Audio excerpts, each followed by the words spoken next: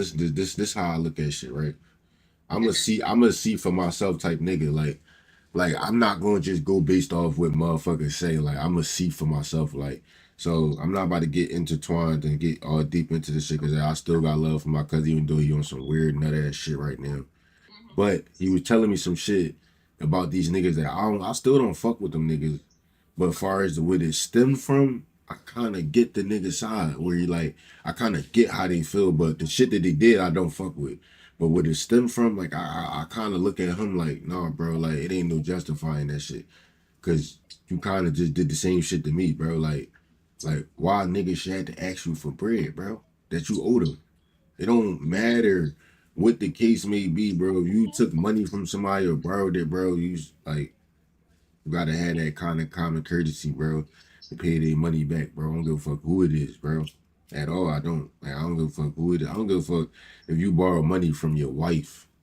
You borrow money from your fucking 3-year-old toddler. Pay that human back their money, bro. That human should not have to ask for their fucking money. At all. Crazy. No, then my sympathy starts to check. And then it just be nutty because it'd be like, you ain't gonna say, I'm just really fucked up right now when you asking for the money because you know a motherfucker will be like, so why would I give you money? So it's like, and when I see motherfuckers don't think, I'm a thinker. That's why I stay out a lot of shit, but that's why I kind of crash out too. Because once I sit back and think about some shit, I know you peep that shit about me. Like once I sit back and really analyze some shit that's been said or been done, it makes it 10 times worse. Because now that I thought about, you gave me time to think, oh, you got me fucked up. Like, that's basically how I look at shit. You gave me time to think about it. That's your fault. I met my other cousin. I just gotta let them niggas from a distance. That's what I'm on. Annoying. Let a motherfucker from a distance. Jeez, what the heck? Yes.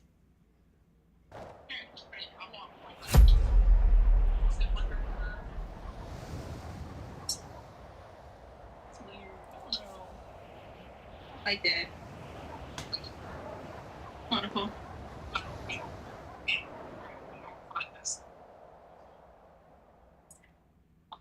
Okay, I put them in here. I can see. Let's put them through those. No, I put them in my finger net. You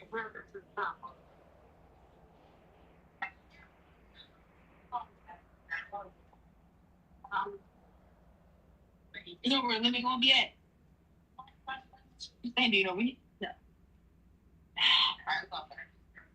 One finger.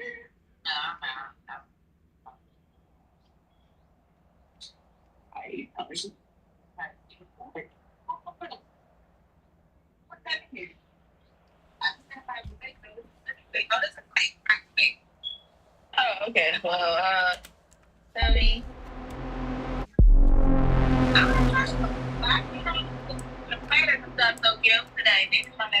Oh, this is bothering me. I gotta put this back. Look at it down. There we go. So, you gonna be in here for a little minute? Yeah, just in case he come back straight there. Yeah, make sure you really keep your eyes just like I said. Babe. Yeah. Look. I didn't know where I like my phone. Let me see. They gave me my captain gave me a car. He put a car for me. Get my police car now. Big dog shit. You feel me? Then I go arrest her when she fly in this joint in this car. You're sick, man.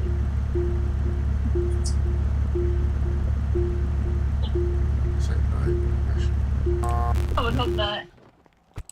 I'm gonna rush him just for you saying that. Wow. I'm about to go to the bathroom.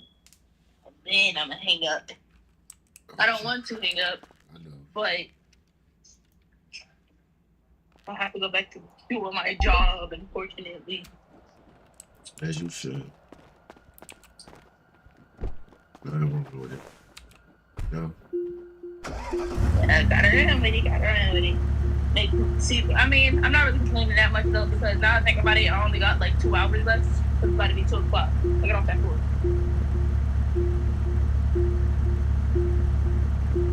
But I really have to use the bathroom, so they're gonna have to leave. Every time I try to go to the bathroom that's like in the back near the electronics, somebody's always walking in, like, bro. Like, look at all these chocolates. Oh, that's another thing I meant to ask you. So, like, what's your favorite snack? Like, if you had a favorite snack, what would it be? I'm not sure. Only cause like, I'm a what they call it? These motherfuckers. I'm like a hippie. Like I just get high and I somehow realize what I want. Like type shit.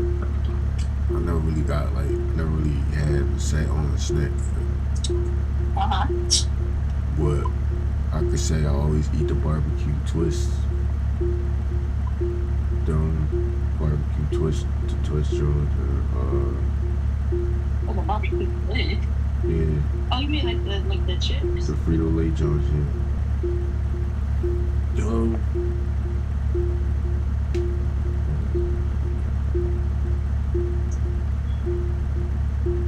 It's really like a brain fart. I know, but I like a cake or some shit. Chocolate. Yeah, but like what kind of cake though? That's not I'm fat as shit. Like I'm just like anything that make a fat nigga happy type shit, you know?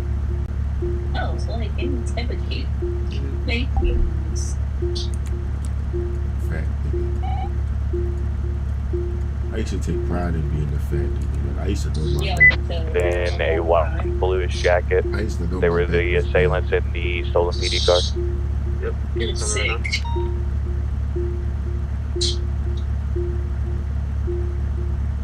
Wait, is this them in the big truck? Oh, no, not the big truck.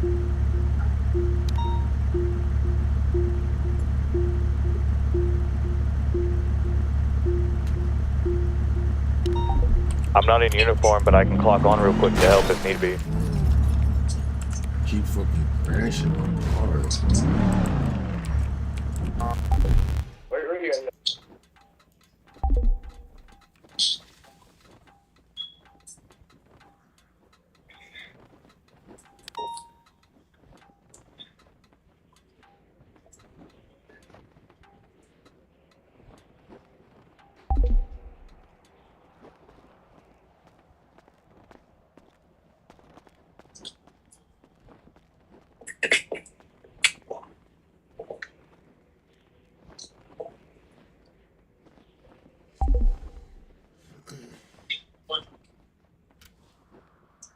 Alright, babe. I'm gonna go find the team lead, see where they want me to go. Alright, love you. I'm gonna call you as soon as I get off. Alright, call me. Alright, I love you. Love you too. Alright.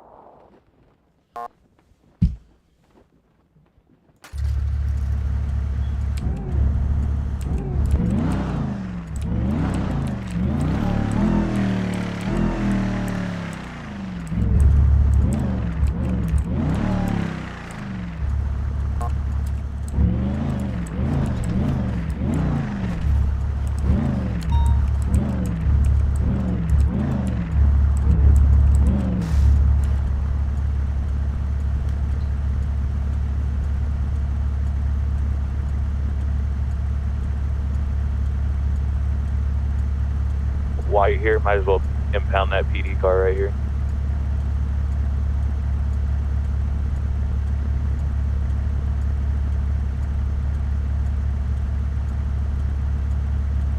Can't hear you if you're speaking.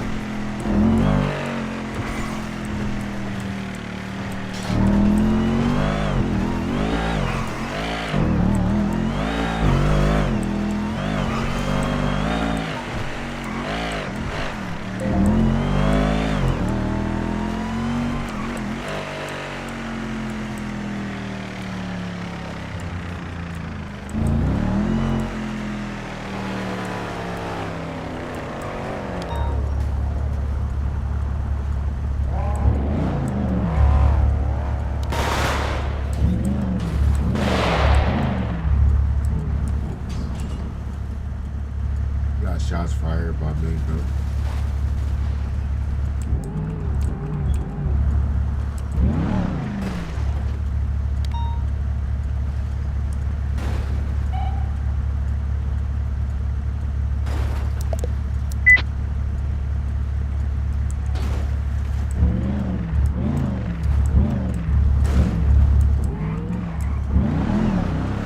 I ain't see that shit.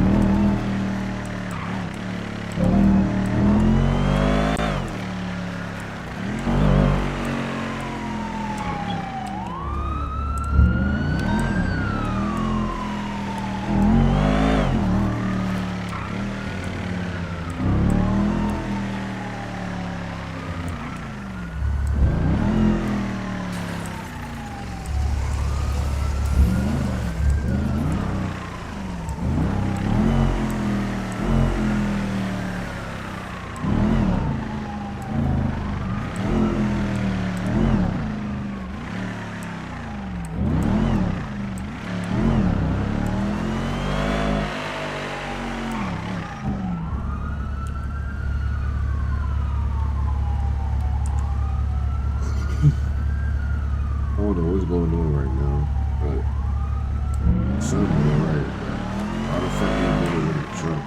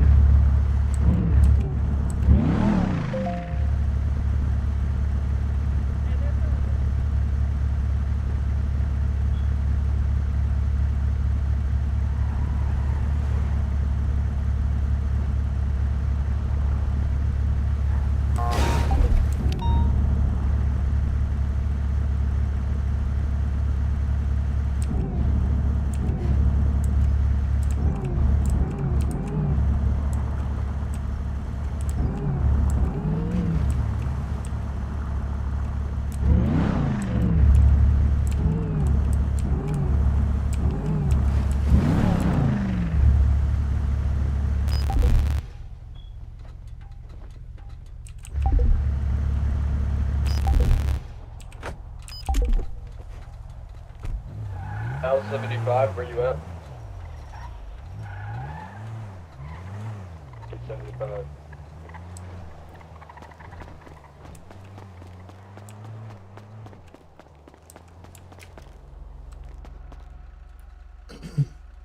Yo, is y'all open?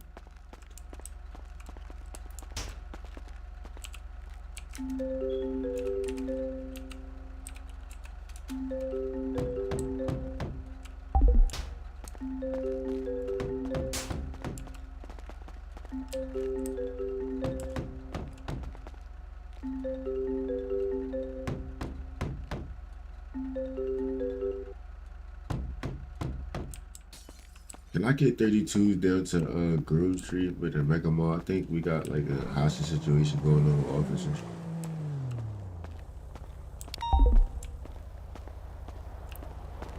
Can I get all 32s to Grove Street right now? The mechanic shop.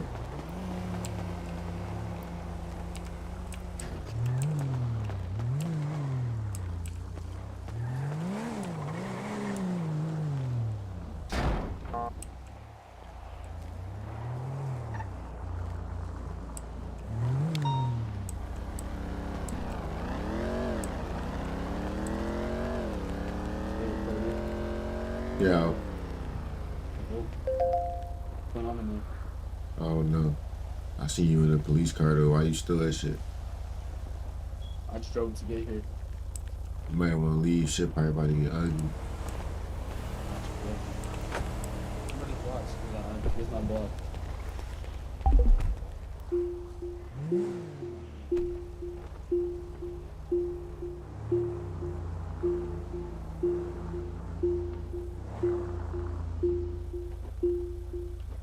You all inside there, bro.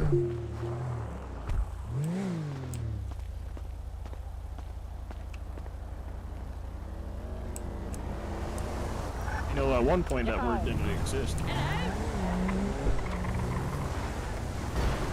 Hey, buddy. Hello?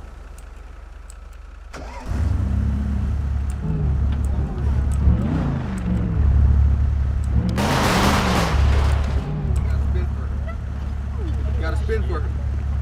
I will protect you. Guys, protectors! Spin for her! Alan, you can protect. You can protect. I'll kidnap currently.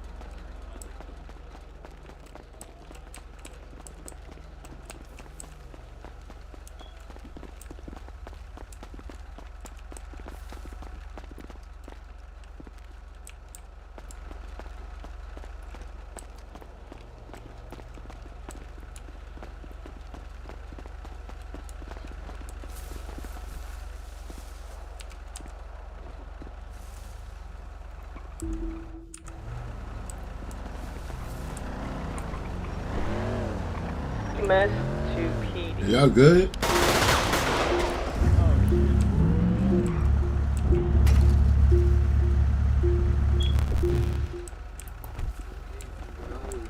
Hey guys, I think one of y'all trucks got stolen. He flew past me saying free Joe Exotic. I don't think he's a PD officer. I know that guy. We'll track him down. Yeah, he's in an all black truck. He had his sirens on and everything.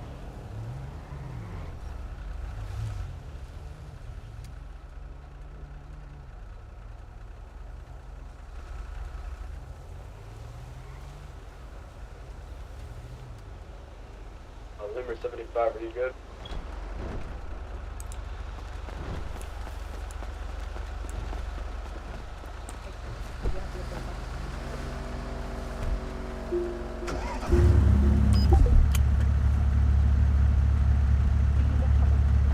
No. A horrible one. They took mine. Cops took mine. Last time I got arrested.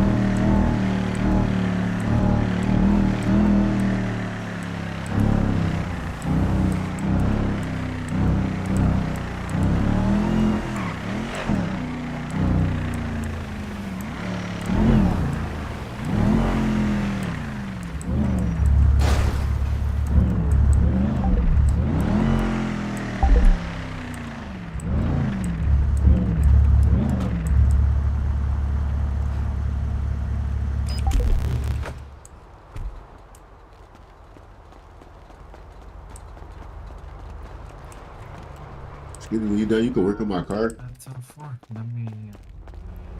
You think you can work on my Shit, car if Caitlin, you get a chance? Almost forgot about you. Huh? Then you can, you work at the mechanic shop? Me? I don't know. Oh, my fault. Sorry. Hey, can you help her? Wait up.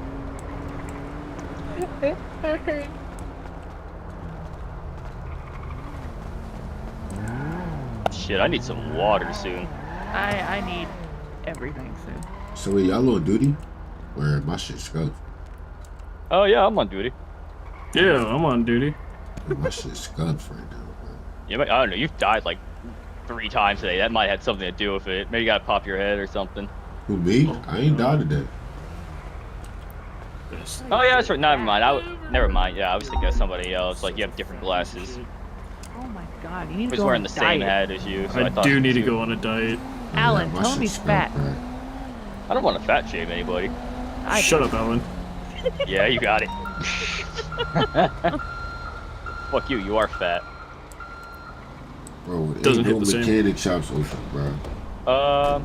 You know, God, you're so once Caitlin fat. gets out of the hospital, you might be able to ask her. She works at Grove Street. Oh, I thought she worked there. Because no Nah, restaurants other are ever one. open. Nah, it's Ew. Grove Street. I kinda don't do When she comes out, she'll be the one like the pink dress and the biker helmet. Okay. I mean, I need to fucking get some. There's other options. I need some fucking drink. Yeah, the cookies at the fucking gas station. I can do Chicago. I gotta head back to PE and get some drinks and food.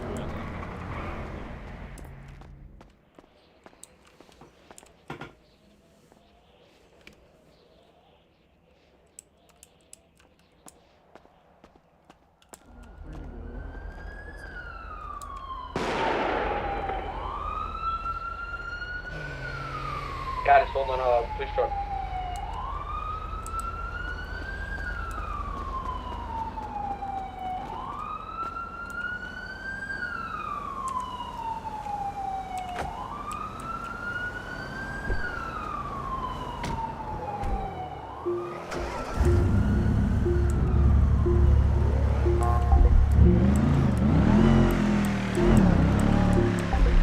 Even free to walk that shit. Down,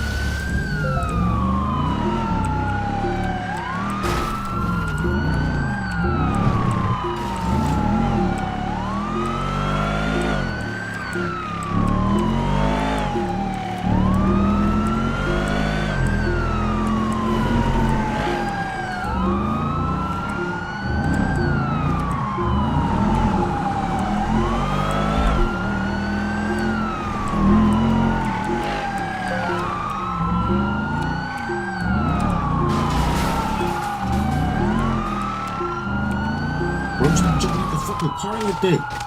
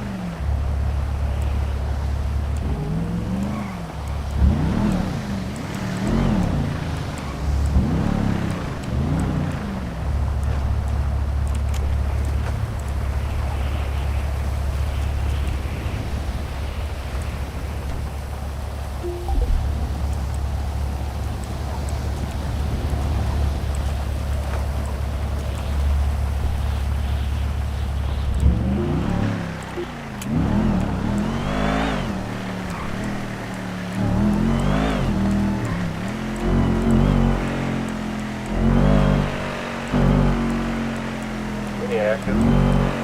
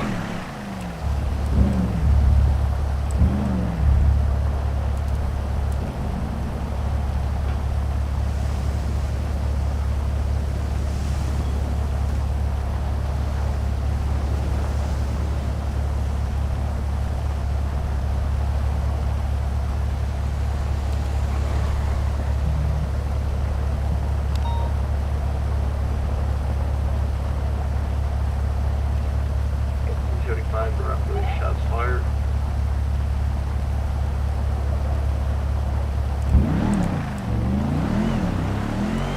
What's the postal of that? I wasn't watching.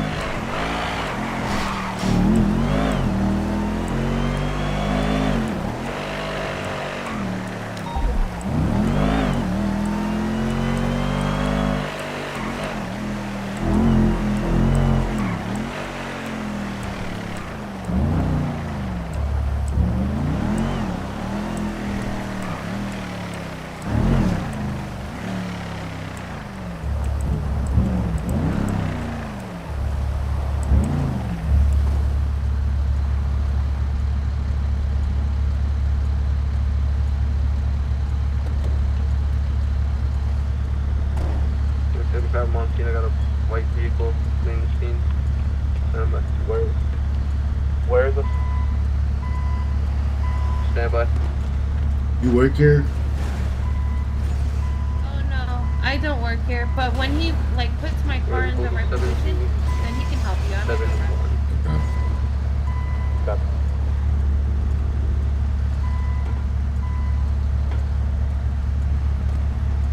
Boogie box. We got a 1070 right now, stand by.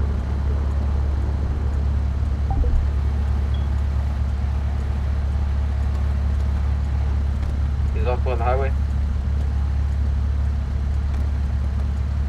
Copy.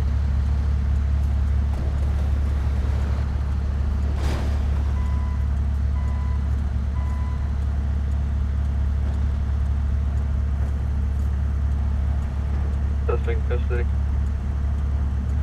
Copy that. I just got here.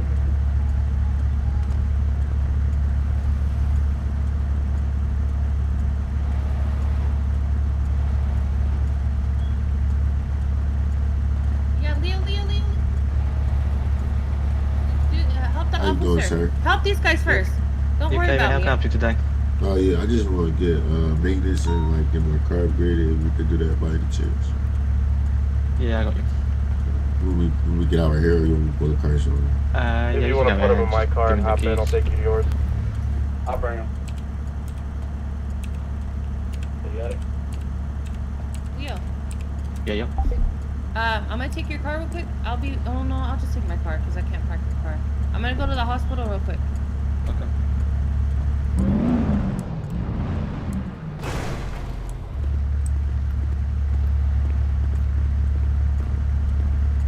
You know the wheels with the little hubcap in the middle, like the silver thing.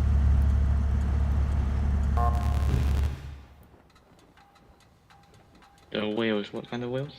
Like they look like the interceptor wheels, like with the little hubcap thing in the middle, the big hubcap in the middle. I am not quite sure what wheels they are. I'll have a look for you.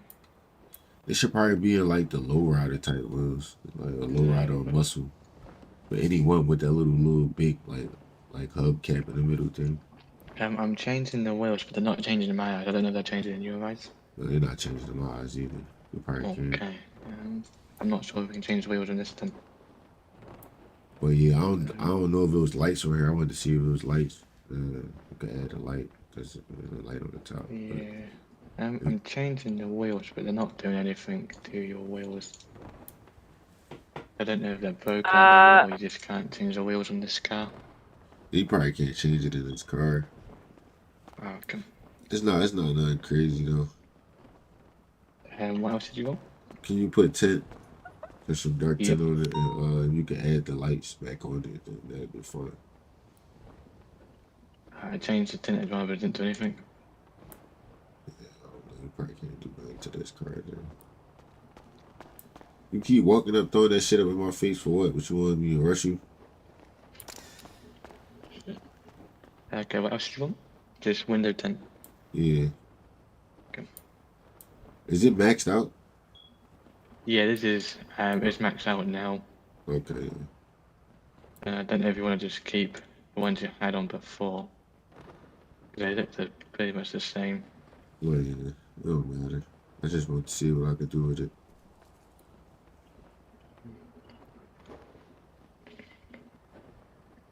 Yeah, the window tint's not changing either. It might be the darkest you can get on this vehicle. Yeah, no, it's okay. You can still invoice me. Tripping. Okay.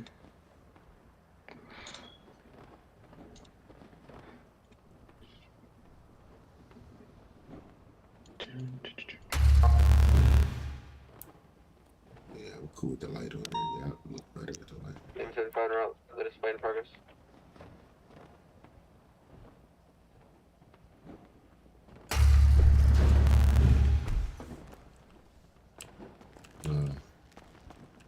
Invoice.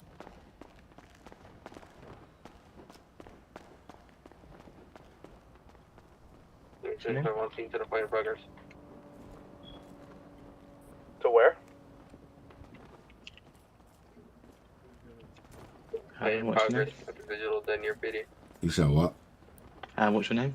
Tamer? Oh, There you copy. go. I'm here now. Okay. Yes, man.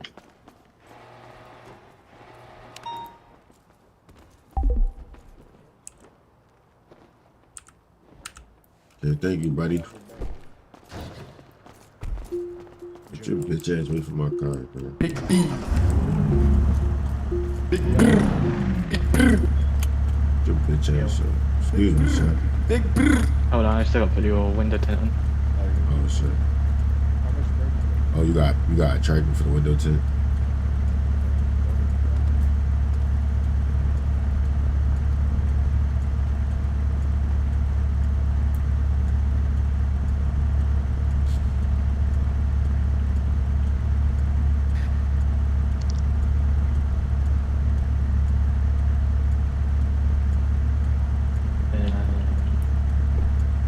When we get out?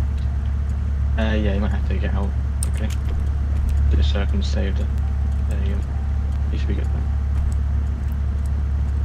You got to invoice me again? No, you're all good. I didn't put it on the first time. Okay, You're all appreciate good to it. go now. I'm gonna pay for my music.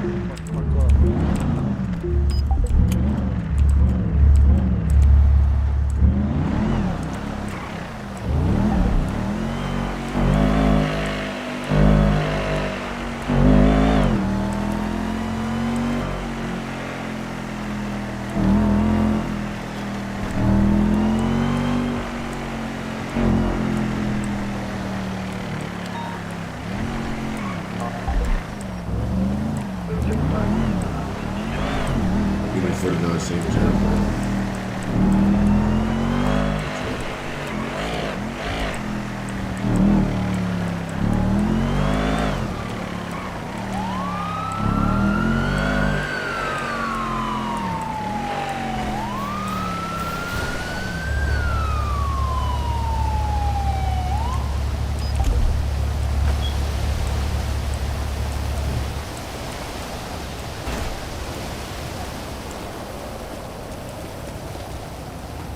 302 attaching to the shots fired call. Good, sir. I've got to take some time to make some actual good clothing.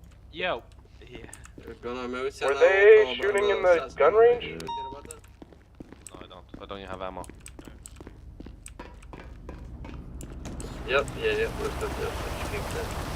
Copy, carry on then.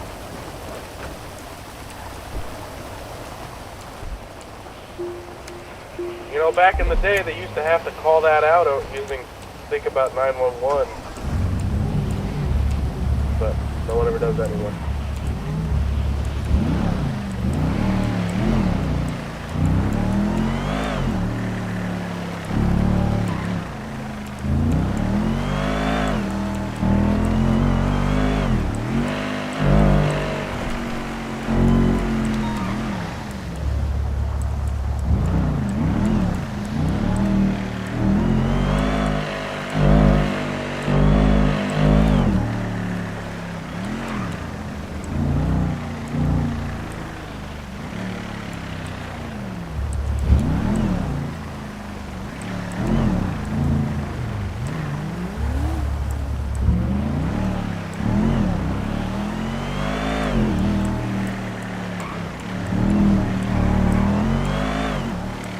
Lima 131, I have a guy trying to steal an ambulance vehicle outside of MRPD. He's gonna try running.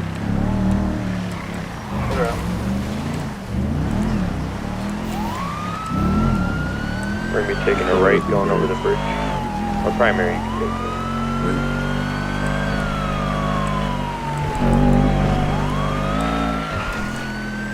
See you guys over me. Park Boulevard.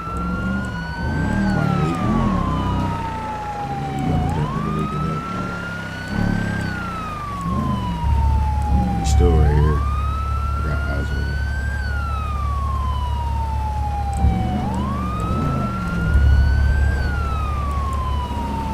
Where is he at? He's right here in Oh, I the see. Mirror Park. Watch it.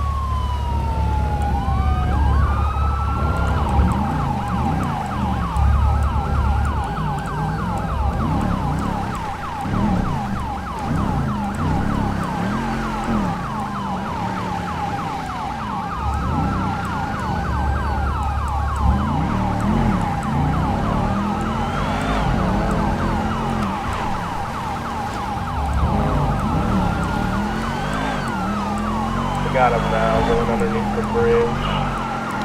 9326. Sorry, I'm headaching a little bit. Didn't mean to hit you. You're good. Keep on him. He's brake checking, trying to get you to pass him. He's right here. The thorns, the rear shot. Lock him in.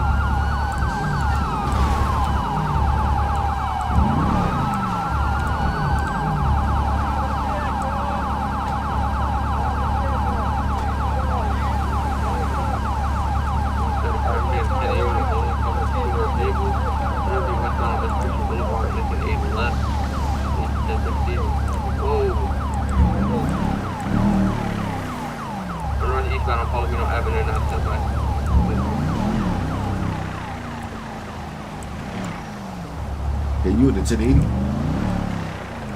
We're passing all the customs right now.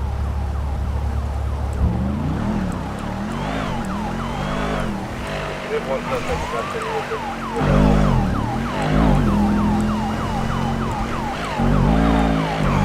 Alright, the EMS vehicle, I impounded it. We're all good. Whose vehicle is it?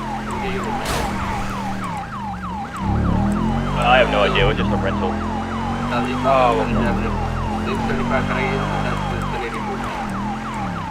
What's your location? We're passing the customs right now.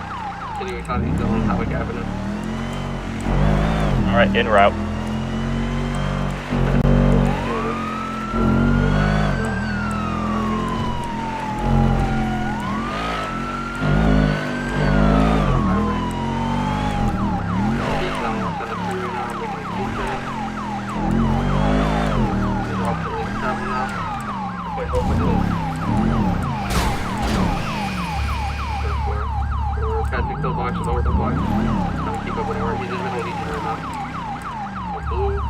Hey, you catch that criminal and you lock him up for life, alright? Alright, I get in my car so I take you to safety. No, my bike's right there. Thank you. No. I just had him.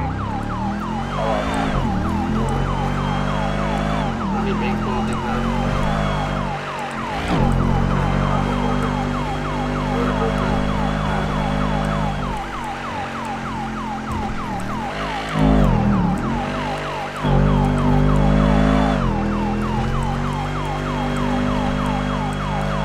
Oh shit, he's still fixing out the highway.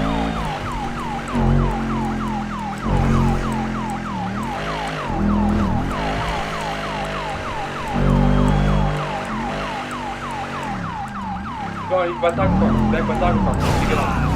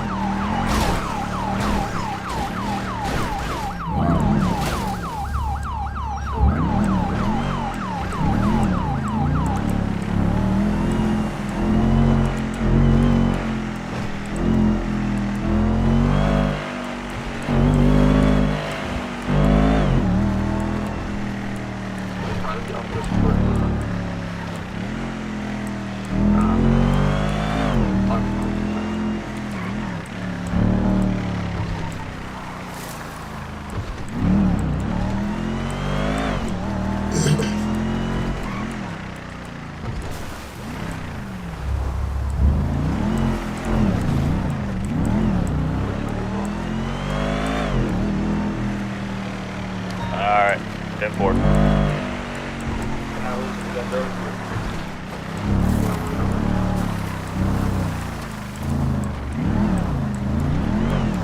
Heavily smoking by the junkyard. Car smoking heavy too. Have to break up. Oh my god, he just made some 50s. That group slipped. Look at hard smoking now. Get off the group. Look, Megaball. One straight, just one straight. I see him. We're passing the gas station. I'm trying to get away.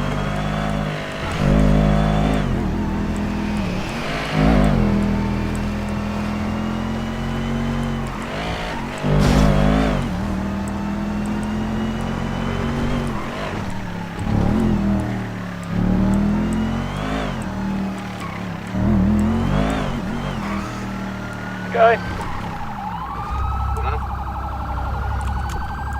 That's him in the SUV? No. It's gonna be a blue two-door vehicle. Sedan.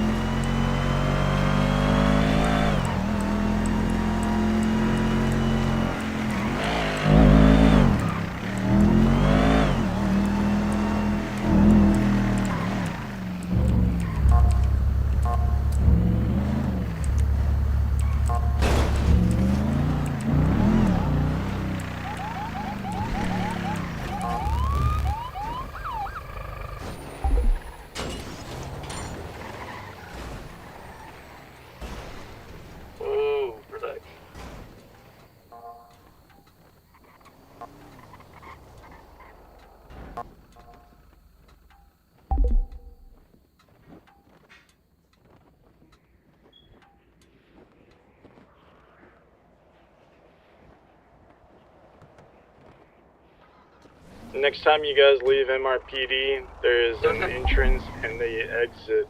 Louis 75, we got the eyes on the suspect. He's gonna be at a 24/7. Stand by. Got him at gunpoint.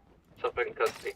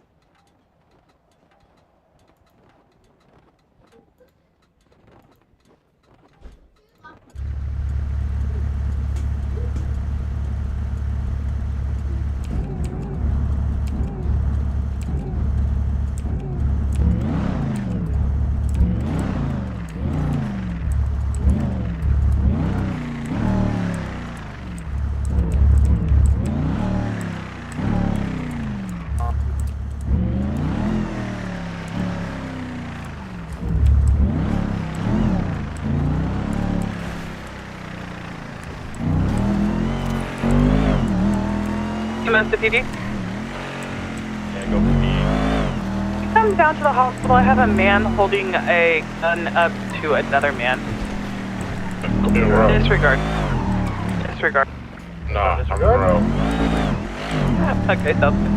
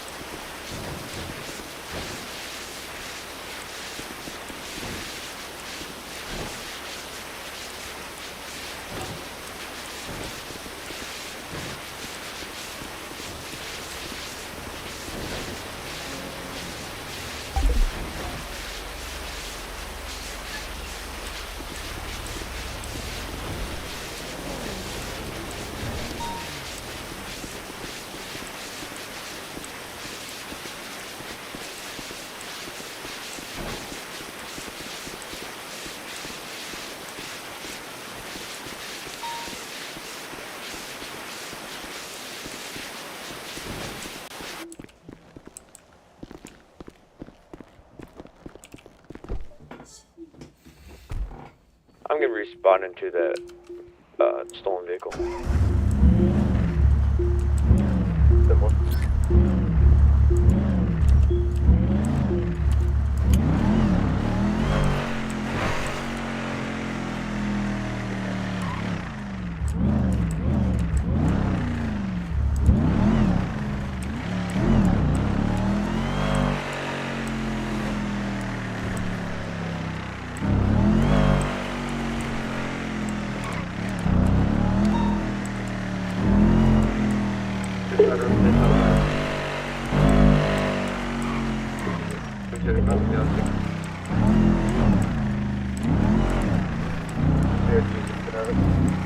I may be on top of the highway.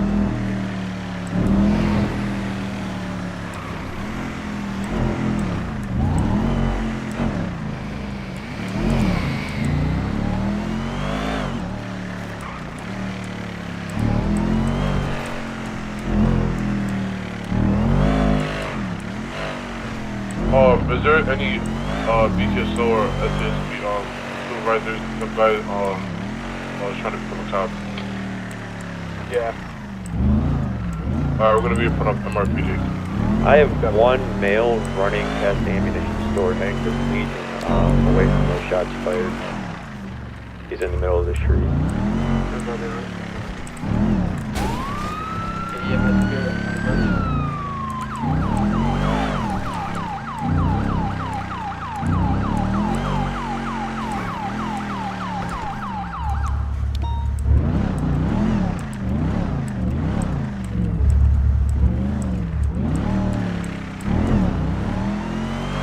Oh, he's right here, Con. He's right next to me, the black Charger.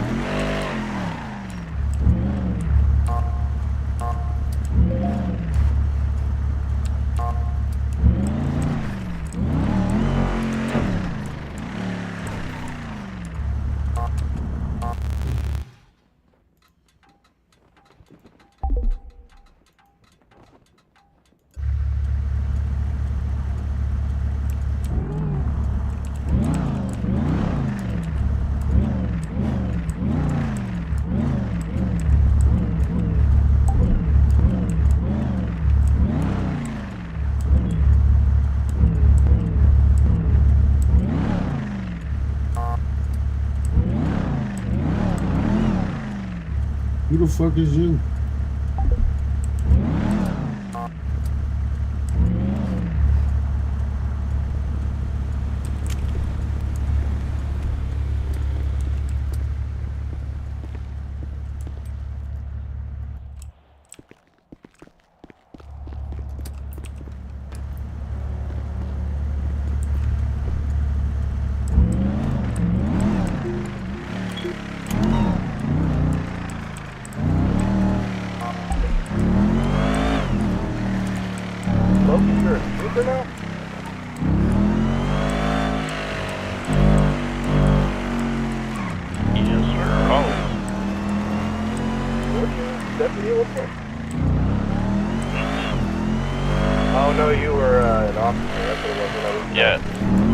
Yeah, that used to be LSPD back in the day. Yeah. Back in the day. One of the captains along with me. Yes, sir. You're right, I'm the stupidest hostage ever. Hey, what's going on? Yo, hit your radio twice if you're being taken hostage.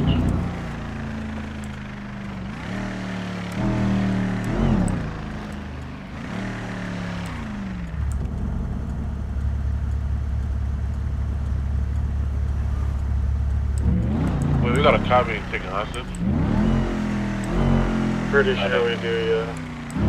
Somebody said something on the radio, but they might have cut his wires or took his thing. Yo, you being taken kidnapped, drop it down, man.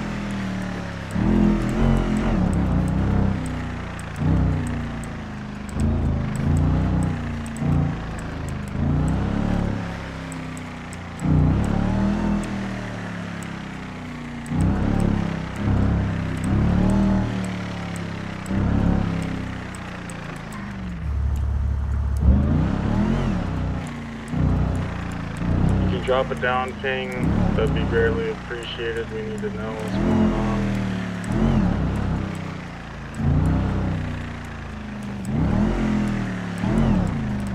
on. He may not be able to for reasons. Very true.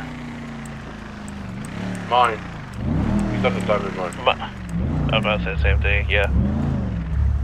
I think possible last location is at the mines. 5002.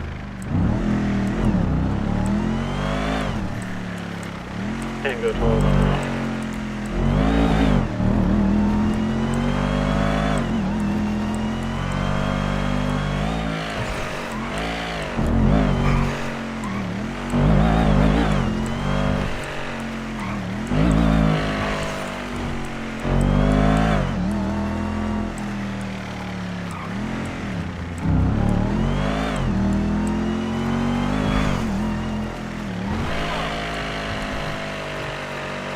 How do you guys know for sure he's at the lines? When you look at the map, you see his logo up there, and it's only you, Tango 15, and him.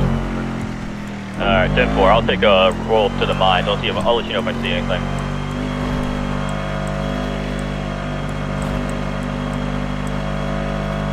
We currently got 2 units heading from, so.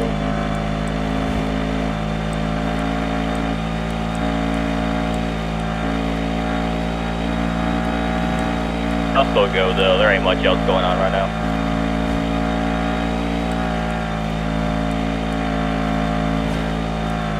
No, I'm just giving the direction of where we're coming from. 10-4.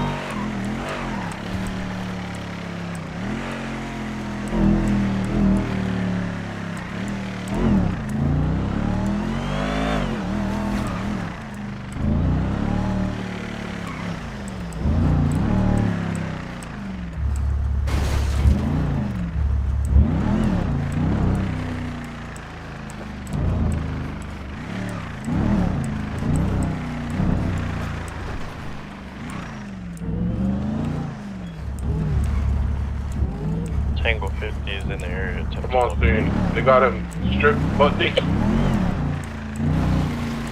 we're gonna need additionals over here. 10-4. 10-4, where at? The diamond mines. Yeah, diamond mine.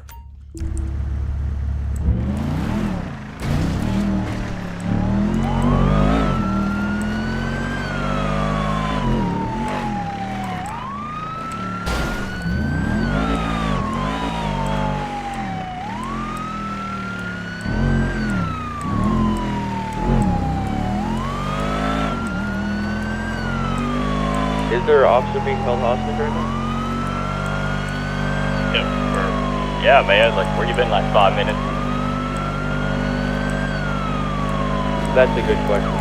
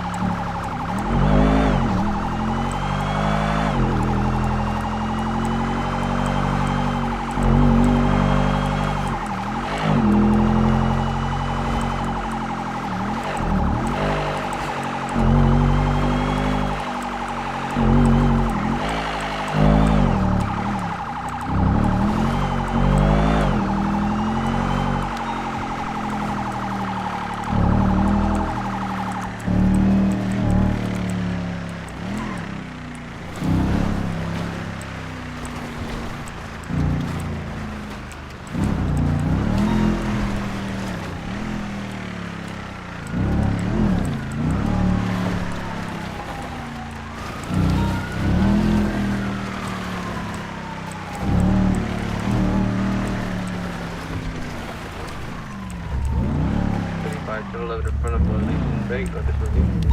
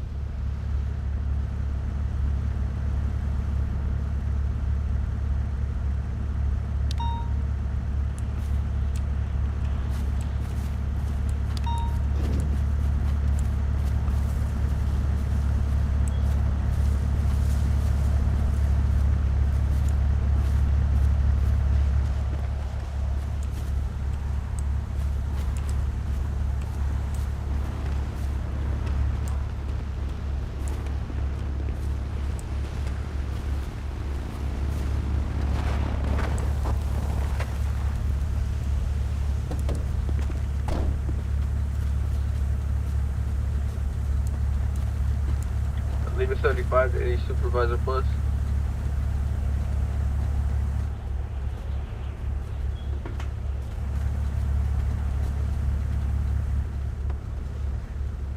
For anybody wondering, hostage situation is code 4.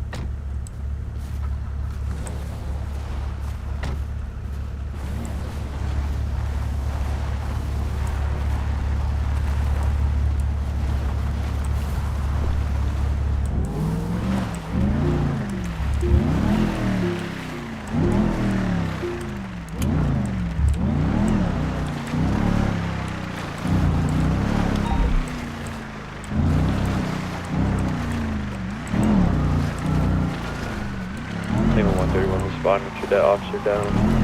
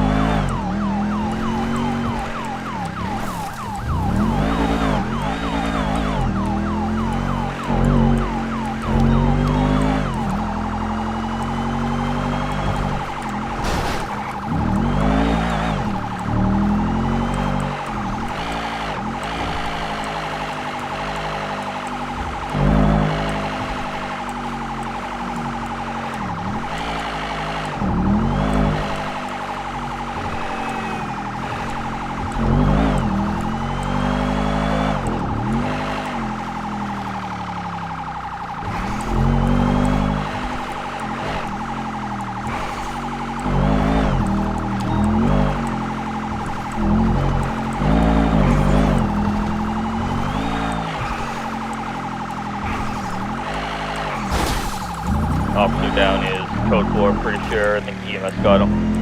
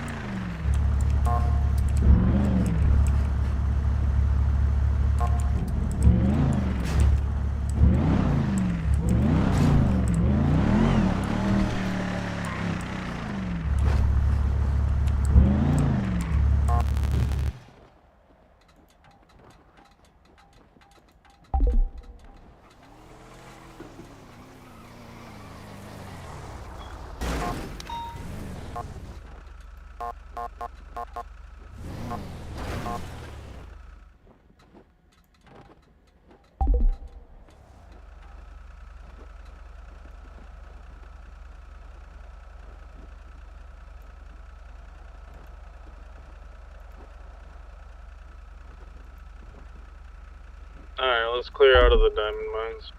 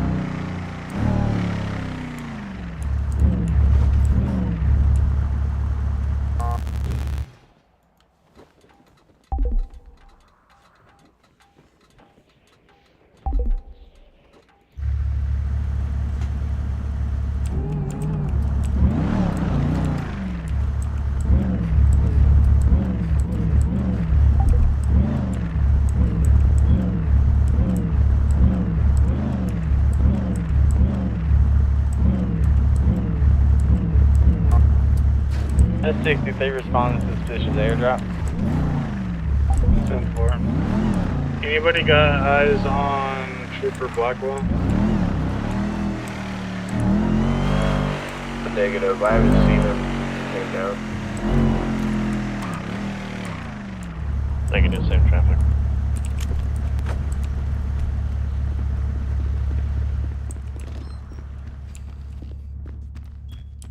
head back up there, see if he's back up there.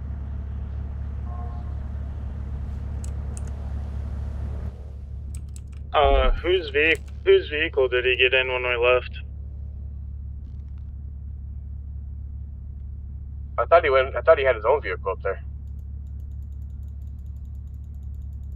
Yeah, he I might only have. seen yours and mine orange blimps up there.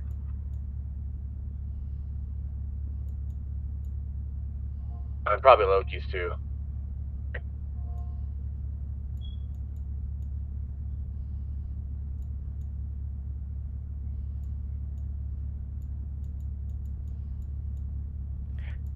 Hey, do you all... Oh my god. Do y'all know if the tracker system works?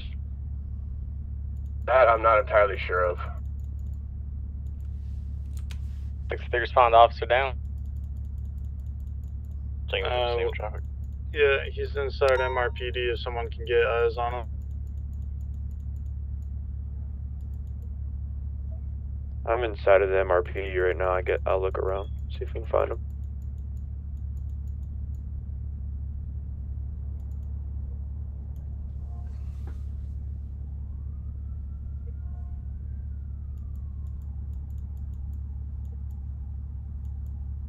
I got eyes on him. He's in the garage. Hey, Danny, out. Yeah, Danny'd out in his vehicle.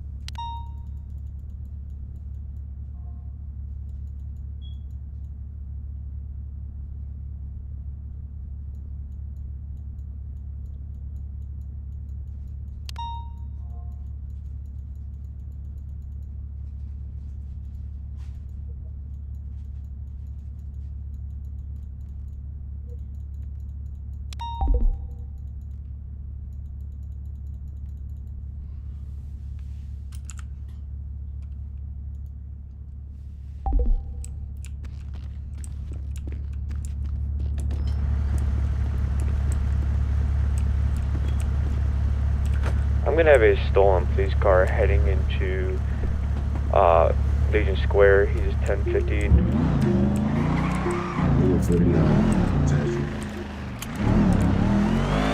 And still be heading into Legion.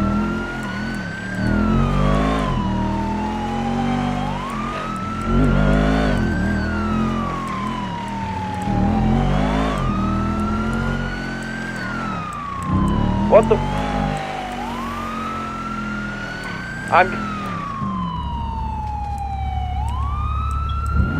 Question 20.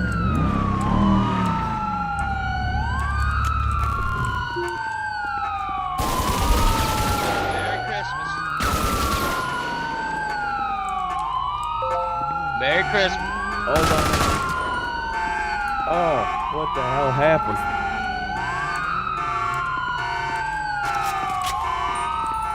What the hell's going on? Hey, can you come try to pick me up or something? I'm like spazzing out. Flex your X muscle. I ain't doing much.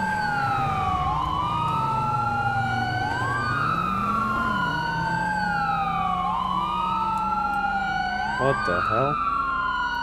Yeah, it said he was stealing or punching the shit on me. He said I was trying to steal my vehicle. Wait, let me try something real quick. Stuck. I might have to relog. No, wait, let me try something. Does nobody work in this town? Yeah, I can't put you in the vehicle either. Try to get in the car. Yeah, that can't happen. There's nothing, but what the hell? Try reload skin. Or reload area. Reload area should work.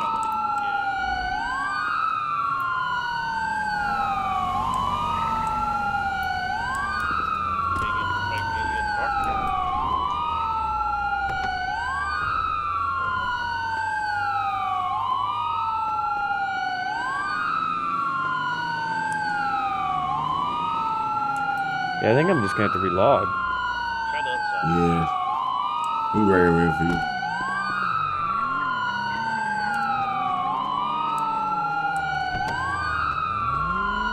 I think it was the car.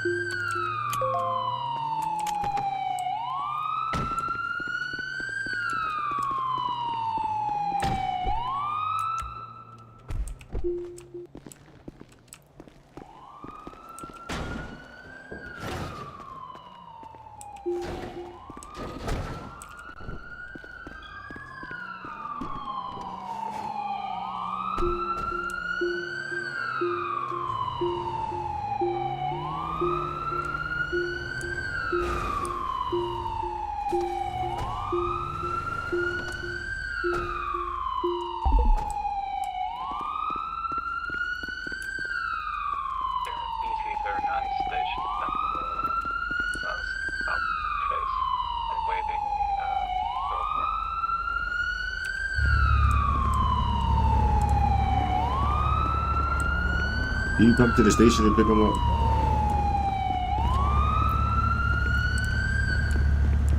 I'm gonna just leave his vehicle there so he can fly back in. Fly back in. Okay. All right.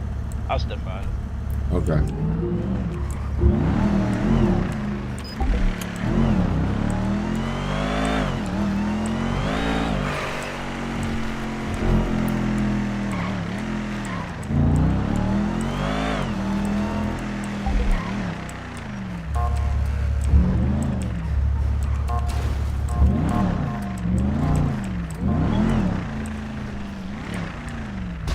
Oh my God. Sorry about that.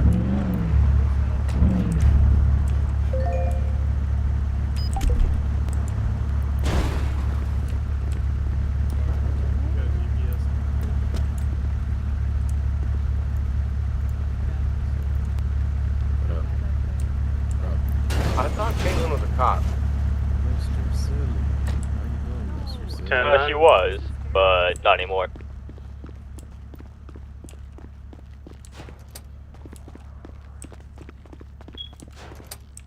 I'm about to shoot him in the face for holding me hostage to point me at gunpoint.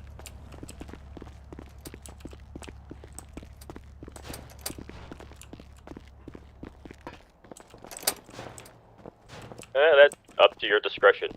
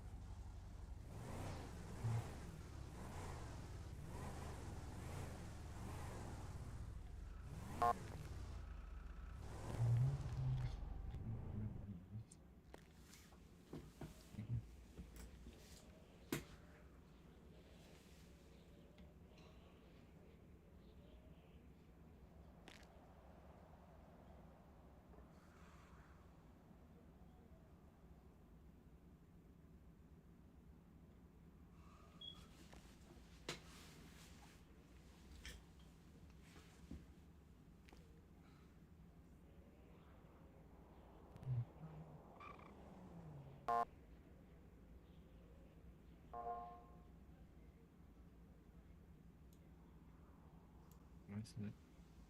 Hold on.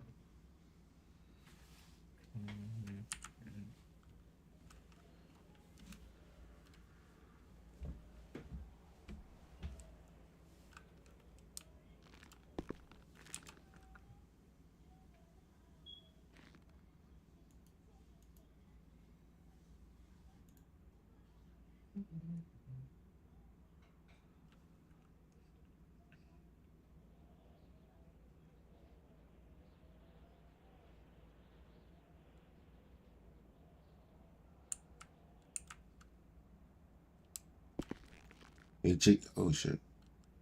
Sorry for talking over the mic. What's your Almost pocket? there. What's your lucky number? Chicken man. Mine? Well, I cannot check it right now because I'm kind of busy with him. Like, Okay. I cannot think about anything. So I think his is like 88. Someone, let me Okay. check that.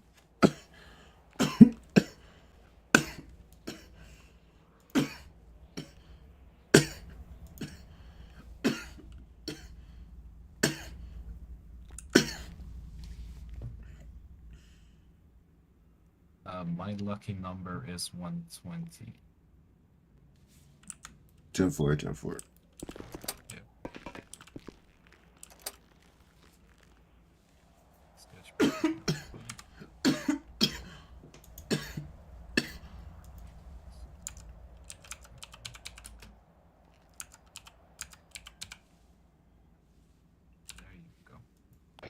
Thank you, buddy. Free Joe Exotic. Merry Christmas.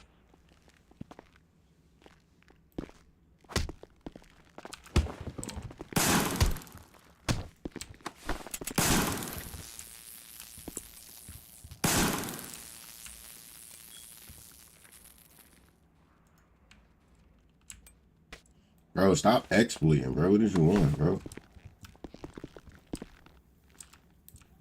Make me head tap you on this bitch.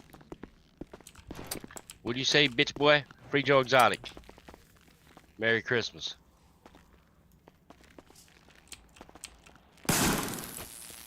Yo, can you help me? You just got my health all the way down, bro.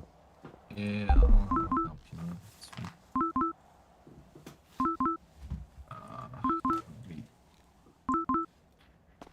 I need to use the defib as well. Oh, it's gonna be Monday.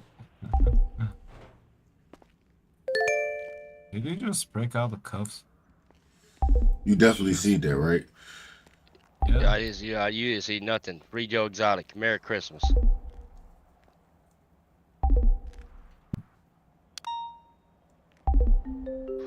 No, I'm still cuffed. I'm still cuffed. It just looks like I'm not. I can't punch or nothing. Need to take more. Sit on my bed real quick.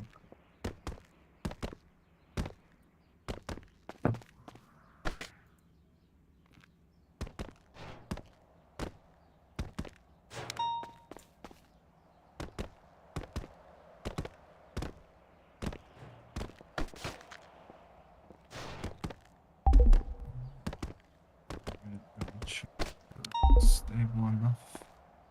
I hope so, because this might take long.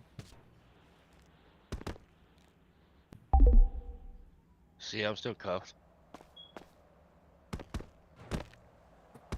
Yeah, it's gonna take long because I'm doing nothing normal.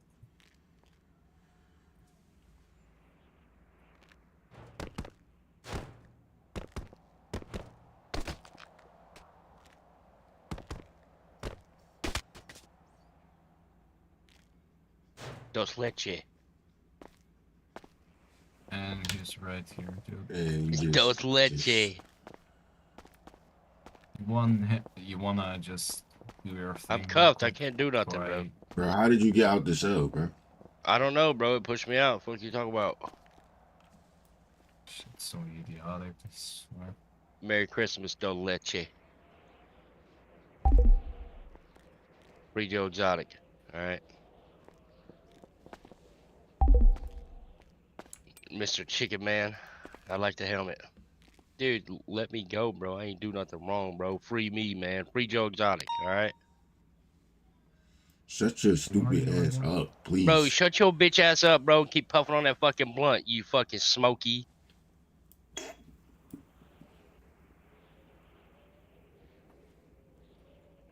Shut up, bro.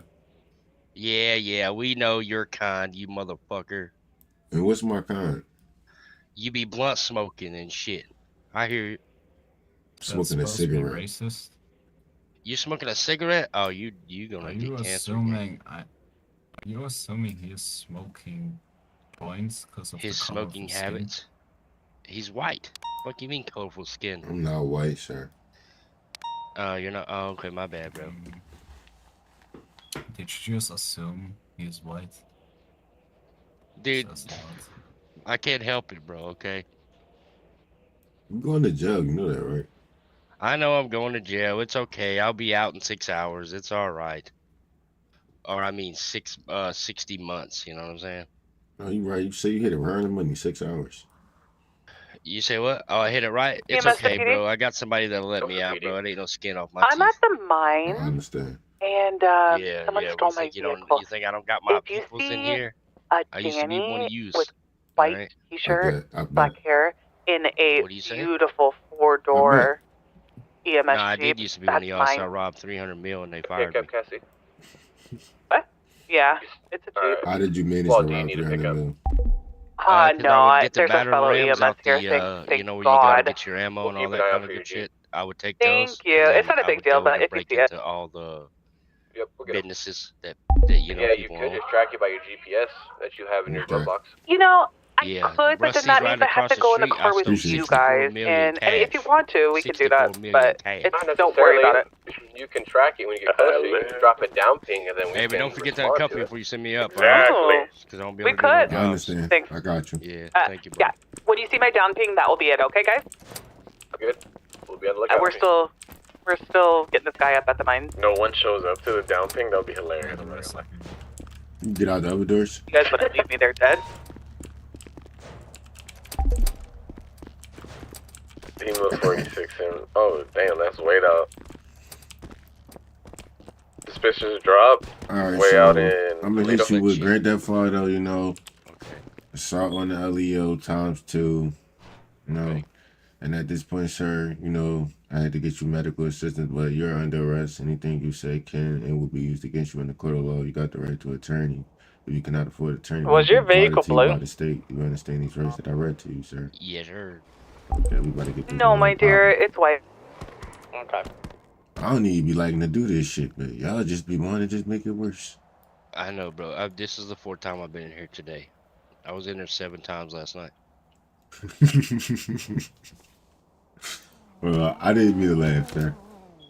I have nothing to lose, bro. I'm in debt 33 million. Damn, 33 million. 33 million. I would be doing the same shit. I ain't gonna lie to you. Well, I can't really do nothing, man. I ain't gonna lie, bro. There ain't really nothing to do. Bro, try to become an officer again. Bro, look at my record. I ain't becoming I already tried that with Slippin's bitch ass on the highway patrol. Damn, slipping. Yeah, Slippin' a bitch though, low key. Why you say that? Cause he's just full of himself, you know. He thinks he's better than shit. I feel it. Well, I don't know. I'm not gonna say I feel like I know what's going on, but You know Slippin'? I don't know him like that. What's your name? T2? My name Tamer. Timmer? Tamer, yeah. Tavern. Oh, okay. Nice to meet you, buddy. Nice to meet you too. My name's Terry Williams.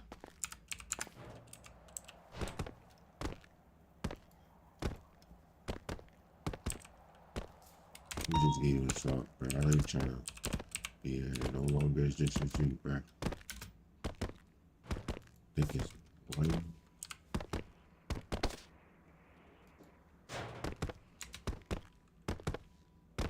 2. You plead guilty to these charges, sir? Can you plead not guilty? Yes, sir. Guilty, so I don't get so much time. Alright, so hold up. Get these charges, right? Yeah, I just tried you for assault and GTA. You Thank you. didn't run from the officer, did you? No, hell no, I didn't run. I didn't get the chance to run. They just shot me, bro. Yeah, I know. 102. Okay, so that's 500. Yeah, so we pay like 2,000 fines. That's cool with you, sir? What's that? My We're bad. going to get fined 2,000 all together. Okay. And I'm about to finish it off, sir. It's just with How this many new months? NDT system, sir. It be just annoying Nah, you sometimes. good. I know it's. I seen it. It's all right. I like it. Not like it too. I ain't gonna lie. Oh, I didn't close it, so it didn't save. I'm a fucking asshole. Oh, yes, it did. Yes, it did. Oh shit. How many months I'm gonna get? I didn't even look at the months. I'm trying to do the fine before I do the month. So I Oh, don't do okay, the. word. You know, I ain't trying to charge you for nothing. Oh, you just gonna find me? No, I gotta find you before I send you to jail. Oh, okay, word.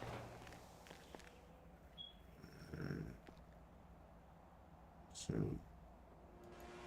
all right. I fuck with the new jail too, for real. It's just nice. The last one was a little small. Yeah, I'm new to this city, sir. Oh, I've been around this bitch, bro, since 2.0. I bet you have, sir. I'm just, you know, I just be doing my due diligence, bro. Just having fun. That makes sense. All Hell yeah, right, you got to. so okay, so you got assault. That's 50 months. And you pled guilty, so I'm gonna knock 10 off the assault. It's 40 months for the assault, and it wasn't really hard to deal with, so I'm gonna just say grant that auto, but the other one at 2,000. Oh, all right, go to felony. Oh, that's 40 months. So altogether, you'll probably be doing I can give you 60 months altogether, but it's gonna say 80 months altogether. Wait, 40 months for the. Am I looking at the right one? Yeah, 40 months for the Grand Theft Auto. $1,500 for the other one. It's 50, so 90 months altogether.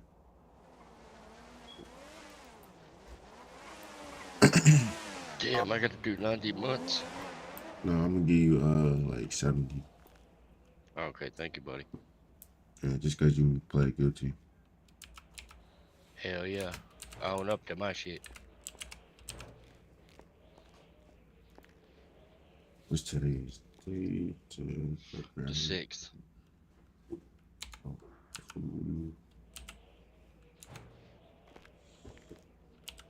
I like this shit though. At first it was a little like annoying, I ain't gonna lie, but fuck with it. Yeah, you get used to it pretty quick once you get it down, you know, get a little pattern going. I thought you was a wizard when it looked like you broke cuffs. No, I'm not a wizard, bro. I'm still cuffed, it just looks like it. Or it just don't look like it. He is here. He just went off duty. I just confirmed it. 10-4.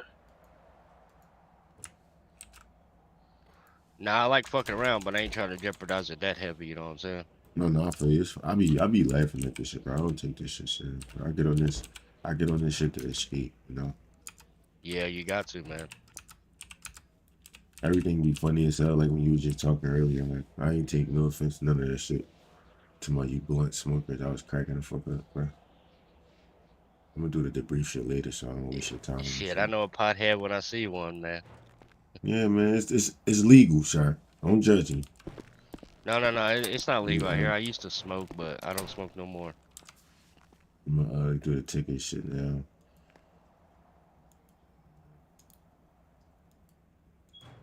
The fuck? What I got something in my hand?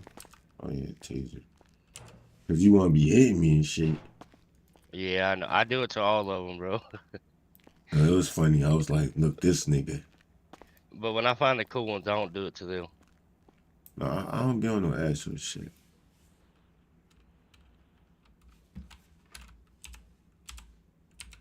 I like doing detective work and like high risk cases type shit. This type shit don't really be like, you know.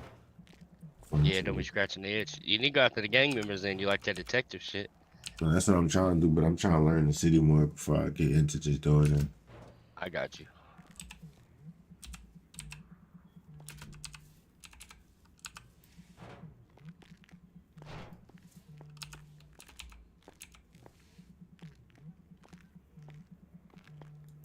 Your lucky number is 88, right?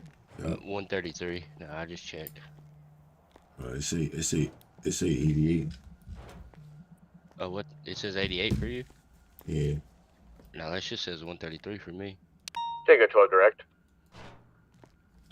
Go ahead. Can you I be didn't at even know how to 5001 clipboard up won't here work, by the so I have to diamond like mine? copy and paste this shit Yeah. to the thing. It's just weird. Yeah. Oh, Hold on. scratch that. Hold on SASP. real quick. Yeah, I can hear you. Yeah, I can hear you. You can hear me? Yeah, I can hear you. You can't hear me? Don't forget to uncouple before you send me again. I'm about to call you back. Cause I won't be able to do no work. I'm about to call you again. I don't know what's wrong with my phone. I'm gonna call you again. My fault, bro. I'm in my head talking to somebody. Shit, I'm about to send you up and shit. Let me take you with these stuff.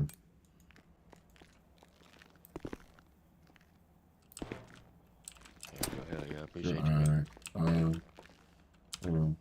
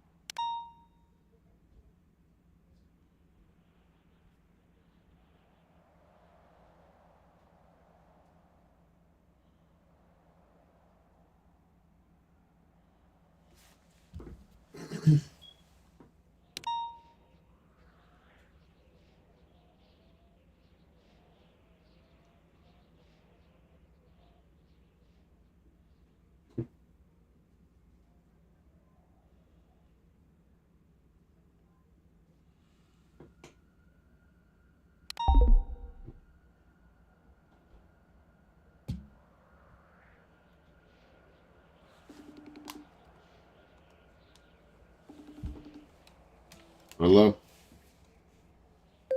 You can hear me? You can hear me? Yeah, I can hear you now. What's up? Oh yeah, what's up? I couldn't hear you earlier. Yeah, I was talking. I don't know why my shit wasn't working. I said he better not be ignoring my fucking calls. So what if I want him to watch my badass kids? When you need me to watch him? Nah, I don't need you to watch him. I do need a favor though. What happened? What you doing Monday? Probably none. I need your help. Well, what? We moving. Oh no, I'm not helping y'all again. Y'all got me fucked up. I retired. I can't move houses no more. It's from house to house this time. What is right on the same block? No. What's house to house? It ain't going to the storage place this time. So now I don't give a fuck. So you just sit shit where you sit it, but I gotta give you the back end. What? Mr. Krabs was on some nut shit, as it turns out. Who? Remember the landlord? Remember I start calling him Mr. Krab? Oh yeah. What he do? On some complete nut shit. He got his office telling us one thing, and he on a whole nother vibe, trying to get double the money out of people. So we refused to pay him for the money that he wanted, because it sounded like a setup. Like he basically was going to try to text us twice, and we wasn't going for it. Don't you know he did some nut shit? It basically called the sheriff's to the house and got us evicted from the crib. Who didn't even do that? Everybody's saying the same thing.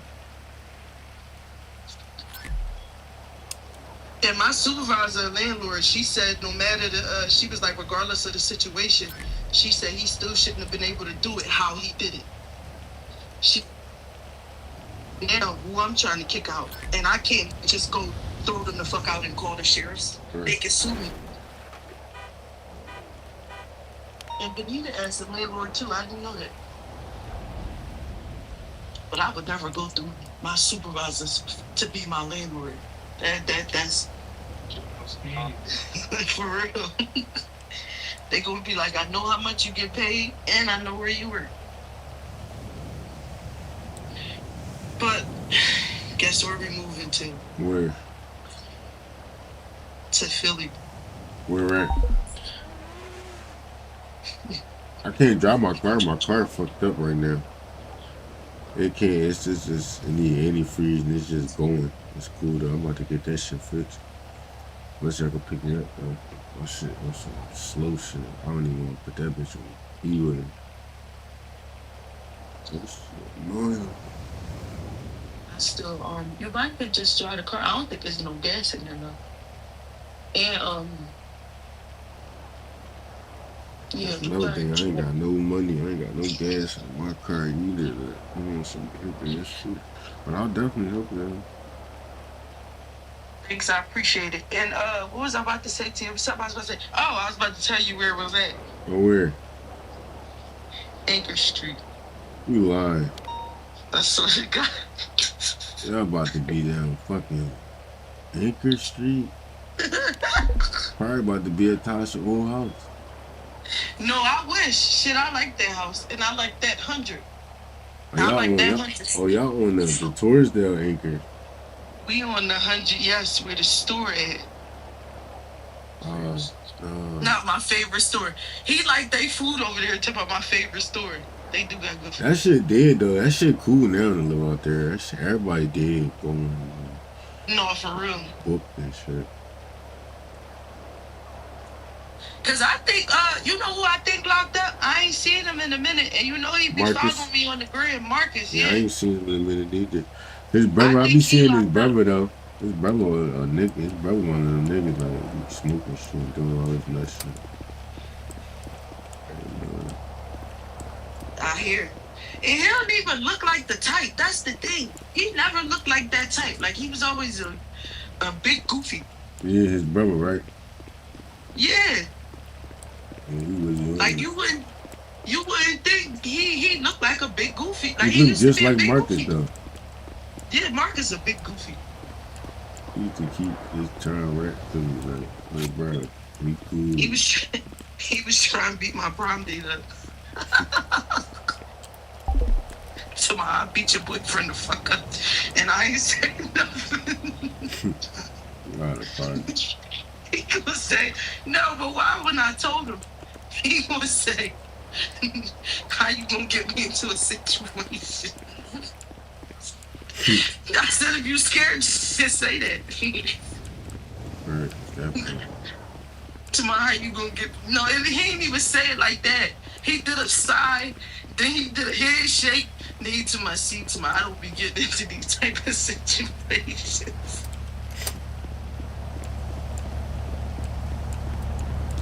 Do no situation. Where the kids at? At Tasha's house. Yeah. On somebody's motherfucking nerves. Kayla talks too much.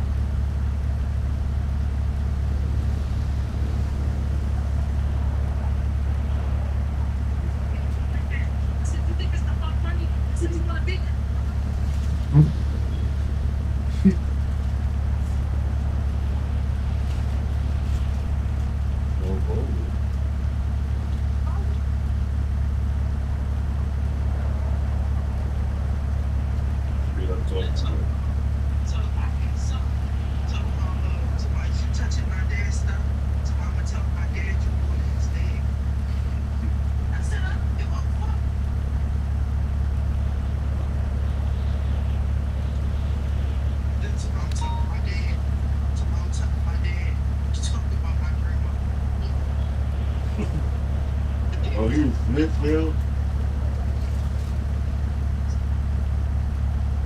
Didn't get it.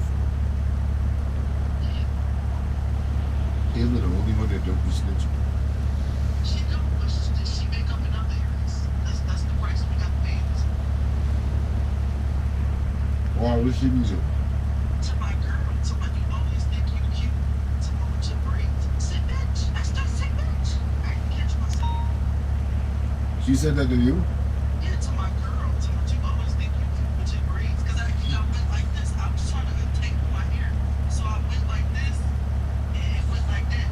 She to my girl. To my you always think you cute with your braids. Then she go, you know how she keep doing that.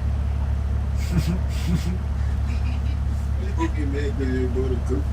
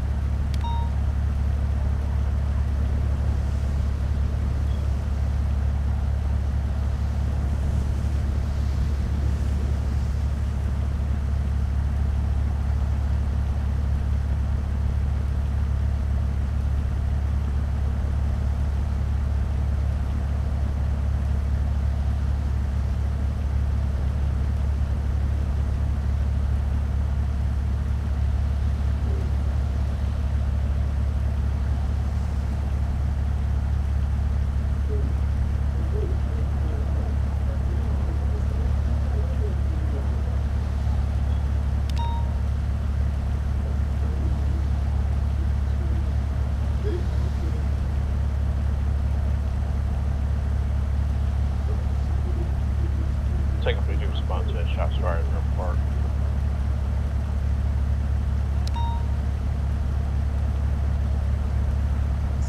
But you know who orchestrated it though? You know who orchestrated Achilles? He's a troublemaker just like his mom. Troublemaker just like his mom. Like that shit didn't make no sense. Just like her. Achilles look just like her. And Mozzie, Rakim straight up was going at Mozzie too. Yeah, Mozzie be straight up can't fight. Only one he gets over on is Kasir and the little kid. Kasir know how to fight a little bit. He just be moving. I was there for Roback because he knew how to fight. It was the way he was moving, talking about. Like, he was fighting like JaVale. Like he moved like he got that animated shit in him like JaVale. Like Yeah, but he goofy. You really gotta piss him off to make him fight. That's what's wrong. But then being here, yanking my son, about to break his fucking arm off, and yanking Kayla by her neck and grabbing her and shit. Like, how you getting beat? I don't expect you to get beat up. no, Pee-wee ain't gonna be going for that shit when he get bigger. Pee-wee going to the bathroom now, don't know how to act. But he ain't dookie butt no more. Somebody get out the bathroom, I got a dookie. I think I say that while I'm eating to my sorry, mommy. I got a dookie while I'm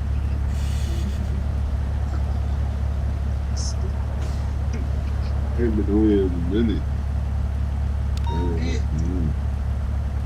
Again, we hopping, we city hopping. Shit, man. Good morning, At everyone. least I'm gonna be close to my hair braider again, because I don't know what the fuck these is they put in my hair. I said never again. Then she put the part all the way in the wrong place. These niggas go to Sullivan though. That's gonna be terrible. Store robbery here in Burt Park. No, you gotta No go to district needed. Sullivan changed. They straight up wood hopping. They done been to a school and everything. But that's where they started off, going to school in Northeast. Remember the preschool? Chelsea here, 85 tonight. And I ain't like the teacher, and I felt like she ain't like my son. It's crazy because I be feeling like these teachers really don't like my son. Oh, remember Kayla had the black teacher and Kayla was acting up real bad? Now she gets a white teacher and be good. If you prejudiced, you say it. She is white. For real. Straight up is. Straight up, they was in here stressing my mom out. You know, we was me in a freaking hotel. Pee Wee was here. Don't you know he goes in the bathroom and swings on the fucking rack in the bathroom and breaks it in the hotel? In the hotel? Yeah. And what they do? You know they charge the fucking card. You know they gonna charge the card. Oh, Tasha said just cancel the card. Black people gotta get out our ways, man. We got too many finessing ways. He could cancel it. Like we all know a solution to a problem out of just some finessing. Yeah. No, because we ain't nothing but a family bunch of finessers. Exactly. That's the shit they ain't even when the kids is con men, you know what it is. Yeah, like stealing. Like they inherit that shit. Like how y'all was born. Like it was different for us. Like we was the bad kids. Like we used to actually had to like do bad stuff. Like they inherited this shit. Like we used to steal, but like it used to because like Ness and Mooka was close to our age, so we used to steal with them and type shit. They straight up used to make us steal. We ain't have a Right, they used to make us steal. I was just trying to justify it. I can't justify it. They used to make us steal. They be bad at me because I be telling them. Casir on the line. Yes. Yamo, you ugly, Yamo. You an ugly potty. Why you didn't answer the first time I called you? Because I was downstairs. Oh. Yeah, did you get my message, bro? No. Angry 4, show me out with suspicious vehicle. That wasn't me. That was Caleb. No additional 32 speed at this time. You got Dookie in your drawers. Shut up, potty. Don't get mad because you got Dookie in your drawers. You don't potty in the phone. Who that? Yeah. Potty. Gene said what's up. I said what's up. I didn't even know that was him. Now I'm on the game. He said what's up. Chilling, dog. What's up, bro? What's up with you? Yeah, I'm chilling. I be on the game. Yeah. That's all I be doing. I just be playing the game. That's it. I be in the crib. Tango 84, show me an active 1080. Yeah, I southbound told Tasha that you're different. I'm trying to drop that joint. Me and Jay, we going to shoot a video. It's gonna be a brown and color sports car. He hot with them beats, yo. We're Heading right. That northbound shit Los different. Lagunas. And that's why I ain't. One time. That's all he worried about. Yeah, because he wanted me to give him the new. I was going to give him my other laptop to let him play the game and shit, but I was telling Taj, like, I don't even want him to play the game. We going to get distracted. Like, he on some genius shit. Like, Continuing northbound the way Los these Lagunas. beats sell for a young boy his age, no, he got, like, can't play with that shit at all. Like, Tango 12. fuck me being that the. shit in y'all, man. I said you do that shit. I'm telling you, I came in the crib one morning. This one you came up Anchor Street and shit. I came in the Making crib, U-turn like, southbound Los 3-4 Lagunas. in the morning. Vehicles I was occupied one fried time. out of my mind, yo. Right. And I went to the kitchen and shit. This the house on Anchor Street. And you had something on the table. And I'm like, damn, what this little nigga on the table? And I'm looking at it. It's gonna be And it was the fucking westbound a Dosert schematic Street. to the gun Oh, yeah. that used to make all this shit. Yeah. I'm looking at it and I'm like, damn, this little nigga literally sat here and made a fucking blueprint on how he make this shit. Right westbound lane. Oh, yeah, I used to drill. Before I used to cut everything, I used to. It was crazy though because you got motherfucking grown ass people who go to college. College for this shit, and I didn't even know that, like, growing And up. you didn't know this shit, but that just tells me you already mechanically inclined to the point you can look at shit, take it apart, and figure it out. Yeah. Like, you know what I mean? And JJ do the same. JJ, that's why it's like, and Ayana too, because look, Got a now motorcycle the following shit, the I'm gonna pursuit. flip We're the camera so you can see. I was gonna westbound give Del Toro Freeway, basically about till I to get some more transfer money. onto Like, Green I was gonna get this to J.I. and get this to Malik. 10-4, Tango 12 plus Like, so like they all can have gamer drum, but both of these laptops, they basically producer laptops. Like, but 10-4, you can making play a the game U-turn on back them to type Del shit. Toro Freeway, wrong lanes of trouble. I just want them to where though they both, but they ain't gonna like playing the game on the laptop because it's like it run ass. Like it's like playing the Xbox on the laptop. It's gonna get hot as shit. Like, but I want him to focus on them beats. I was telling Tasha like, y'all gonna have to be his managers because I don't want like me. I'm not good with my own money type shit. So it's like I want y'all to like make sure y'all manage him right. Like I'ma just put him in the right path in the network and like get his name out there. Like he listened to me. Though. I told him to make a beat tag. And he made it. So now I gotta do my part. And that's what I'm trying to do. I'm trying to get right. I'm watching I get this next check. I'm gonna drop the song and try to see like because that's like now I could drop songs like that. I could drop on every platform and get money from it. I just gotta promote it. But when it's better for him because when he get real like I want him to be up there before he turn 18 because when he get to handle his own money, he could do like a bridge for a beat and another nigga come produce. He's still getting some money from it. That's how like niggas don't know. People be rapping like underground, but when you really document and publish your shit legitimately, you get money from every little thing without you having to move a muscle. Like, so I told Tasha it's called BMI or some shit. I gotta learn it because I need to get it for myself as an artist. But he a producer, he gonna get more networking than me. Like he could be, if he like get the right management, he could be like, he could be behind movies because he making beats like, like that shit go a long way. Like they really like pay attention to that shit, and it's like it's a lot of young kids his age doing that shit, and they rich and millionaires now. Like that shit different. That's what's up. That's what's up. I'm gonna definitely make sure I try to push him. I think Jada Joe went out. Still heading northbound. Yeah. Yeah, I'm about to ask that Jada on the phone. You know, I think she just tapped back in. Yeah, we can hear you there. Negative, suspect is his vehicle. 5062. But no, I don't even be doing that. I'm gonna definitely stop out there when I get my car fixed. Last known description: white pants, white shirt. It ain't down. It's just driving funny. But I'm trying to put an RT in it. I'm trying to find an engine for a cheap price. I got another car. It's an Infiniti. Ain't nothing wrong with it. I just need to tune up on that. So I might start driving it. I'm gonna be real with you. All you gotta do is just pay attention to where if it's likely where it goes. I was about this time. I'm not even on no bullshit. It's my diabetes. They kept. I was talking too much and told the doctor my diabetes, and he just checked into it and didn't let me get my permit and shit. But I don't got my license. That's why I don't need to be driving like that. What color was the bike? Hey, I drive carefully though. And my shit registered, so it'd be like I don't drive crazy. Like I just drive. I don't even like going nowhere. Like, it's like I shot. I don't go nowhere. Like I like going to work and coming to the crib, getting in the game. So it's like. But I gotta get used to that shit as a rapper. That's the only nut thing. Like, I don't like being outside. None of that shit. Like. Yeah, that's right. But I'm shot Gibbs last time he jumped in the water. Yeah. I don't even be trying to have it on me because now it's hot now. Like it ain't no like it's the streets going. It ain't no way for niggas to win them. Like they on everything now. Like they on your gram, they watching. There's no way you can win now. So like if you just sit in the crib and be on the bench, ain't no way you could get taken out the game right now. Cause that's the only way. Cause it's like it's no streets no more. Like, the blocks, everybody getting indicted, niggas getting watched, niggas getting booked, niggas getting shot. So it's like you can't do nothing. Before it's gonna conduct an AOR road.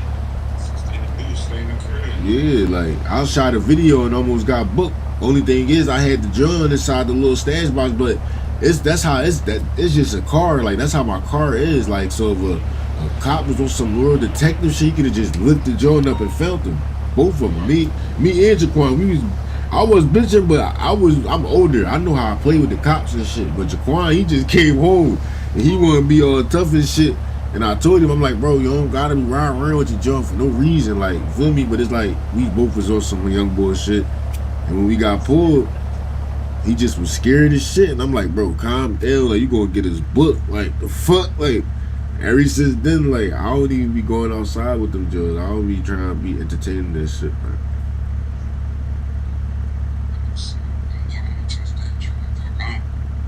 Ever since I bought them joints for Tosh when we had that story, yo, I don't go outside with that joint nothing, dog. Yeah, cause my man just got booked. Bro, this how nutty it is, right? I just told you what just happened. A week after my man got booked for going into his baby mom car and she likes to carry it. He got booked with her gun and they was right down the street from each other. That's crazy. That's crazy. I've been trying, man. like he was like, bro, he was like, I literally just hopped in the car. I ain't know she had it like this. Like they like, no, you gotta go to jail. Like it's a regular gag. Like they ain't playing out this joint. That new mayor, she on some nut shit. I'm not gonna lie to you. I'm pretty sure I have a general idea of where he's at. Yeah. I think he's down here by 7002. Towards the beach. It's sad though because it's like I get it, but it's like at the end of the day, shit happens, and it's like I can't defend myself, and it's like damn, that's why they fighting for that law now. But it's like they know they can't give open carry because they know certain people like going still tap into them ways, and they probably go, you mean, but at this point, they need to do it. Because it is motherfuckers that's fighting, they protect themselves, and they keep getting booked, but they got shit going on. They can't even, like, go ahead and terminate this as a whole. operate because niggas trying to do shit to them. Yeah, That's another thing. Like, I'm glad I ain't in no beef or nothing, so I just be grateful for that shit. Like, I don't. All BCB and move on. I could walk around outside in slippers and shit, like loafing and shit. Cause like I ain't had no beef, but it's like a nigga do something to me, he just on some weird shit. Like it's just a weirdo. Like that's how it'd be. Like if somebody do something to me, they gonna know it was a nigga that's just a weirdo. Like cause I don't do nothing to nobody. I stay in my lane. Like I don't try to be tough. Like none of this shit. I would literally be in the game. Like wait for a yeah, what Kyrie at? Look, hold on, there's usually a couple of them around this time, so I just give it till after Sue. Okay, thank you. Yo, I want to get my whole folks on the art. It really Kyrie, because I've been knowing about the PCs, but when he gave me that PC, I just been on these joints. But yo, like you will fuck with this RP shit, G. I know you will fuck with it. Like if you had a PC, you play the GTA RP, yo, you could trap, you could do everything. Like you could be a fucking fireman and shit. I think he'd be trapped and selling the gas and shit. That shit'd be funny as shit. Well, I know where your boy They got is. every- EMS is over here on the beach looking for him. You know, you, Mimir, and Greg. I know Mimir and Kareem know about this shit. They may be talking about that PC. Because one time I asked anybody, you know how you put on Call of Duty and like when the teams go up and you see like some people be like on the TV screen. Yeah, on the PC. Yeah. And yo, what is them symbol? And he was like, oh, people be on PC, then you can tell people be on PlayStation and all that. Like, Yeah. I be on the PC when I play Call of Duty, but I stopped playing it. I be playing Battlefield, that shit. Yo, you gotta play Battlefield. Bro, yo, that shit, I know you'll fuck with that shit. That shit, it's not. It is, cause listen, you gotta respect it. Listen, it's like, look, like, yo, like, you could be like this, boom, you get smoked. Like, it ain't like no Call of Duty shit, like, nigga could run up and do some animated shit and cook you. Like, it's like, niggas is far, you can't see nobody. As soon as you step in the line of fire, boom. So it's like, but I start getting tough in that joint, like, that shit, cause even close combat shit, like, the way the Battlefield is, like, realistic, they made the shit realistic as fuck. Like, they really, like, I really recommend, like, even getting, I could play with you on that joint on the console. Like, it's worth getting it. Like, I ain't gonna lie. That joint tough. That joint crazy. I'm telling you, you will fuck with that shit. It's like, when you trying to come up? What, the crib? Huh? You say come to the crib? I said, yeah, when you trying to come up to the crib? I don't be doing shit. I'll come anytime. I ain't working or nothing. I'm trying to get a job and shit, but I'll pull up anytime. What? I'm trying to get my car. Once we get settled and it's our weekend off, we coming back up there. Oh yeah, I'm just coming up there with those. Yeah. That just gotta pick me up. Yeah, I want to see you too, Jay. I got something to tell you. Alright. You know what I mean? You know it's serious. You know what I mean? Right. Yeah, I got you. I'm saying, hey, look, I'm talking to you, you know what I mean? As if you was my brother, so like, that's how you take it, okay? Yeah, no. You know, we talk, so. So when I see you, I do have something to say to you, Alright, I'll be ready. But yeah, y'all come on up. I'm about to start getting ready for work. Alright. Well, I'm definitely be back with Milani, because I'm gonna roll on out. Alright, we'll see you later. We gonna call y'all. Yeah, but I want to see both of y'all. Alright, man, I'm definitely gonna make sure I pull up. I want to see you, Kwadi. I ain't see you in a while. And I got to talk to you, Jada. Alright, man, love you, huh? Alright, love y'all too, man. Y'all be good. Be safe out there, man. I got you. Alright, Pee-wee knocked out, too. They said he be sleep on the cafe. Let me see Pee-wee. Go to him.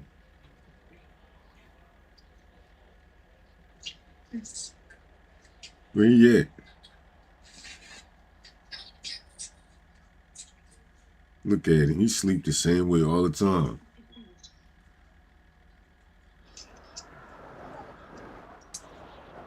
Knocked out. Hey, Kasir, y'all got his phone with him?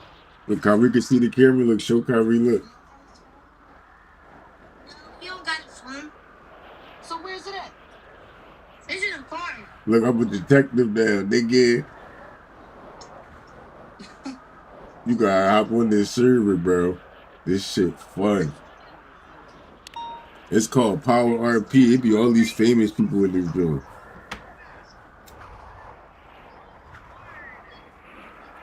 What you doing, little girl?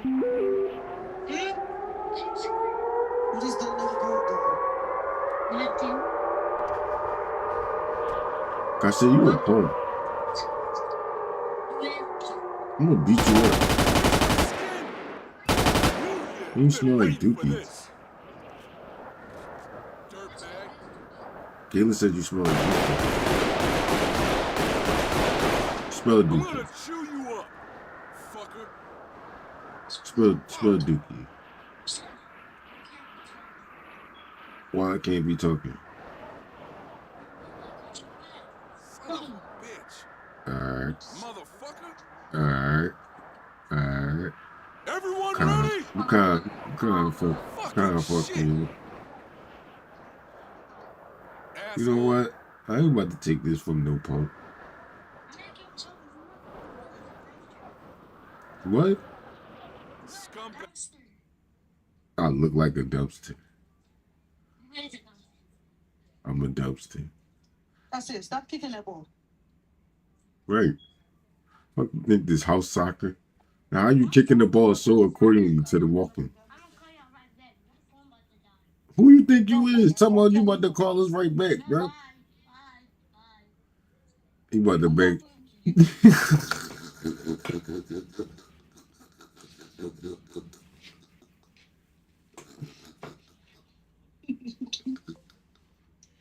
I'm gonna punch you in your fucking face the next time.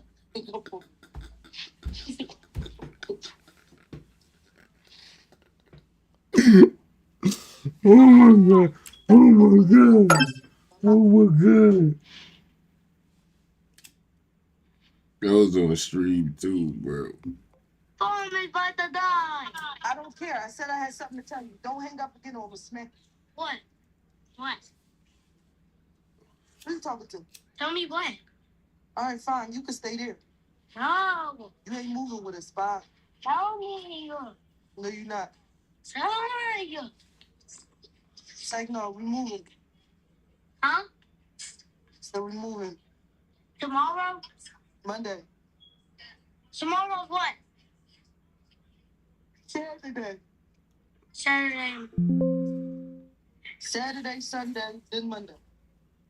Just go! What? We moving Monday. Goodbye. Deuces.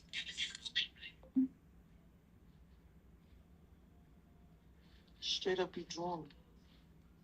How you just getting banged on by your kid? You gonna get punched right in his face. They gonna be like, all right, Jaden, don't fuck him up now. That's what Lisa gonna say.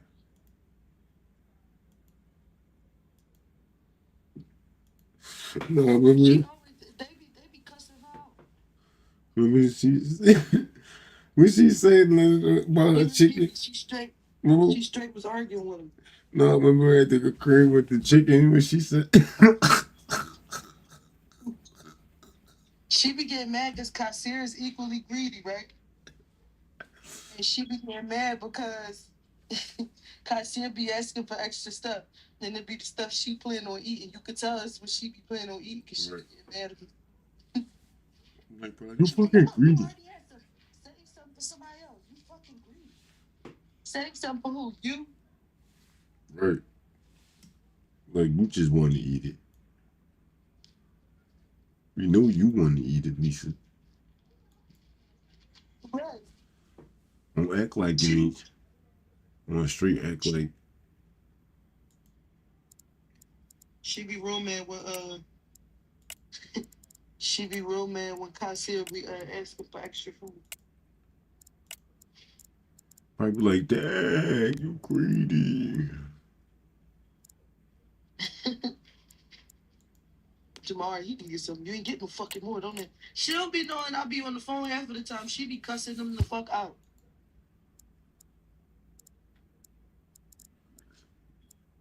I mean, that's your kids, though. It is Jada kids. They gonna make sure they get on Lisa nerves. Them kids ain't my kids. They do get on her nerves. And especially Kayla and Peewee. No, Kasir is doing it too now. He gonna tell Kyrie tomorrow, I wanna go to Tasha house tonight. You said we get on your nerves, right? Well then take us to Tasha house. And then let me know y'all be doing shit on purpose. See, that's what I'm saying. I'll probably be fucking my kids up, but I ain't gonna lie to you. You gonna have to. Cause kids is just yeah, motherfucker. I don't got time for that shit. I already don't want to share. They feel like everything gotta get to them because I used to feel like everything my mom had went to me. Like the fuck? Peewee to my mom, what you got? Oh, you could have it by yourself. I'm not gonna ask for none. Like what? You still wasn't getting that. Peewee to my you can have it by yourself. I'm not gonna eat none. I know that. Yeah, I ought to beat PB up. I'm like, what you, like, who do you think you is? Talking about you gonna let me have my food that I was gonna already have. Then he'd be stealing food on top of that. Yeah, PB good for that. If they post Glorilla's sister one more time. She ugly. She was. She had to be a dude. They look like her. Yeah. She just got money. Wait, I got to call you back because my lady is calling me. I got you. Call me though. Yeah, if y'all can pick me up, I got y'all. Alright, we will. Alright. Oh, she hung up, but alright, I'm gonna just call her.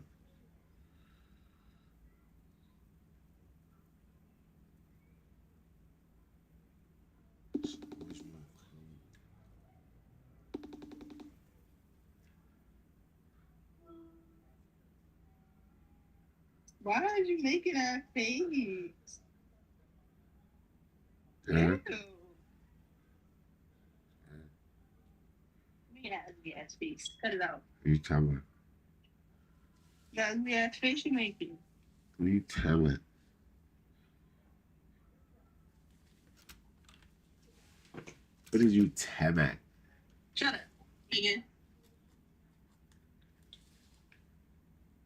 What did you tell me?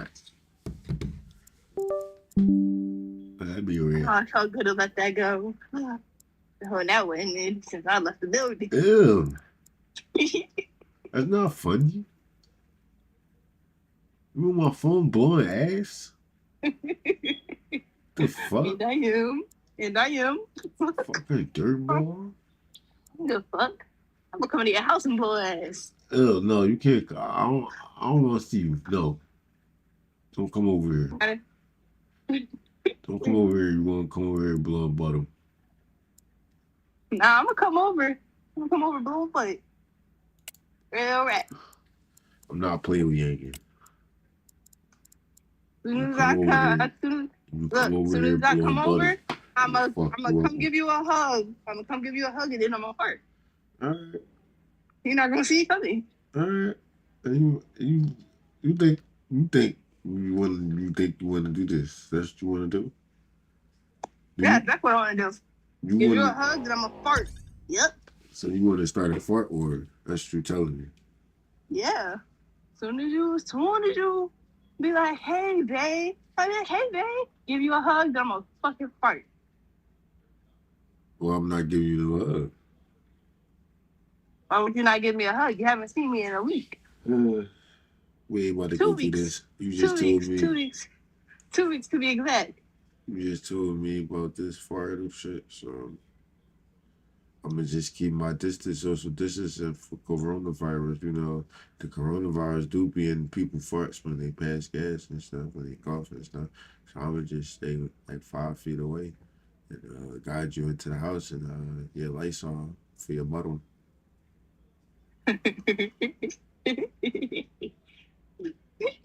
How about that? I'm screaming. You're so unserious. You know, I was gonna take the bus, but I just missed the bus.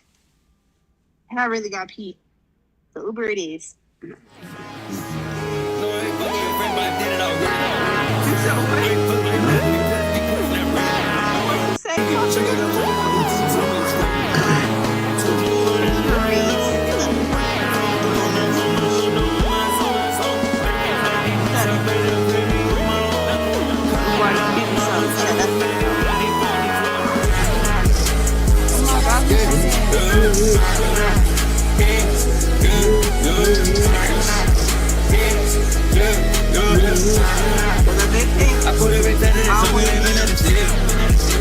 I put up inside of the leg and the big up the shit. No, I ain't fucking your friend, but I did it already. I ain't fucking with none of these pussy not ready. Yeah, trigger the phone with Uzi, he told me it's ready. Yeah, jump at the top of the car, man, they tell spaghetti. Yeah, every time I'm in the pussy, they be like the wedding. Yeah, bitch, I just be on the drugs. Bro, I'm so tired of seeing all this damn snow. Feel me? Just woke up 10 seconds ago. Yo, you talking like Jay Boo? You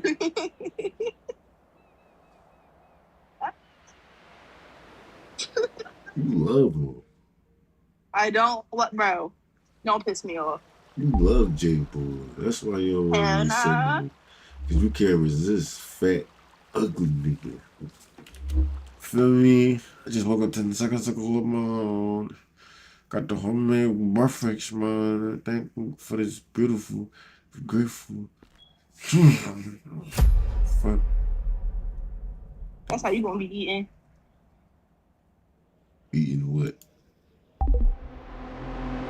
You said eating butt. What? I didn't say nothing. I said eating what? Nah, nigga, you said eating butt. Oh, God, I ain't say eating butt. I said eating what? I knew it. Booty bandit. I knew it. I don't eat butt. Sorry. Yes, you do. I really don't. You really do. I don't know what that is. Say you want this ass. Whoa. Never said that. Like what you say? You say you want this ass? Kinda crazy. You said you ate me. What? You said what? What? You said you ate butts? Ew, how many You said butts you eat? ate butt. Ew, why you eating butt, boy? I never ate butt before in my life. Why are you always lying? Oh my god. Why? You a lie. You said you ate butt 2 times. So you ate butt 2 times? You said you ate your ex butt 2 times. Who? Bro, stop playing. Yeah, you mad. Nigga. I'm not mad. I'm just saying who. You know who? No, nigga, I don't know who. God, oh God, oh God. They talking about frog looking ass nigga. Actually, I never ate that nigga ass. Speaking of, he been on some shit, I guess. Feel me? What you call it? I guess a team lead talked to him or whatever, and was like, I'm not making any friends with her. Just be cool with her. So like, he spoke to me or something, and I was like, what's up? And I left it at that.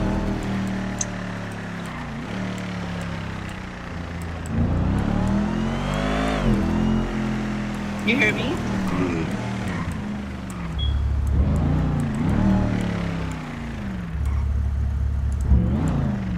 I heard you. I'm listening. But yeah, so he just say what's up now, and he keep it pushing. And I'm like, oh, okay. So it's like a fucking team lead for you to stop being fucking weird. Like, I don't.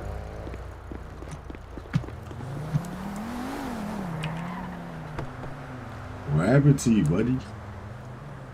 Well, I flew in and I think I forgot. You're lucky I don't hold grudges. So I just let it slide. I said, I'm gonna let you have that. Tight shit.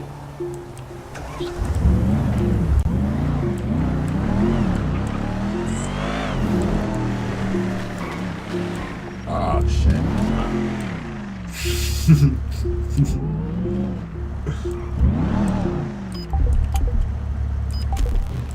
as fuck. Are you good, officer?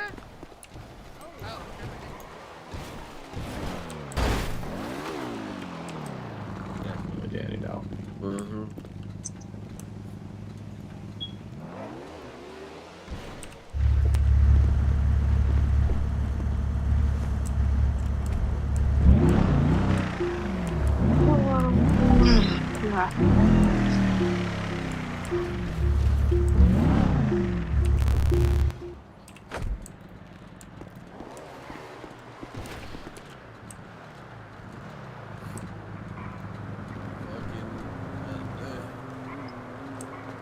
Yeah, get him right here, officers.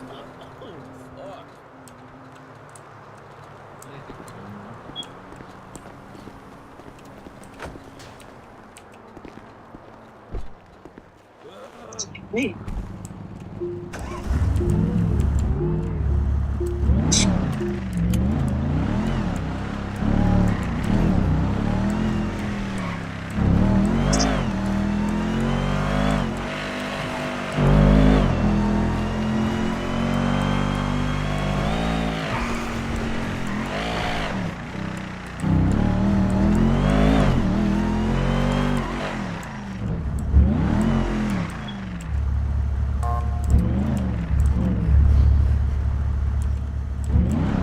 Where my money at?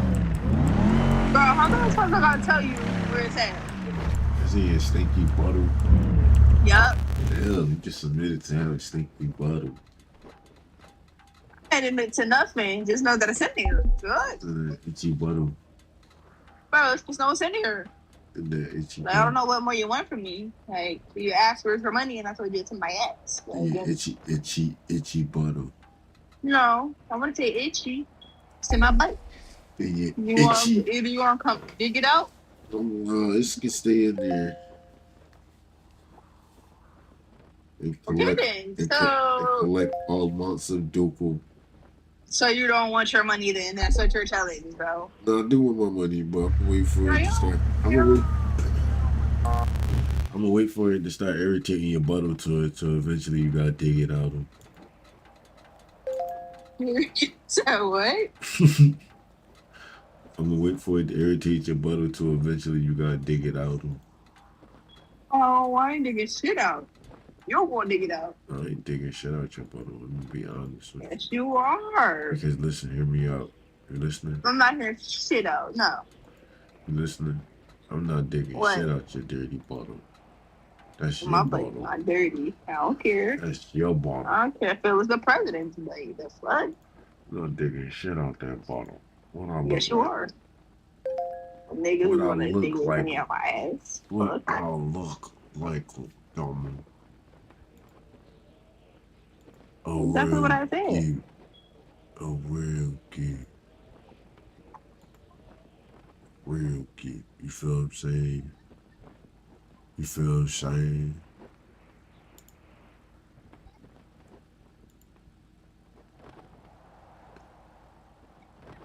You feel what I'm saying?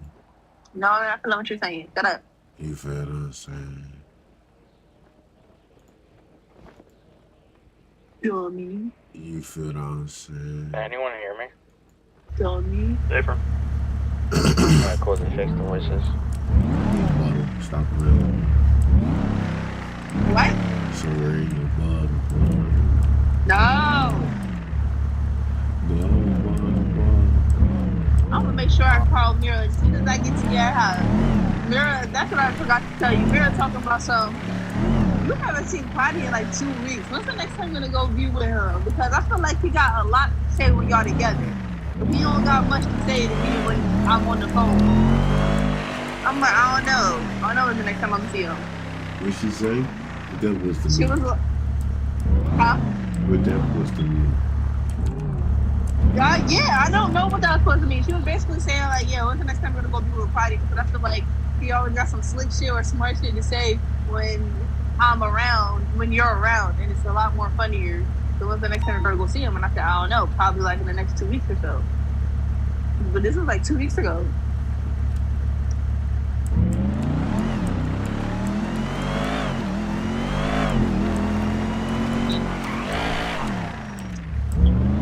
can't come over my house because you said you want to farm. What? You ain't about to farm over my house. Yes, I am.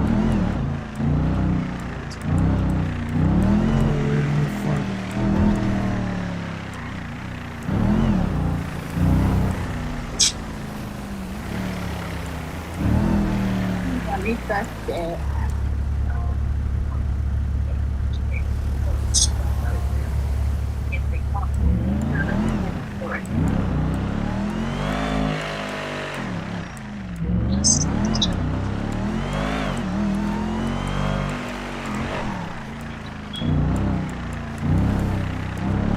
I'm gonna bring you some chicken wings. Yeah. My mom made them last night. I'm gonna put them in a container and I'm gonna bring them to you.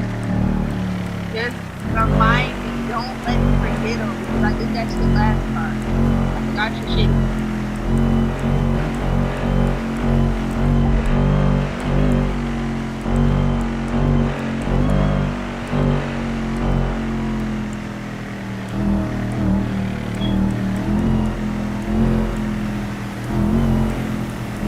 But yeah, she made chicken wings and some potato chips. But I'm gonna see if she makes something else with it, cause I don't know.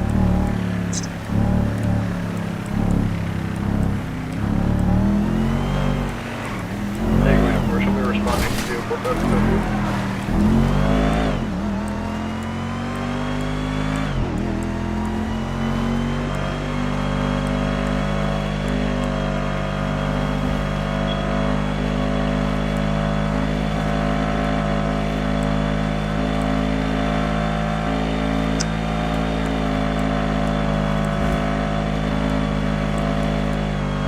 Oh, did I tell you about this ignorant ass customer I had earlier?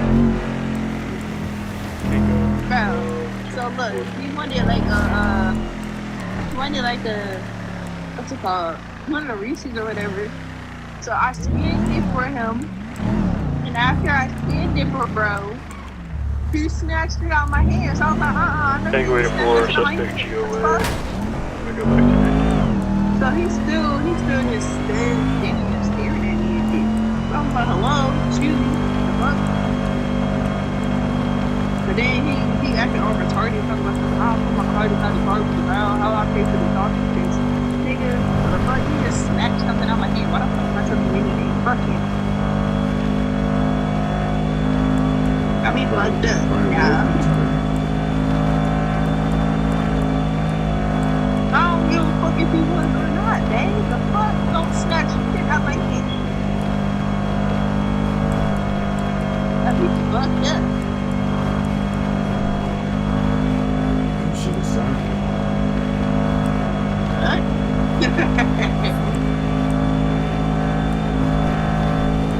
He don't want this work. Cause I really beat the shit out of him. Huh? See, fucking with you just made me back I the ain't whip. making Just shit. made me back the whip. No, I did. Stop trying to blame me. Just That's made all me you back did. the whip. Please. I'm back the whip. Nigga boo. Look at the car, bro. What the fuck you did to my nice car?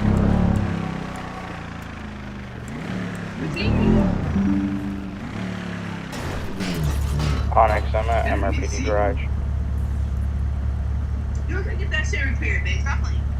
No, you were weird. You made me back the whip.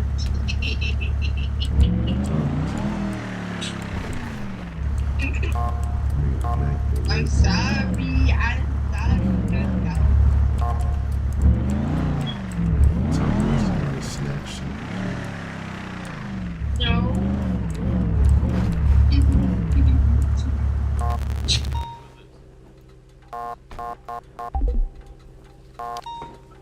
There, I was sorry. No, you're not son. Yes, I am. I would do the same shit. Pause. I know he didn't just say what I think he just said. What? He He said, no, you can sit on my shit. Like, pause, man. Like, that's some gay ass shit, right? Takeaway 4 is going to be out with an abandoned vehicle. Stand by for tow report.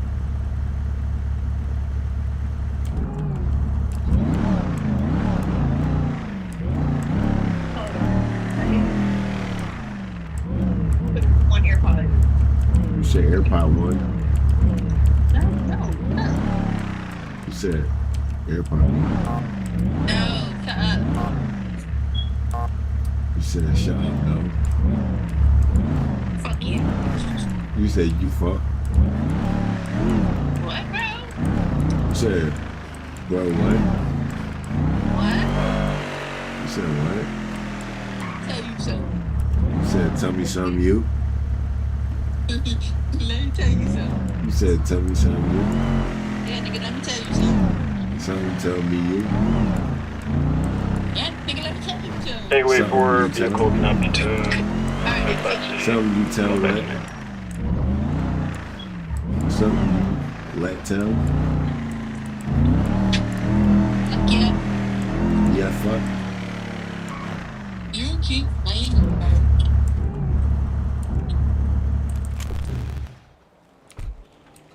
Takeaway 4, 1 at gunpoint, Legion Square.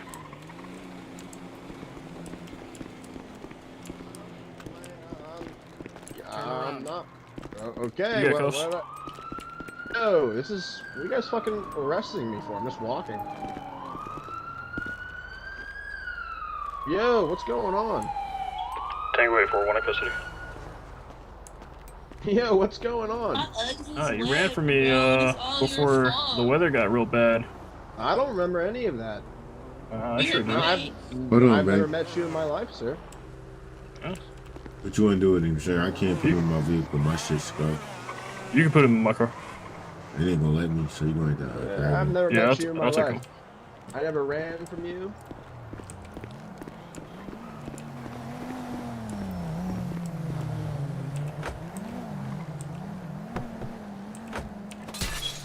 Damn it, I just broke the whip.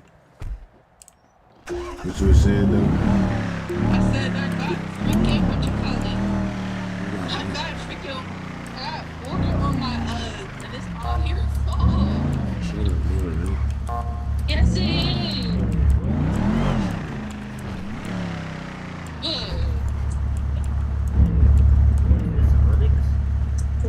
No. Yes. No, it's not Onyx. Yeah, that is the case. It's all your fault. I'm sorry. What you say, brother?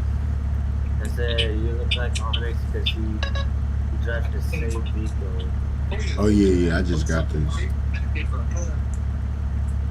Oh, alright, that's even close. Yeah. Oh, alright. I want that little bit better. I thought we were going to scratch. Yeah, I think, yeah, it's right now. Right. Shop. Right. One block there, 26. Layup trail. Yeah. Like, I could look at it, but I ain't on the 8, so I was like, 8. So close. Shit, man, I just flew it not too long ago.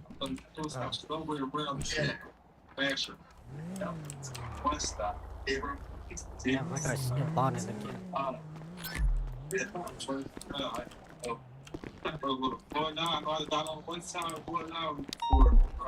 can't remember where I got on the bag, but I know somewhere in that that's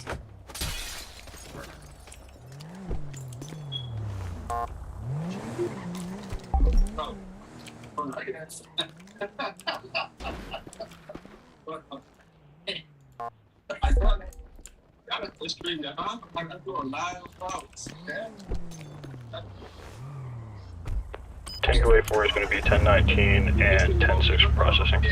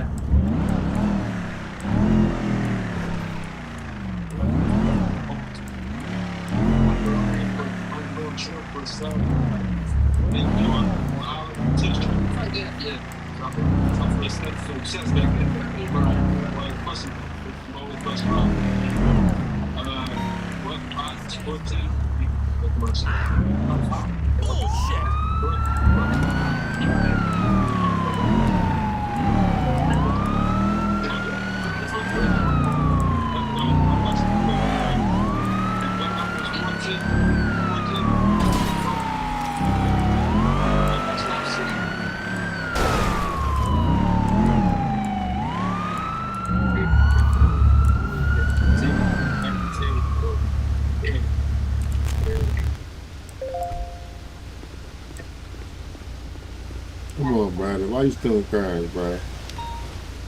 Yo, sir, this dude literally stole my vehicle. I just took it back. Okay.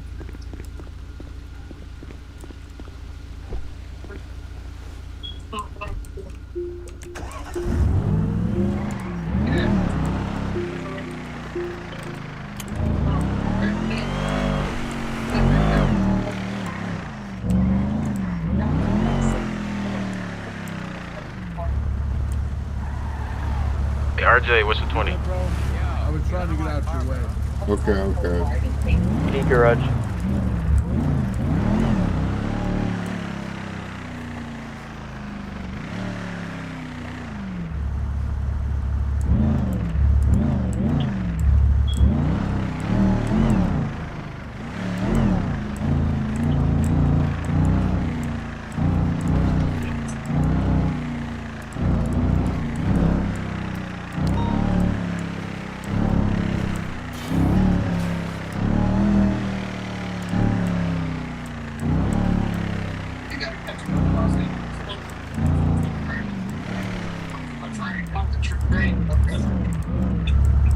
Lima 17.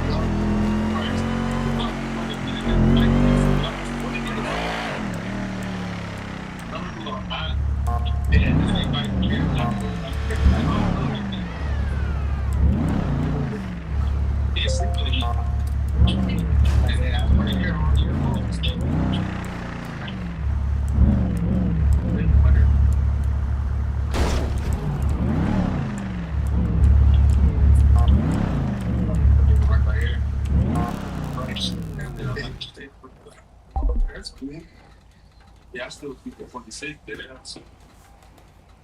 Then after I'll be happy. So I'm saying this point, by the way, oh yeah, it's going to look really like be 26. I don't need how to walk, but ain't about. Right doing our street. This is going 20. I got to chill for a little bit. Yeah.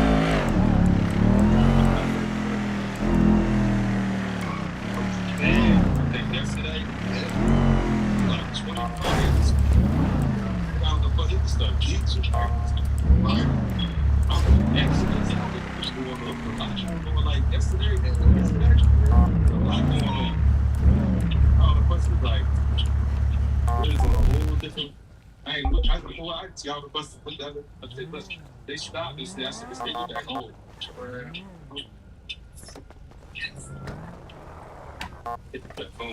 Whoever is user and radio, can you change your name, please? Call sign.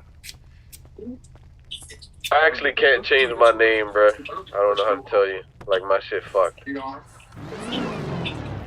Hit the press the settings bar, then edit, and then save it. And then I leave radio, and then completely understand how to do it, brother. I appreciate the assistance. I physically cannot change it from user. It's literally fucked.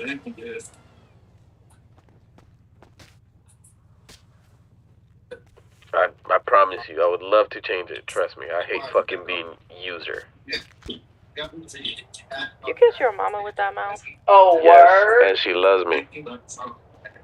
Loves me too. Hey, fuck you. Hey, you really got me there. Fuck no, right?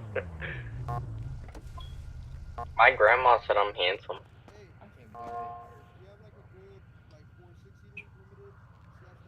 Limited. Oh yeah, 101. You say 4 to 6? 4 to 6. I got 2. I got this and my lowrider. I got this and my lowrider. You wanna try it? Just go spin it around and come back.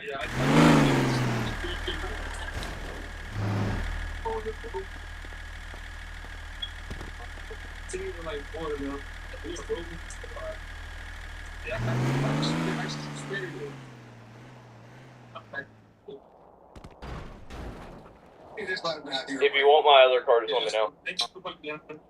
Other card's the lowrider, right? Yeah. See anybody link up there? I think I just have those and a bike for PD. I don't really have much. Oh, well, that's true. If you make the link.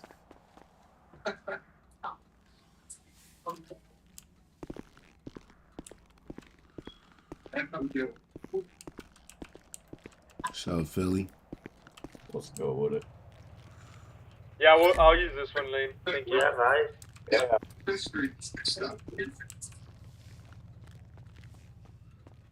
How's it going? Chilling.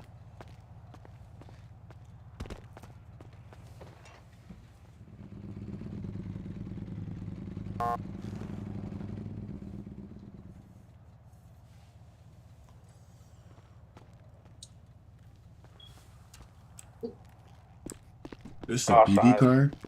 No, it's one Nah, of mine. this bitch fire. Nah, it ain't BB. 10-2. 10-4, rubber ducky.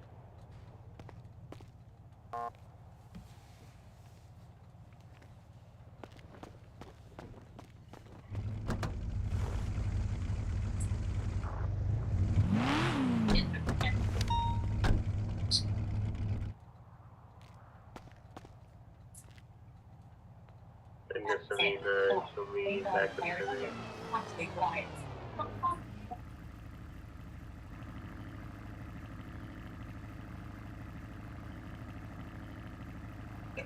Lima 8710.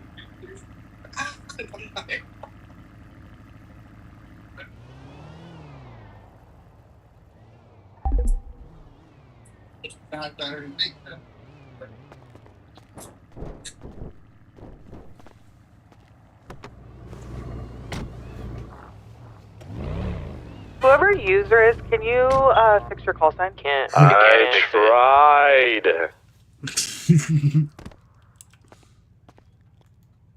Okay. Well, I didn't ask for attitude. I just asked a question. There's no attitude.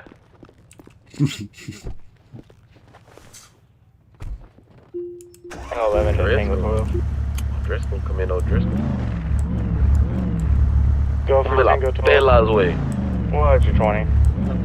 MRPD garage. I'm going.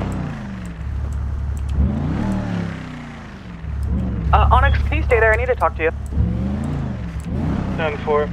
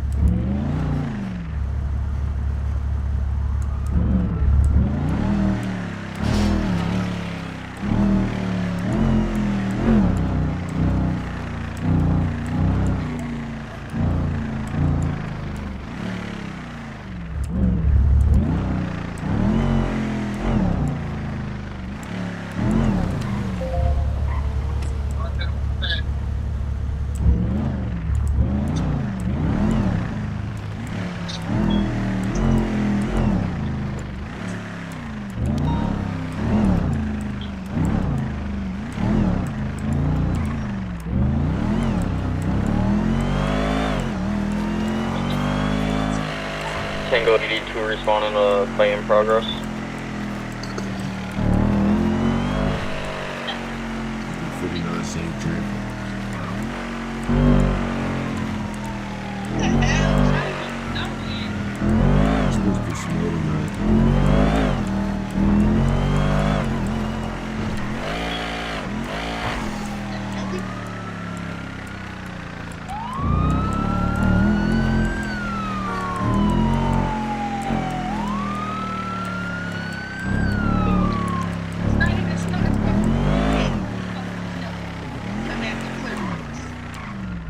Stop stimming in my ear.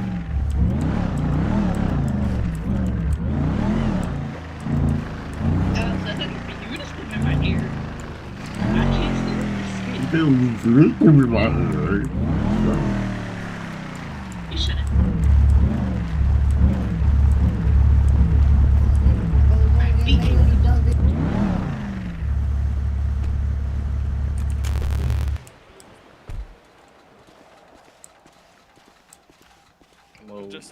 I just hopped on. So there's no fights happening? No, he's been laying on the sand in the beach, and I've been picking up literally trash. off PD, bro. I'm gonna go keep doing that because I got 100 left. Alright, as long as there ain't no fights. Yeah, you're all good. Cheers.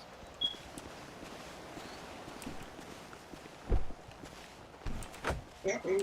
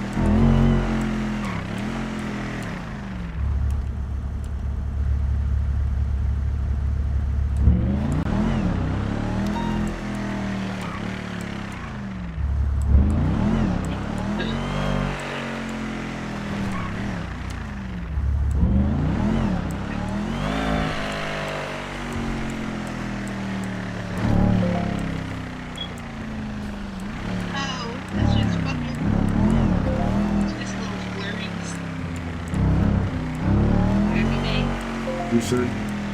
Said, just go to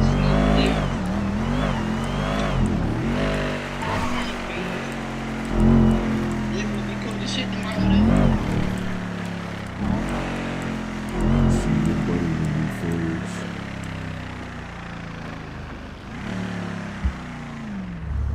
Nothing. I ain't see nothing. Yes, you did. For you.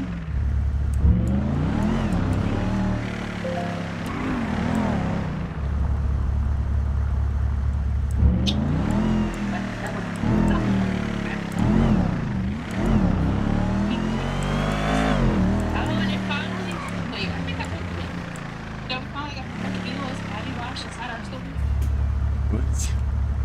Hey, Lima 31, come in, Lima 31. You say?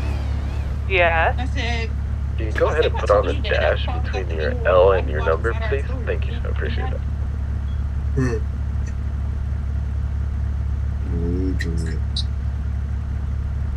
oh yeah, we talking about it. We got the Jasmine Peach, we got the Fascia, and the Vanilla Cashmere, and the Fresh Compose.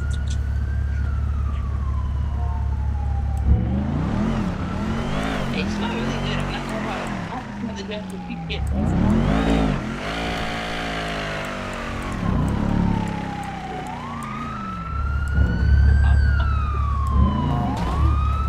Tired of Is it lit?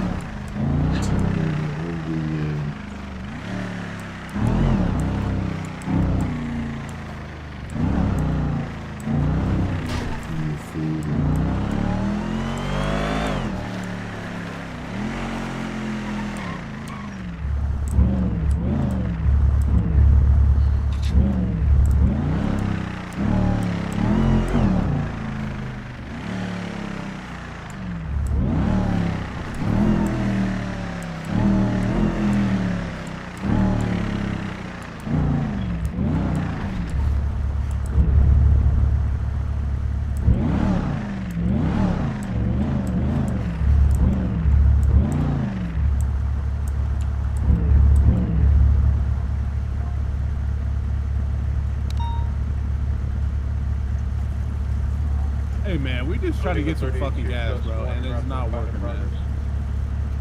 You said it's not working? Yeah, I don't know if we're doing something wrong or what. If you like aiming the jerry can to the car? Where's that fight at? Yep. I'm not sure. It probably got bigger, brother. Yeah. Nearest postal is gonna be 8203.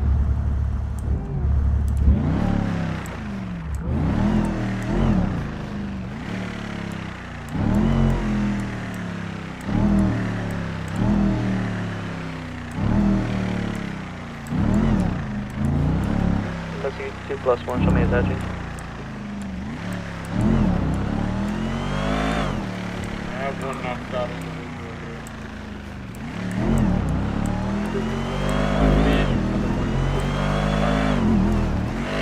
10-4, I'm on scene.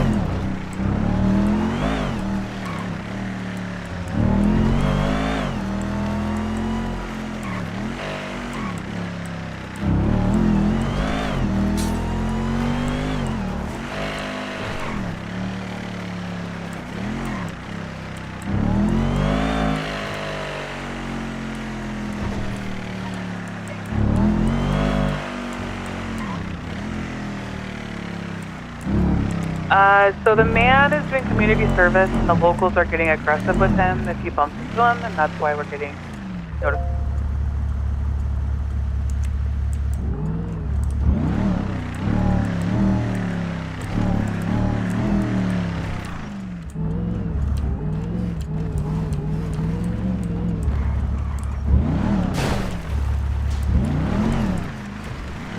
Takeaway 4, show one suspect transport to correctional facility. I'm back to named.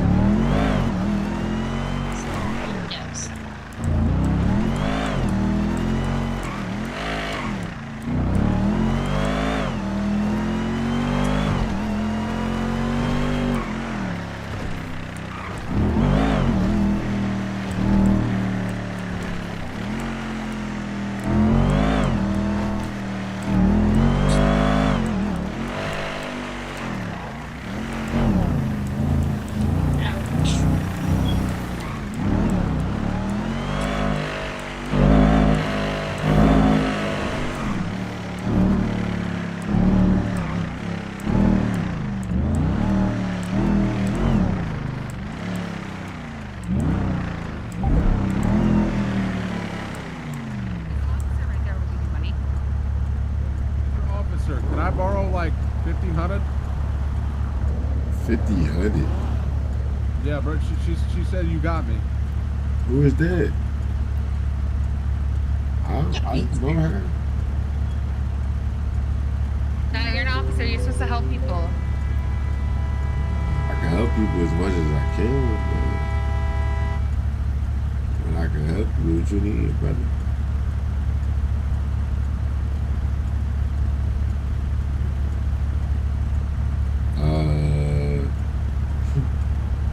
Yo, Baldy, are you new? Are you new?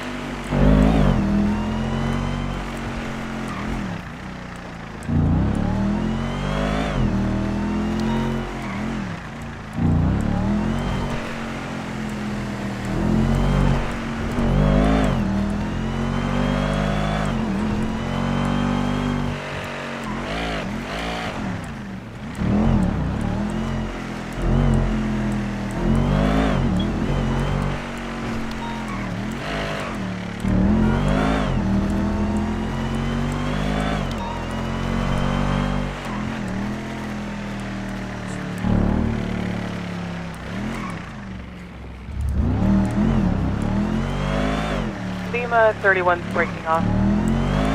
Alright, we good to clear out here. It's alright.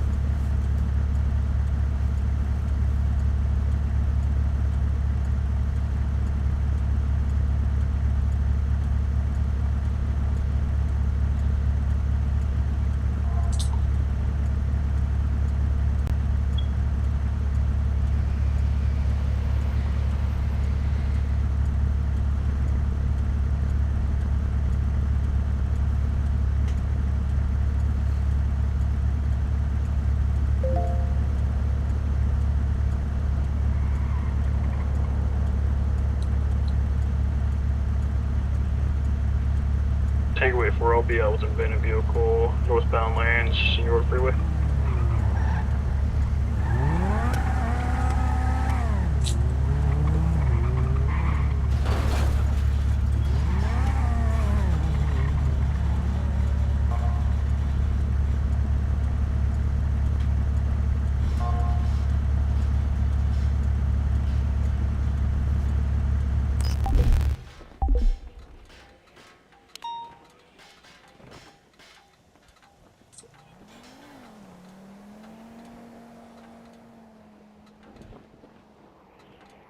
Tango 82 responding to a 1044.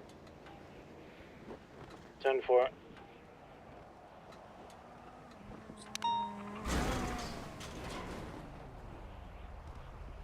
Sierra 85 showing 10-8.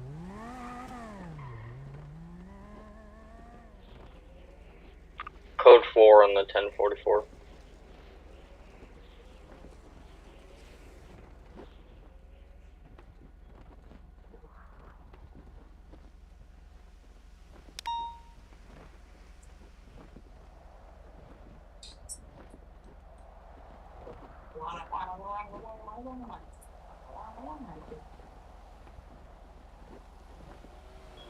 Ouch.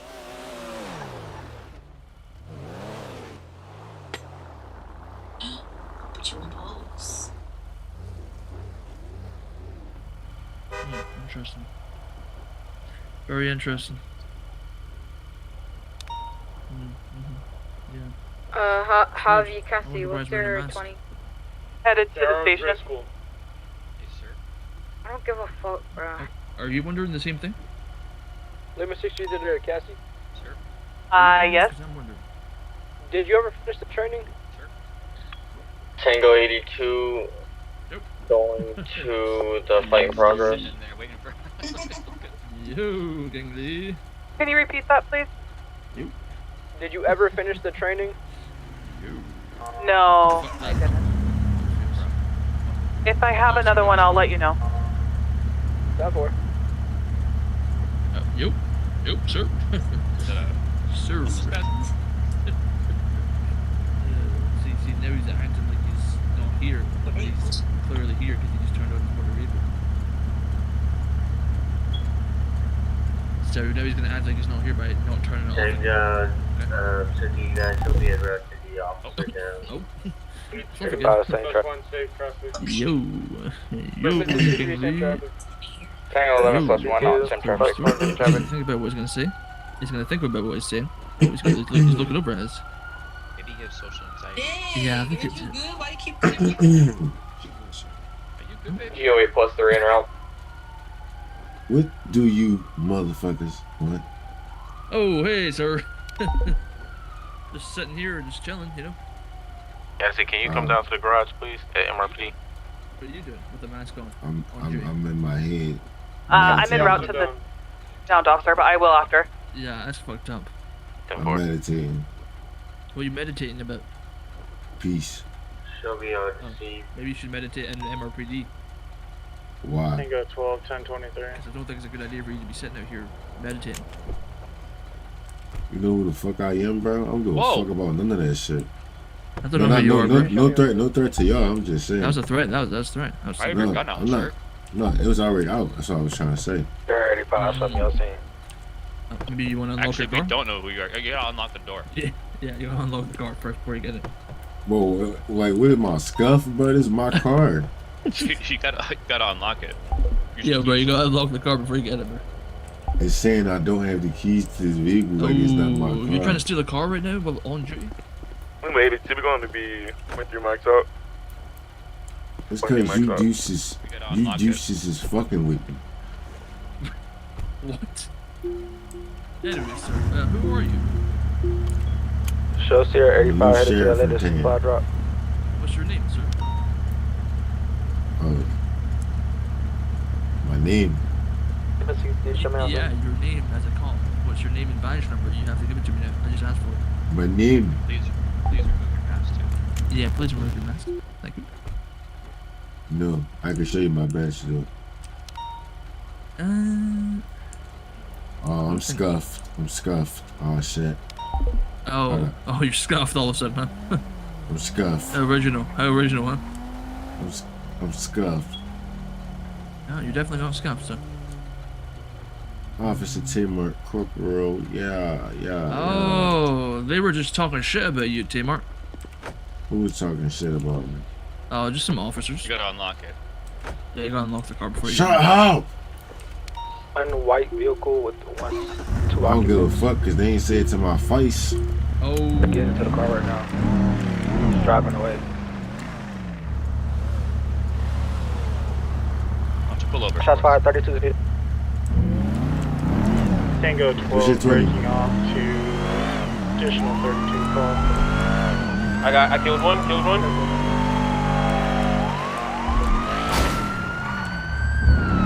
Number 63, show me around.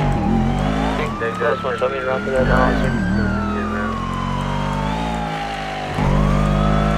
Is that him running in a circle in the street right there? Tango 82 responded off. You want me to shoot the guy that's running in circles on the street? I'm trying to see, is that an officer? Is that an officer? If not, light his ass up. Oh my god, you fucking crazy. Officer, it's officer, no. We waited for that call out, man.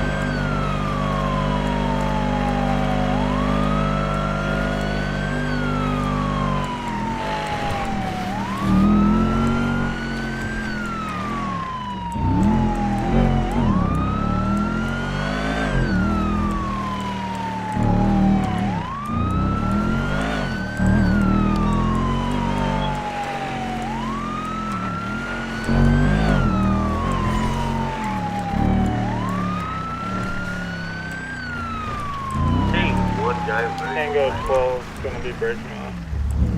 Do not shoot me, I'm back here by the rock. Where's the other suspect?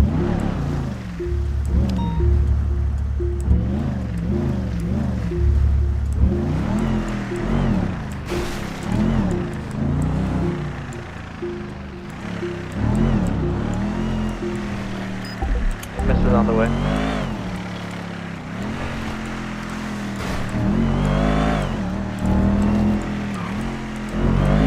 EMS is arriving on the scene. 10-4.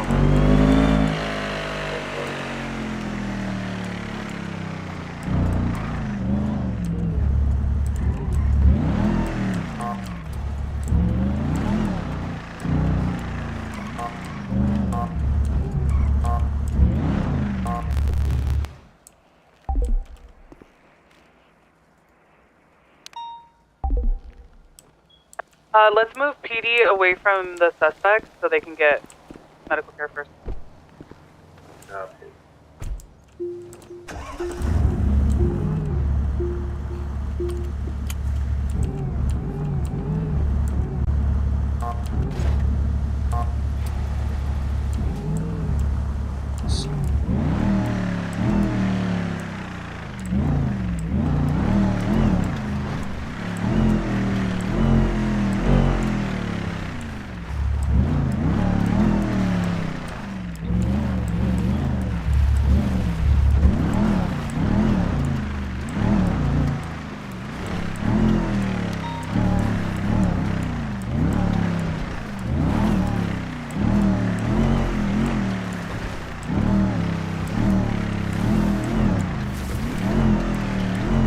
Units at that shooting, do we have one suspect outstanding?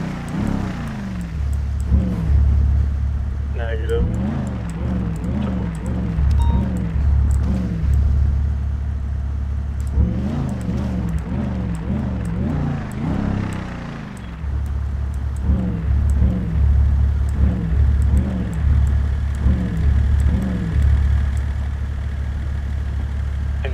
12+1 is gonna go to the most recent shots fired call.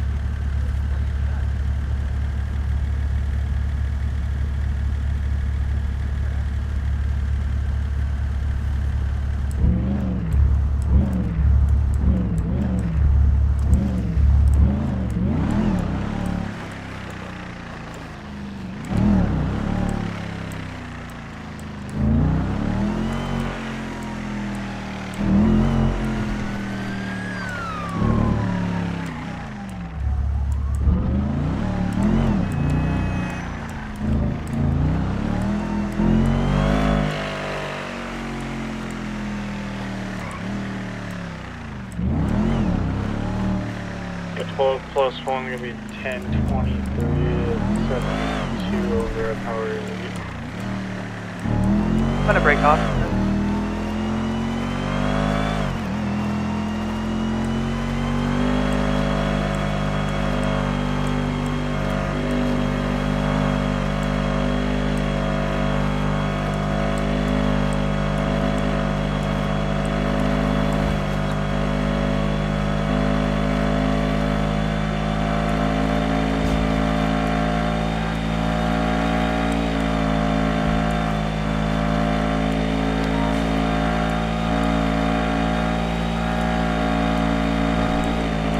Lima 96. Did you want to ride?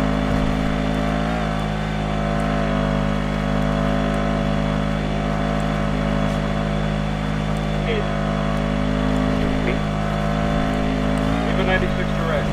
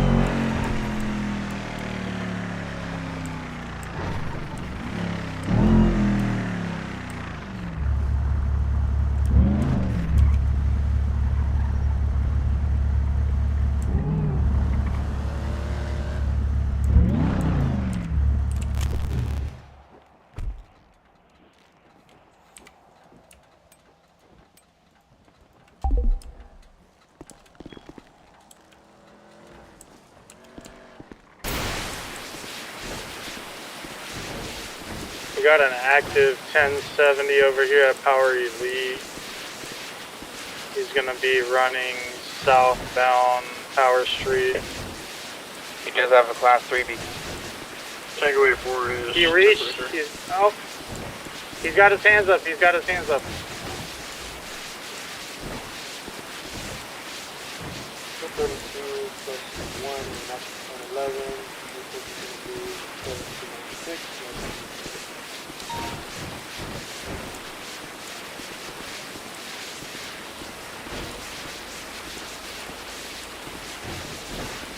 Tango 84, the Class 3 is in custody.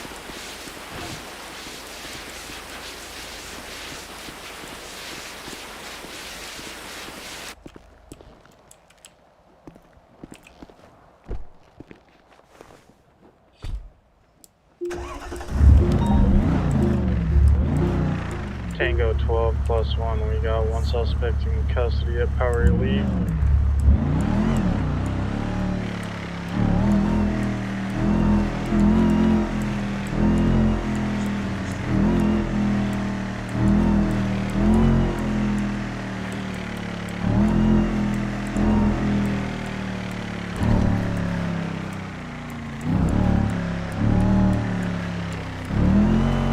Hey, take him to sheriff. Take him to sheriff.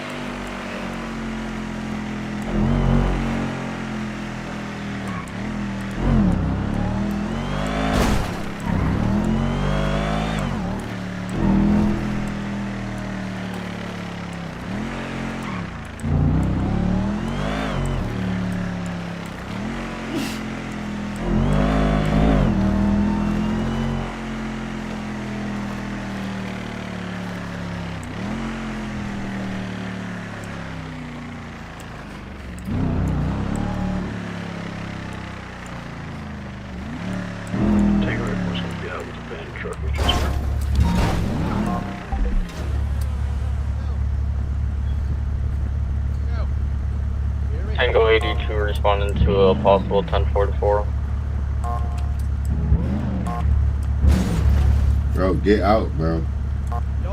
Yo, y'all took all my stuff. Suspect I code didn't 0. take shit, bro. Get out, bro. Get out. Okay.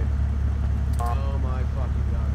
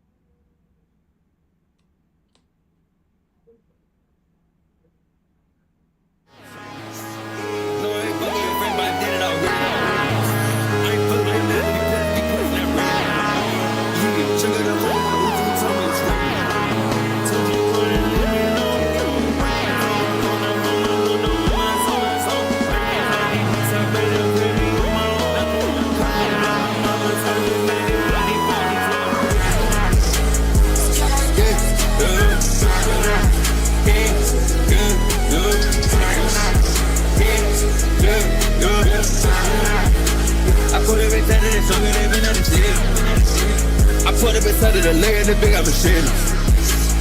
No, I ain't fucking your friend, but I did it already. I ain't fucking with none of these pussy not ready. Yeah, trigger the phone with Uzi, he told me it's ready. Yeah, shop at the top of the car, man, they tellin' spaghetti. Yeah, every time I'm in the pussy, they be like the wedding.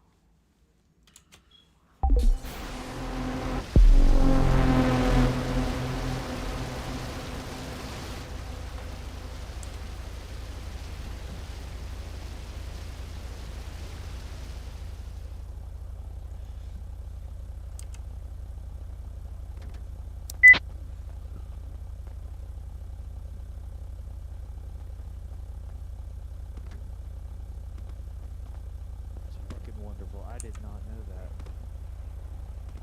That's fucking. That's a prayer up.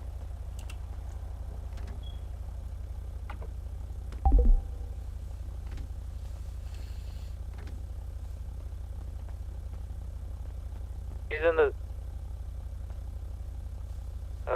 EMS is coming. Okay, let's get cars out of the way, get him somewhere safe, because we're going to start bogging up traffic, guys. Copy. Oh, yo, what the? Hey, come on. EMS is here. Come on, Jake. Tell EMS to get off the freeway. We're gonna clog up traffic just being here. Let's move off the freeway. Completely.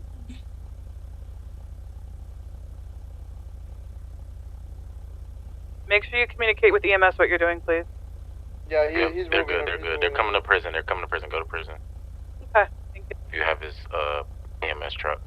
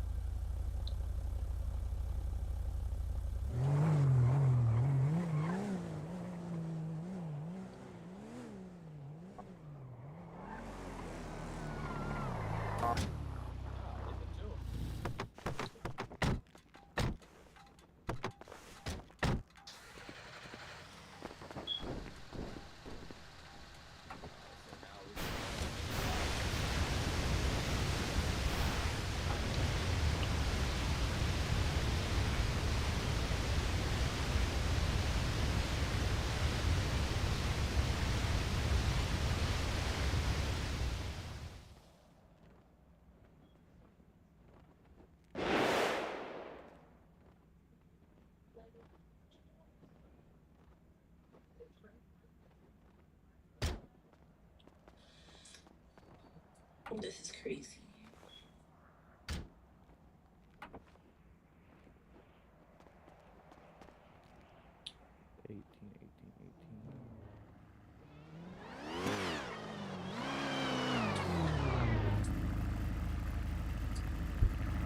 Yep.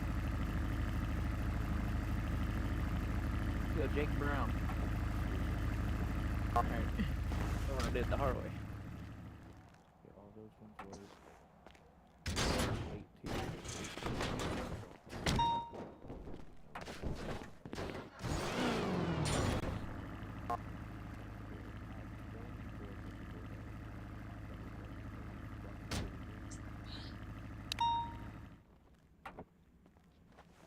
Lima 63, show me route 2, suspicious airdrop. Lima 96 plus 2, also en route. Lima +1, show me CM traffic.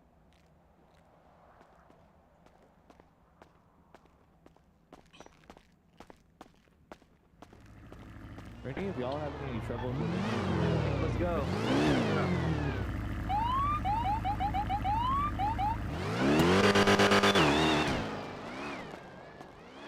Huh? Wait, hold on. If you're talking, I can't hear you. What? Are you, so do you own a few mythicals or no? Mythical guns? Yeah, I do. Are you having troubles with pulling any of them out? No. Okay, I've got 24 mythical guns that I will put in my pocket that are fingerprinted to me, but will not let me actually. Lima 31 plus 2 are unseen.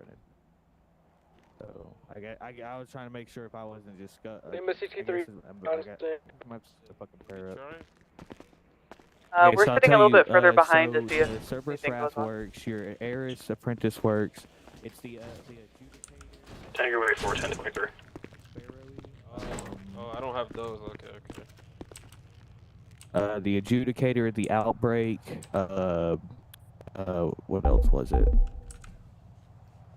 The Excalibur, the one that it doesn't show a picture anymore on.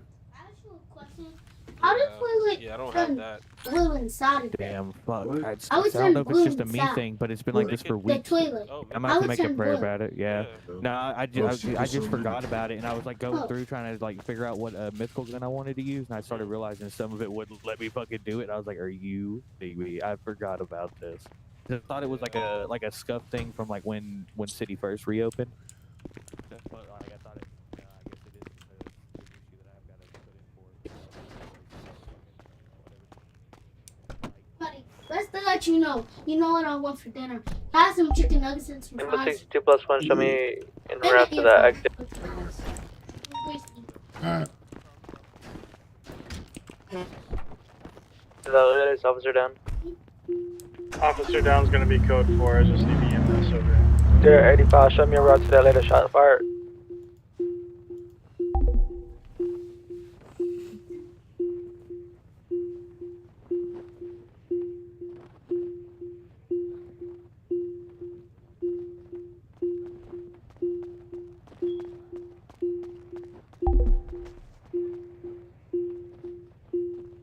I'm at 82+1. Show us an active 1011 with a silver sports bike. We're going to be on Los Santos Freeway. No additional 32s needed. 8-4.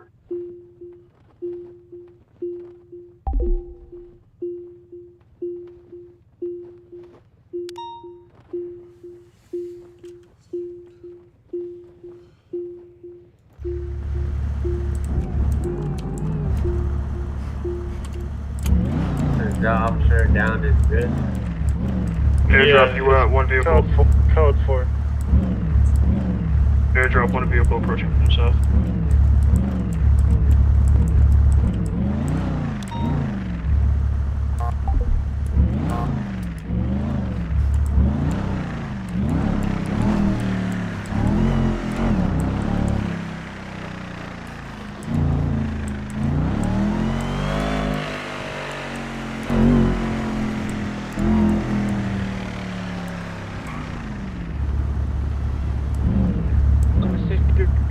Black truck back here. Black two-door truck.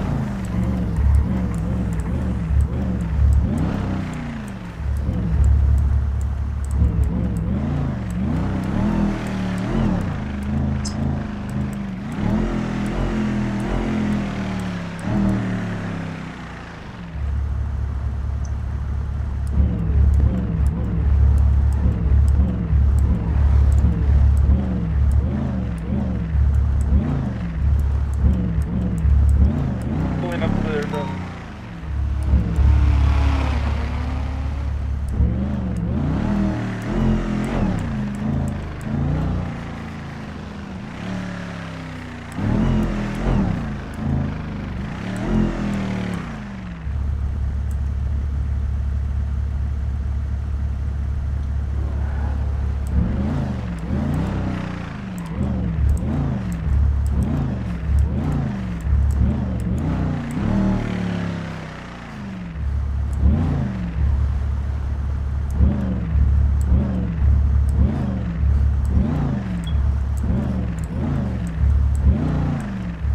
Over to the airdrop by 4013. We have people pulling up to it. 35. Tango 84 is 1023.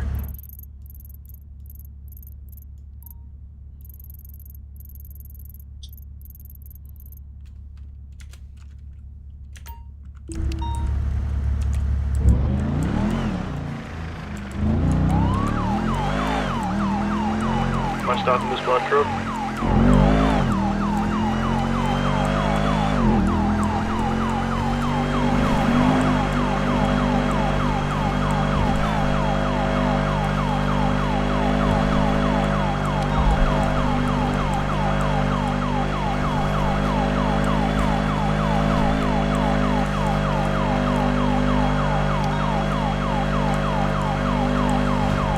Takeaway 4 is going to be an active 10-11, just north of their truck.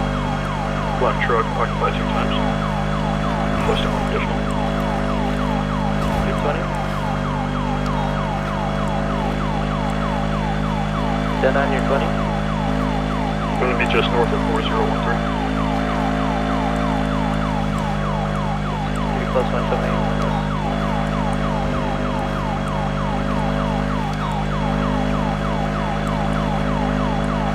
Lima 17 in route.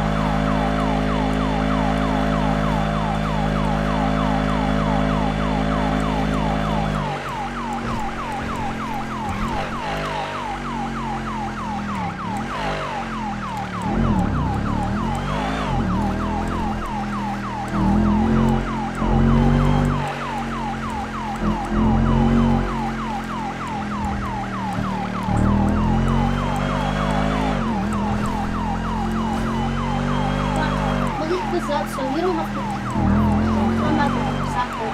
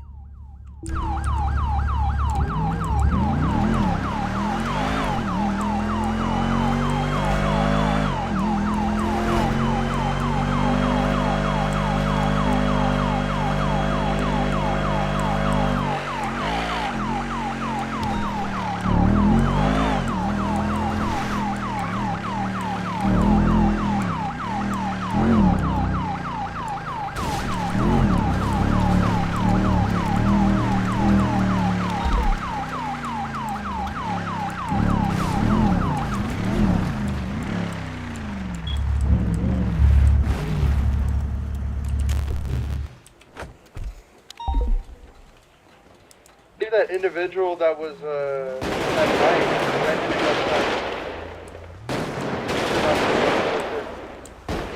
shooting officers, the guards, I'm gonna take them out.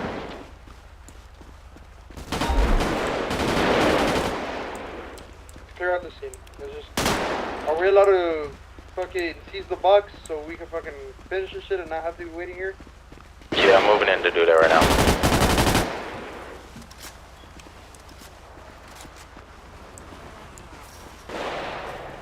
The individual that's dead by the bike isn't, he just died. He got randomly shot at by the guys, so.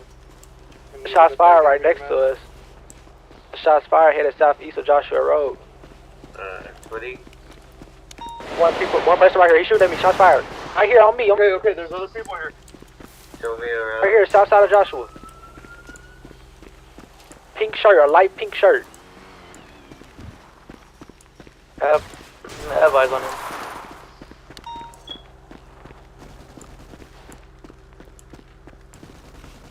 Dead.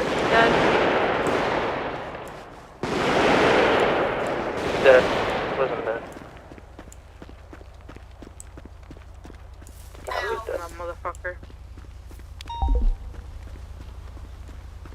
Show me around for the officer. I got one more right.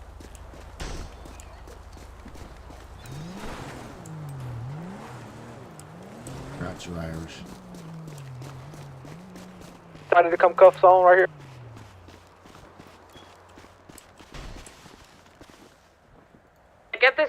Get this guy in your cars and get him out here just in case any backup comes. Revive him at the fucking station. Grab the individual that was dead on the bike. He didn't do anything, but he was just killed by the guards. He didn't even like engage them. He was just driving by. I'm calling EMS to the station just to get everyone there. Alright, thank you. MRPD, right? Yeah. Did any of you guys bother picking up some evidence? They didn't go for the loot box, they just started shooting on.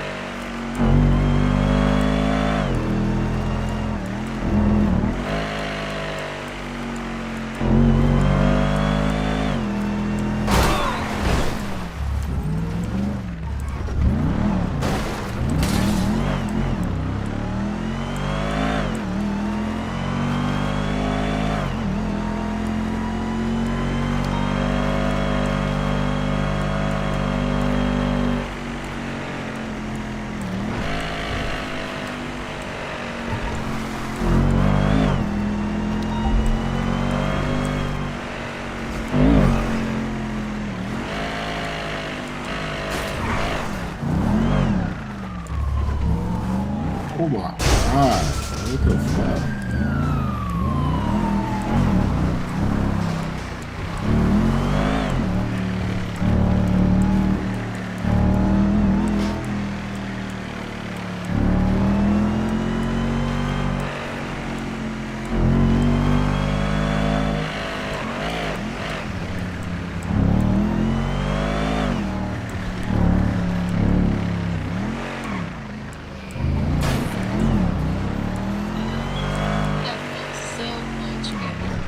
It's Friday.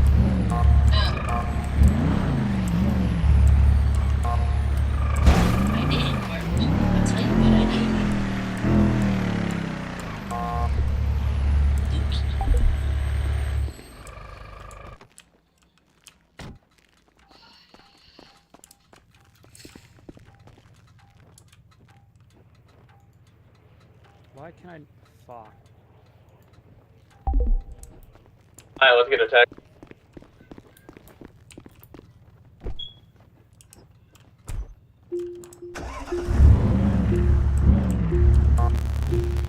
Hey, whoever was just at that most recent airdrop, I expect to see a evidence report on that with evidence. He's like. Where? Is the officer right here? Right there. Reload your area, then you might be able to see him. Here's Scope. Oh yeah, no, you have to. This shit keep doing weird shit.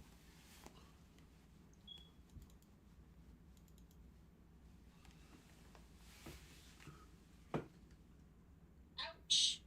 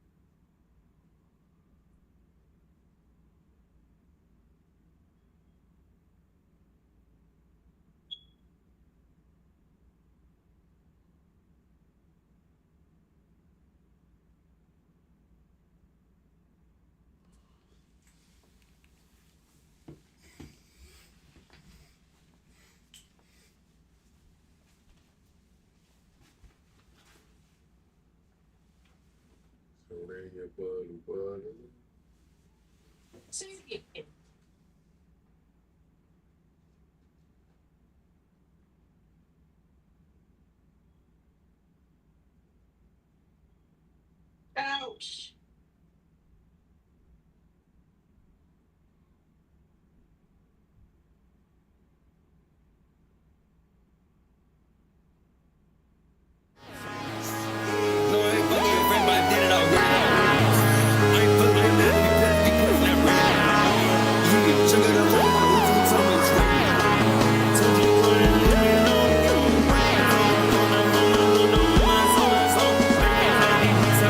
Baby,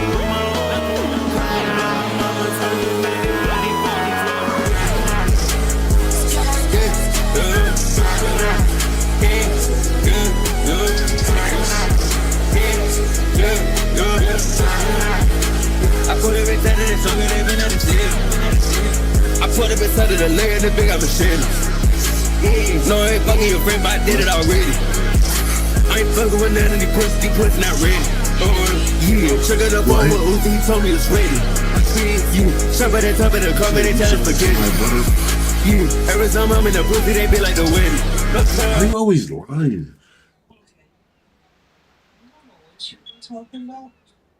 You said you know what talking about. Would I be what?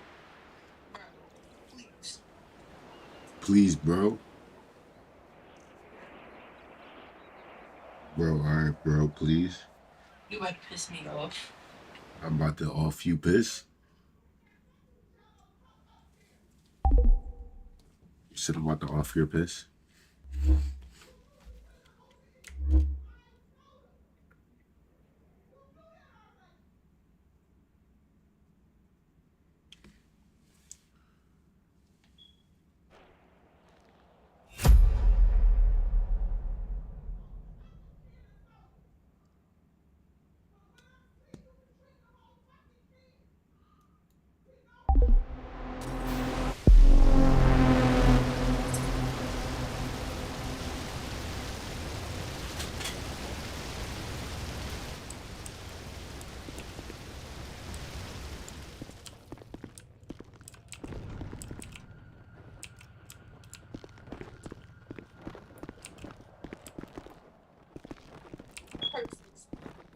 The fuck?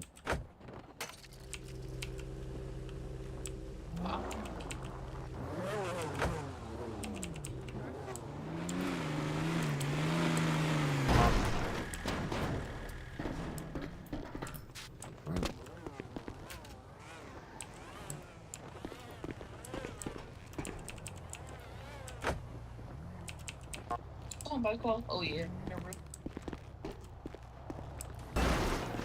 Damn, where my iPad? Ooh.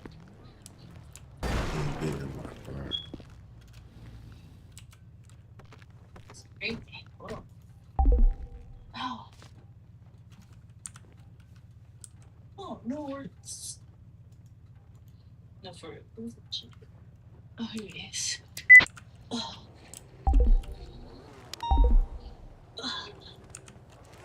Time real quick.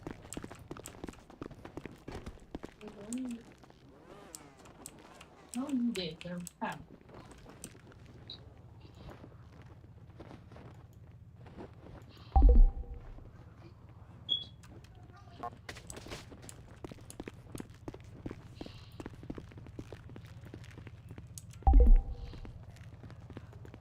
She'll be back up to date.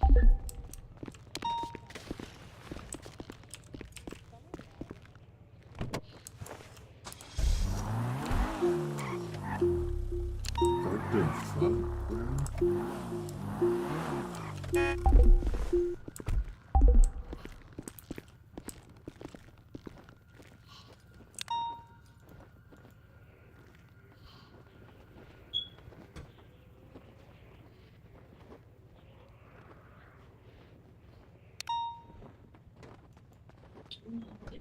Shoot 210.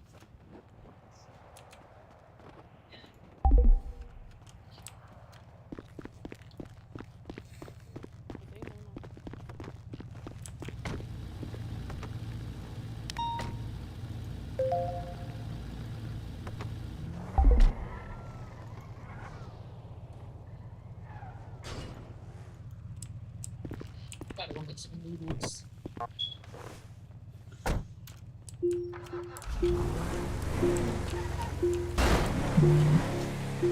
Shut up. Oh, your boy sleeping. Yeah, sure. You know he's sleeping. Right. That's what I do. Okay. I'll let you sniff it. No, I ain't sniffing shit. If you are, it's my family. You are. I ain't sniffing shit. Yes, you are. I mean, you got shit in your ass, but I said I ain't sniffing shit. Wait. You know, you already said it. You said, yes, I am. Clarifying that you got shit in your ass. No. You're nasty. Got shit in my ass. You got shit in your ass. I got shit in my ass. Yeah, you do. Tag 70 guys will be 1042, 10-7. Have a good day, you guys. Or afternoon.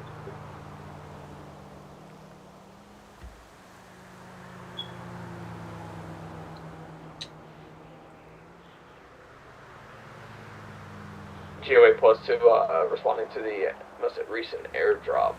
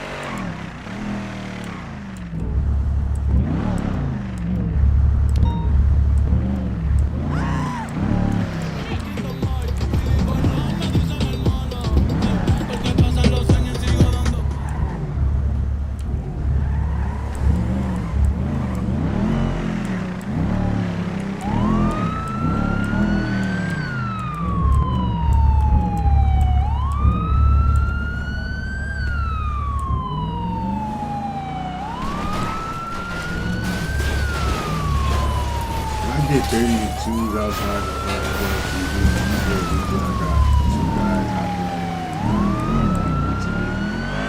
It's a vapid stadium going there, main building. I think that's all +2.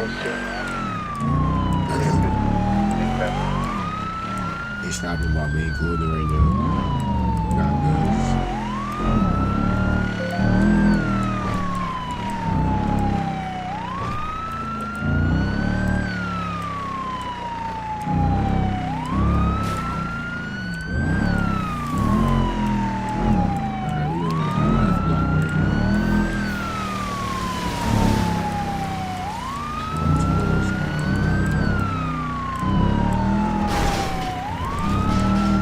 Sierra 85 attack.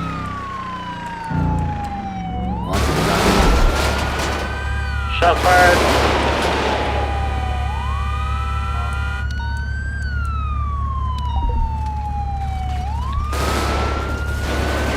Down, both down, got both. 10-4. Hey Jimmy, let me get an ID on who it was. So we got one dude in a blue bandana, no milky hair guy. I'm just trying to watch out for who's been repeatedly today.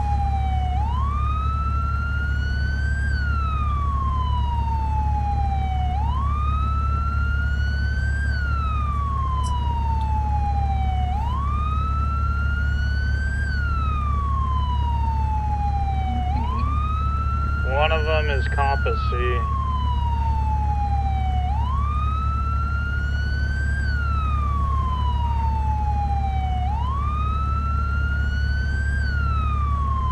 I get EMS to MRPD, I'm gonna take them there.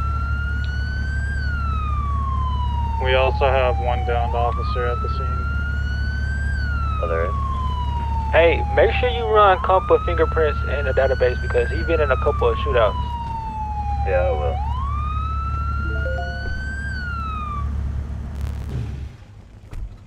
Let me get on.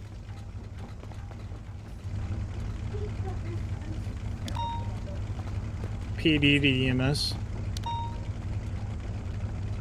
I got one officer down by Mega Mall, was shot by 2 suspects. If I could get one person over. Tango 84 to any available. Hey, Jimmy, that officer down, go forward. It's go for it. Alright. 10-4, appreciation. Alright, I'm gonna transport these two. Yeah, big troopers in a little bit. We got Tango 84 to any available LSPD unit.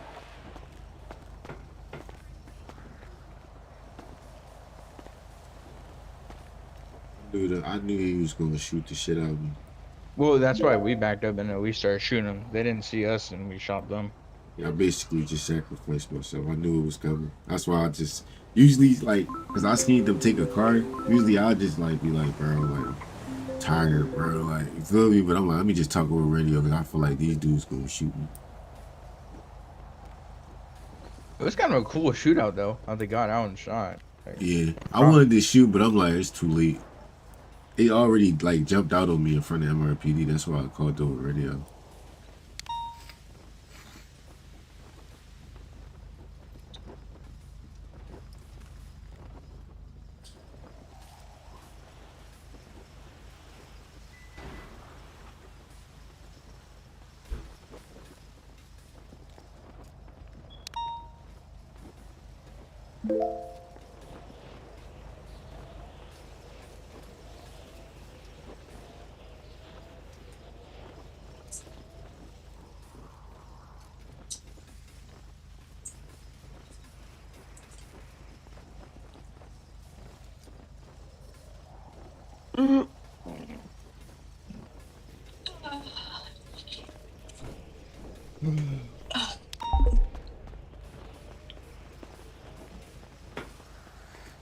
Where's the EMS at?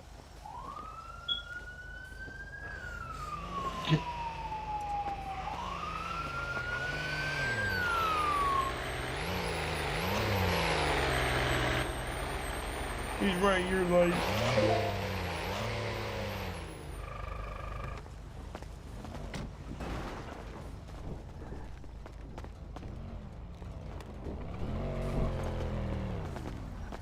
Do you know what street we're on? What's that? Do you know what street we're on? We are on Davis Avenue. And the cross street right behind us? That would be Carson. Okay.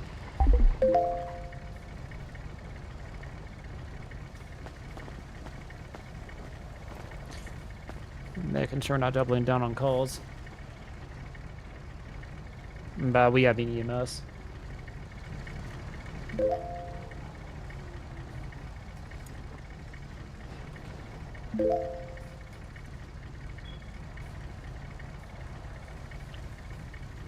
Tango 84 to Lima 62.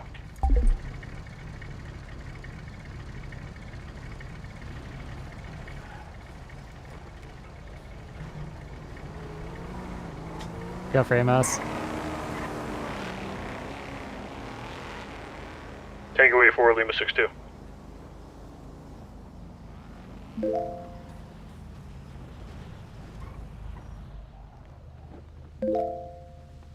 Who's getting all them dings? I told you, Axel's Tango 84 to Lima 96. Oh, That shit yeah. keeps going off. Thank you, EMS. I'm so sorry. I'm sorry. Lima 96, that's me, right? You tell me. Sorry, my brain's frazzled right now. What's up? Hey, you got a report number so I can add this evidence to? Is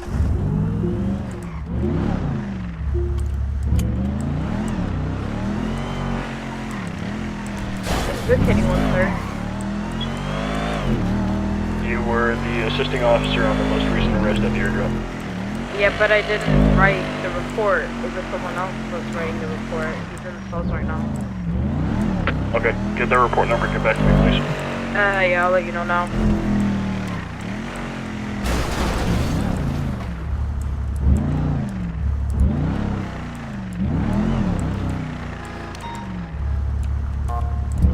Report number is 1888. Yes,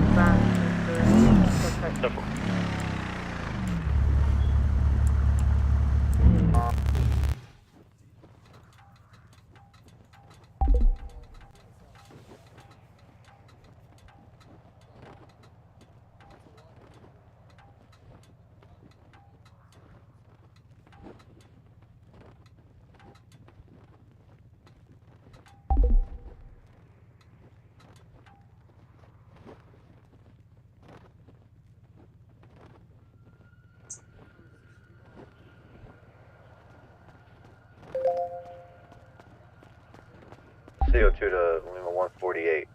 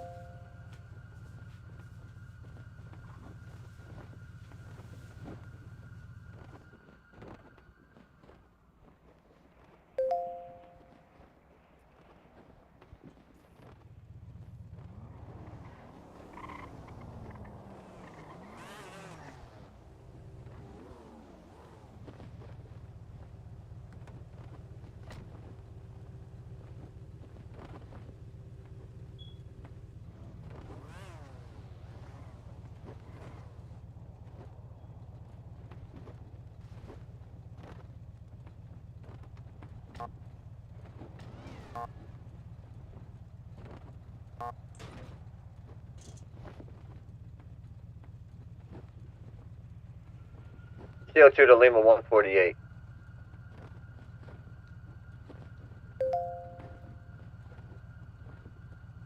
Go for 148. Come to the cells, please.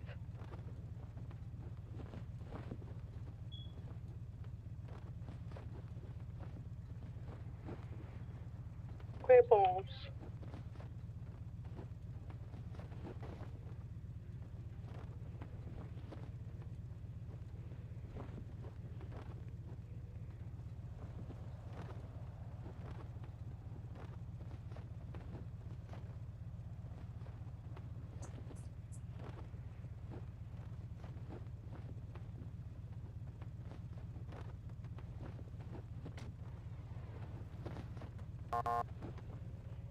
Tango 84 to Lima 96.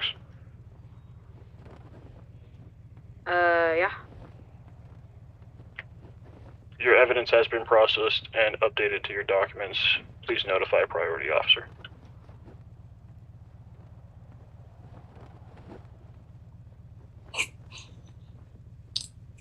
Uh-huh.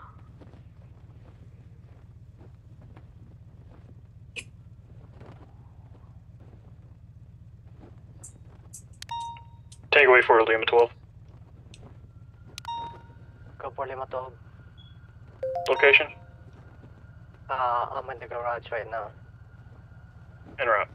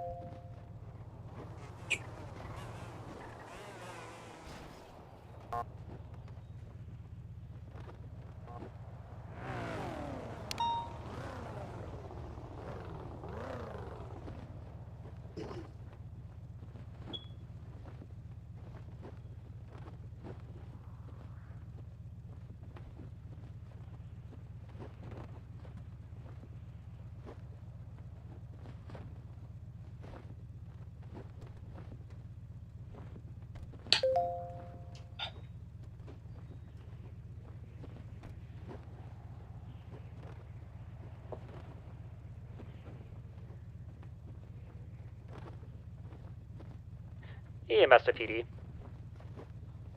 Go for PD. Go for PD. Hey, I got one downed individual right outside of the SASP station. Did anybody lose the suspect earlier? Tango 12 plus 2 in there. 10-4. We got white shirt, red jacket, red pants, it looks like red shoes, no other noticeable identifiers. I believe that's my arrest. Copy.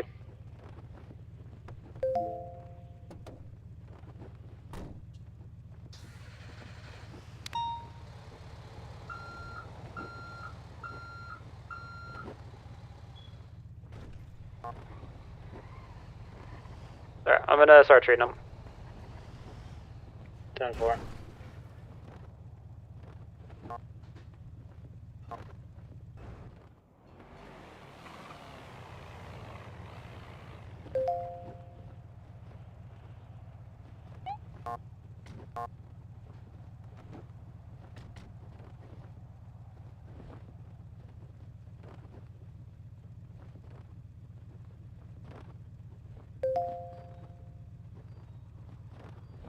Ow. I got a headache.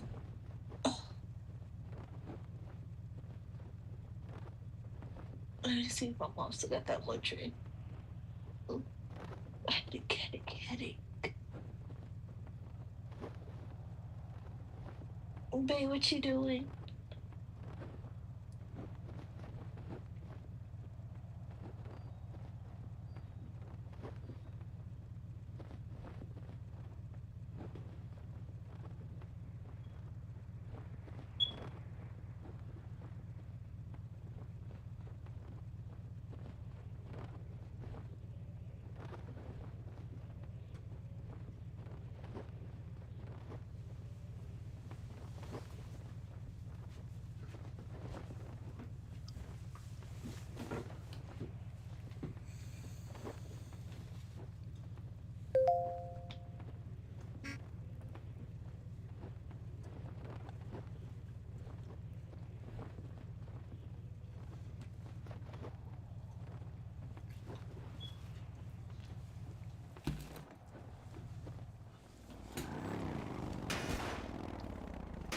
Bro.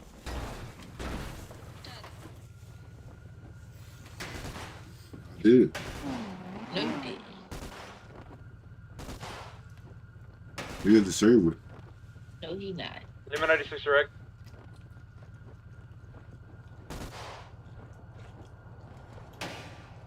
It's on his stream. No, it's not. Go watch it. He don't even got a stream. Stop lying. How would you know? Because I know. Stop lying. Think you know. No, I do know. Stop lying. Telling you, he be playing RP. No, he don't. Shut up. Pick it up.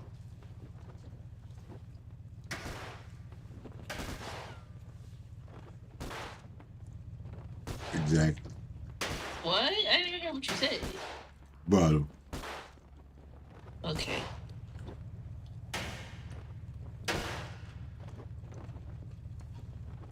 That's all you is.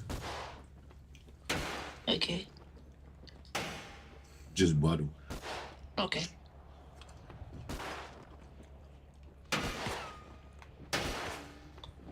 You will be a bottom. Okay. I'm asking.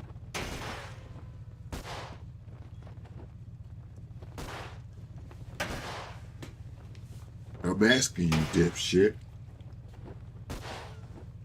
Not asking me nothing with that attitude. You're an asshole.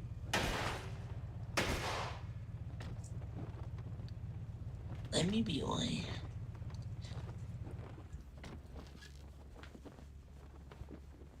Anyway, Broby, I was abandoned vehicle outside MRPD.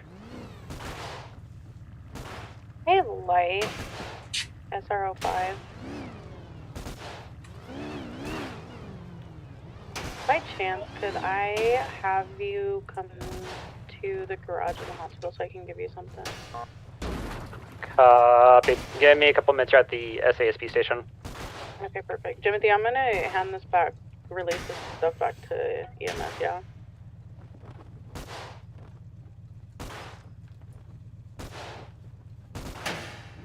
Yes? Like, nah, you miss me. Nope. Oh, type shit. Ain't no sight, y'all.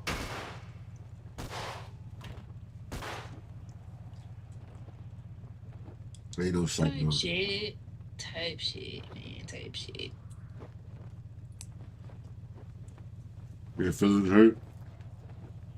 No. Jake, I'm Wow. gonna go 10-7 for a little bit. Hold on. I'ma just remember that. What's that supposed to be? Dang.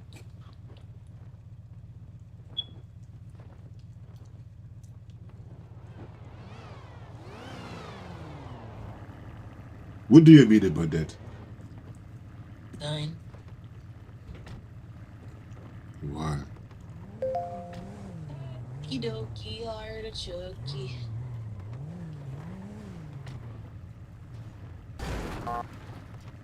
You say you smell like dookie. I never said that, bro. That's what I heard. Never said that. Speak up next time.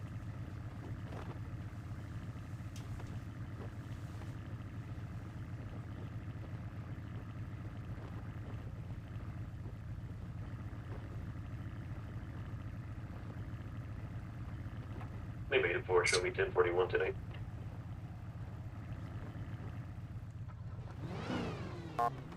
Sarah 5 is heading to the hospital garage and swapping back to Radio 5. MRPD garage or Chris hospital Brown, garage? you're gonna be like, oh my God, Chris Brown, nice to meet you. Hospital garage, if I can meet you at the MRPD garage. Okay, yeah, that's where I'm at, is MRPD. We just took your guys' medical equipment off of somebody, and I wanted to relinquish it back over to you. 10-4. I do want some details from you when I get there. Okay.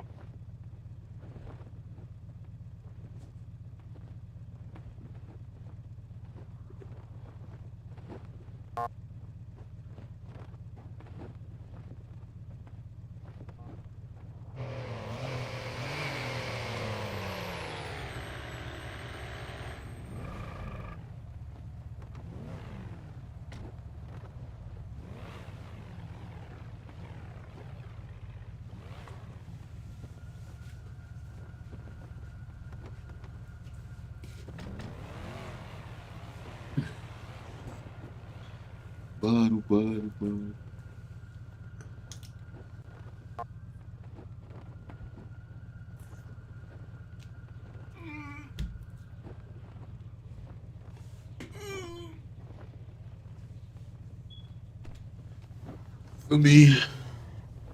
Feel me? Spoke up 2 seconds ago, man. Feel me? Got the homemade sandwich, man. The pickles, man. The chipotle mustard.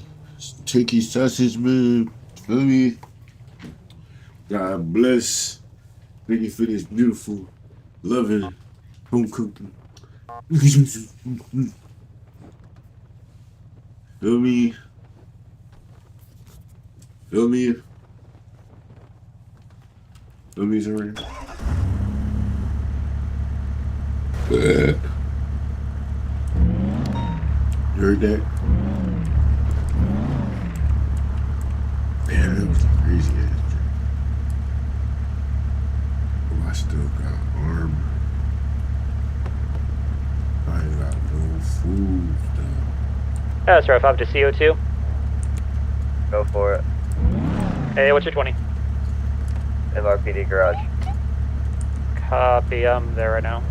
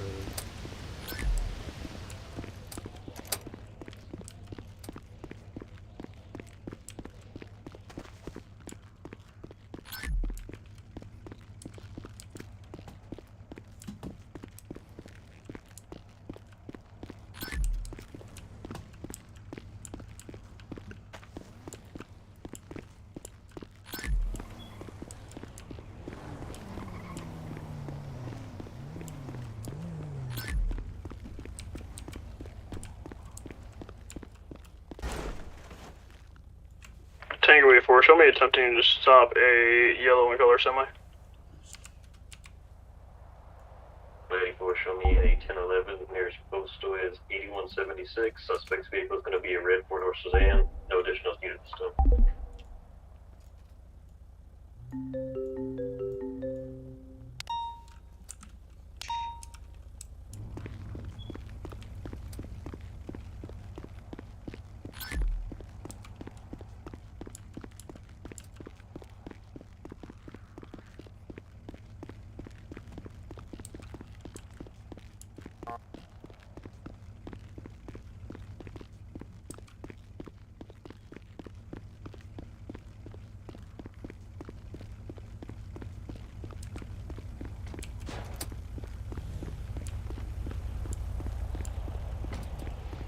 My traffic stop's going to be code 4. Tango 84, my traffic stop's going to be code 4.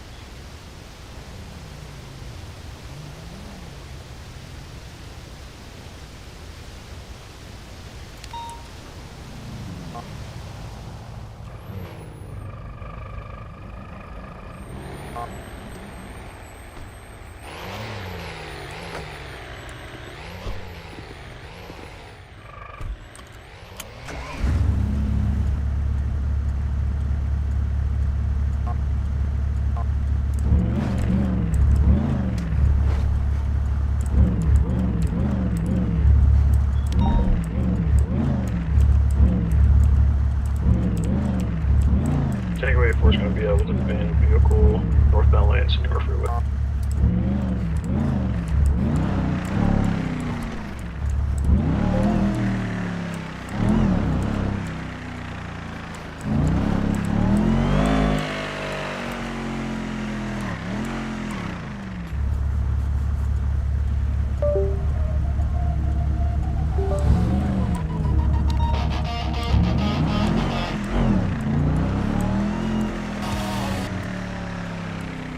We're getting pursued by. Oh, never mind. Schizophrenic, am I right?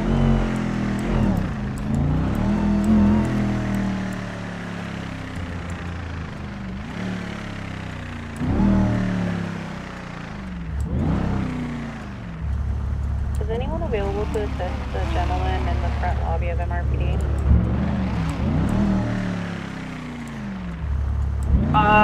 I can in just a moment.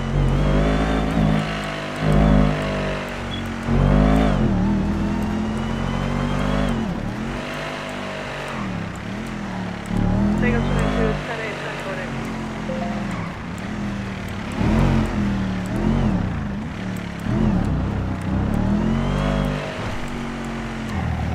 10-40. Tango 84 switching AOR road to Blaine County.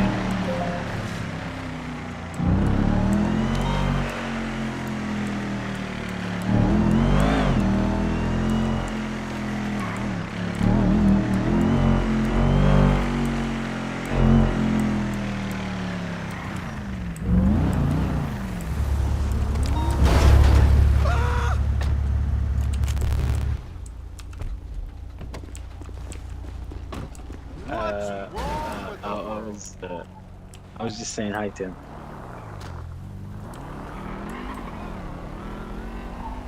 Come on, man. You don't have to cuff me, man. Come on.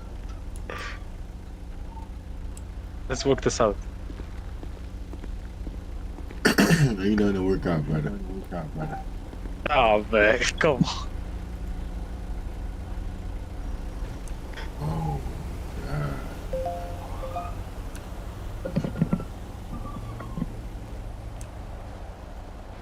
Come on, man. Nothing to do over here.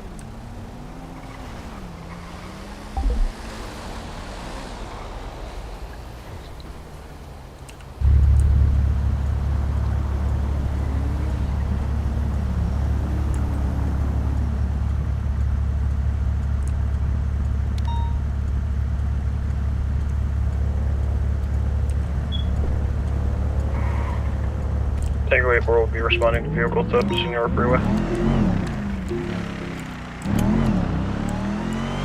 Looks just like they can arrest me, bro. Yep, sorry, you're under arrest. Anything you say can be used against you in court of law. You got the right to attorney. You cannot afford an attorney when you be body to by the state. You understand, Judge? I just read to you, sir. You understand these rights? I just read to you, sir. Okay, I can't afford an attorney right now. Bro. It won't be provided to you, brother.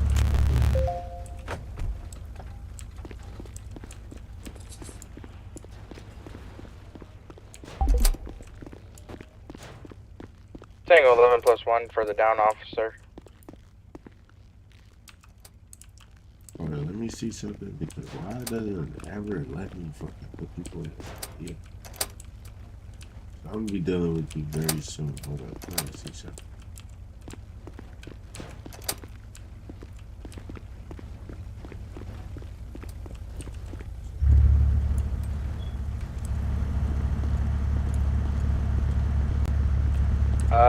I think, LSPD, I think your high command had a heart attack.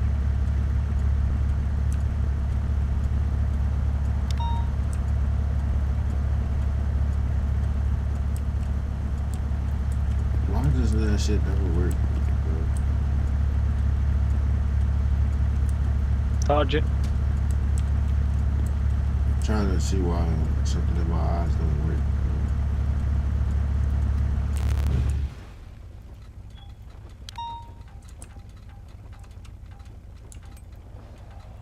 That's shit.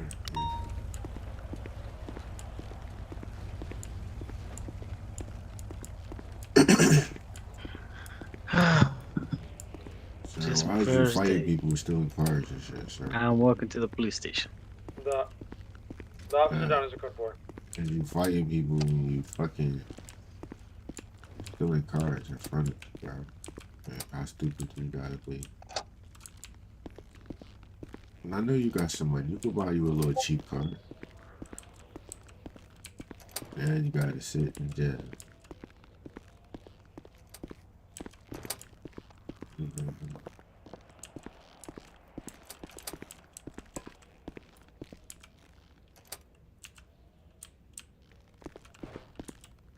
What's your name, sir?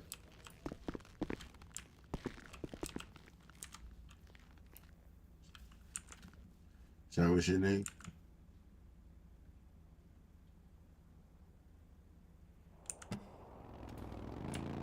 I guess you don't want to tell me your name.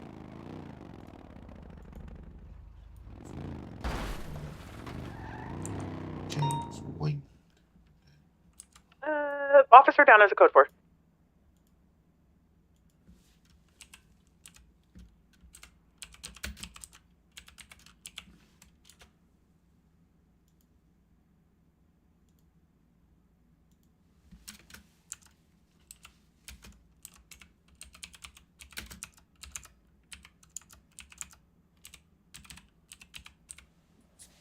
Oh, shit.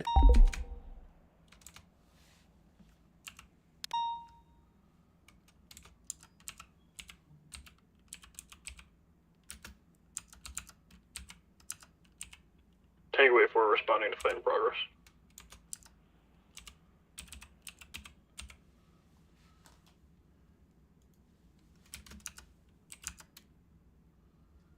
I'm at 31+2 en route to the downed officer.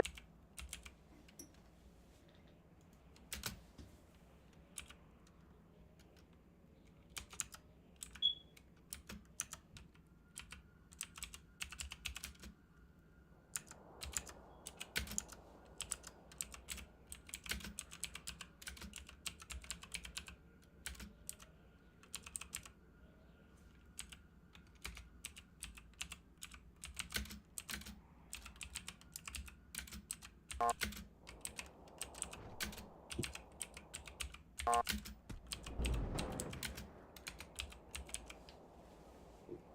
Down's code 4.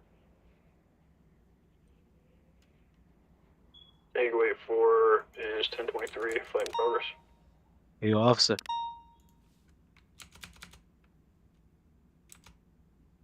Yeah.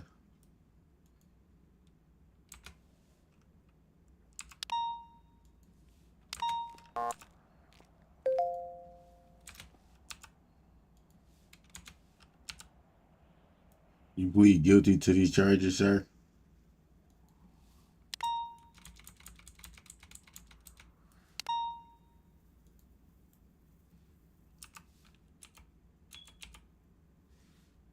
Takeaway 4, code 4, resuming patrol.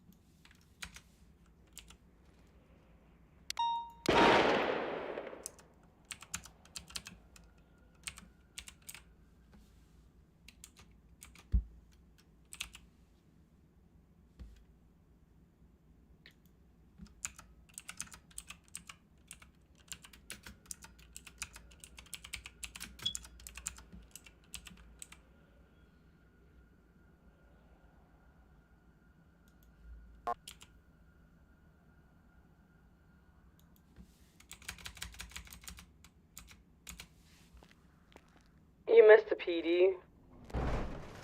Go for PD. We have one in the hospital parking lot trying to steal cars, the emergency vehicles. En route. He's wearing all red and a Santa Claus hat. Thank you. Red top, white pants, Santa Claus hat.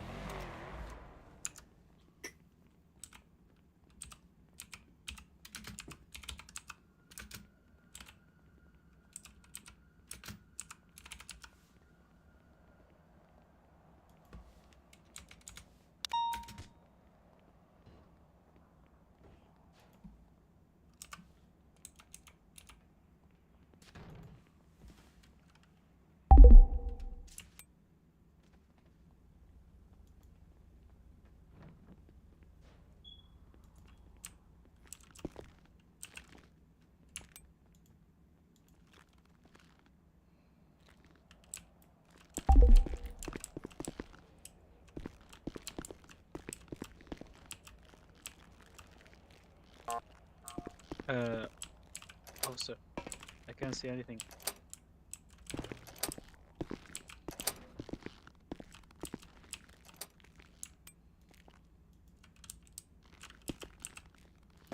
How about now? If you want to put me in jail, just do it faster, please. Cassie, what's your 20?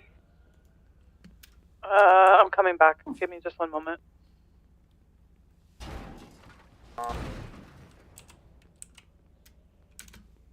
I'll push it.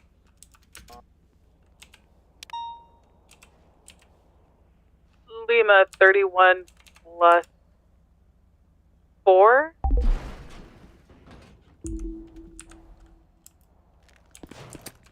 At a current traffic stop with a blue 2-door convertible. No additionals needed at this time. EMS to PD. Go for PD.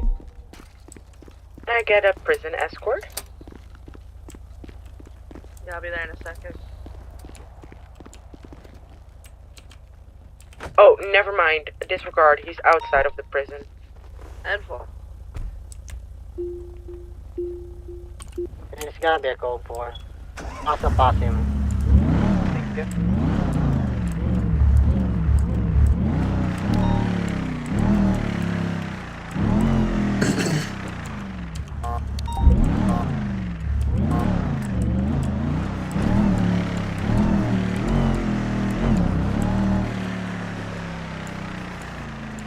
I'll be over here, Kayla. I can hear you. Get back.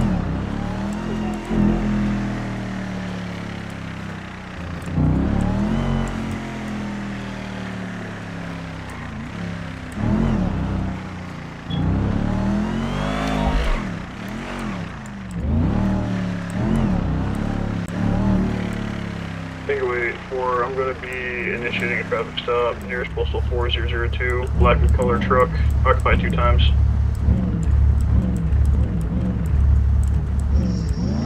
And to help you with your...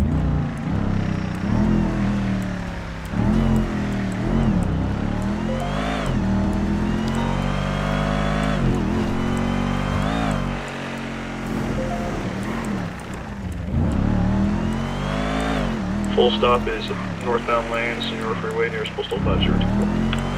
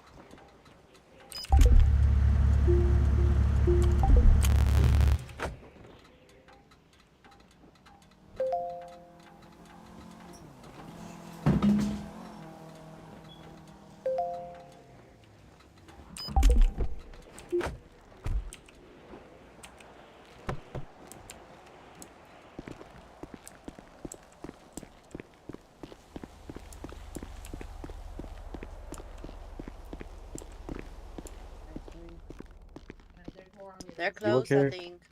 No. Well, there's nobody here. Someone needs to report this to the IRS. Axel? Can I see? I'm in the garage. I'm coming.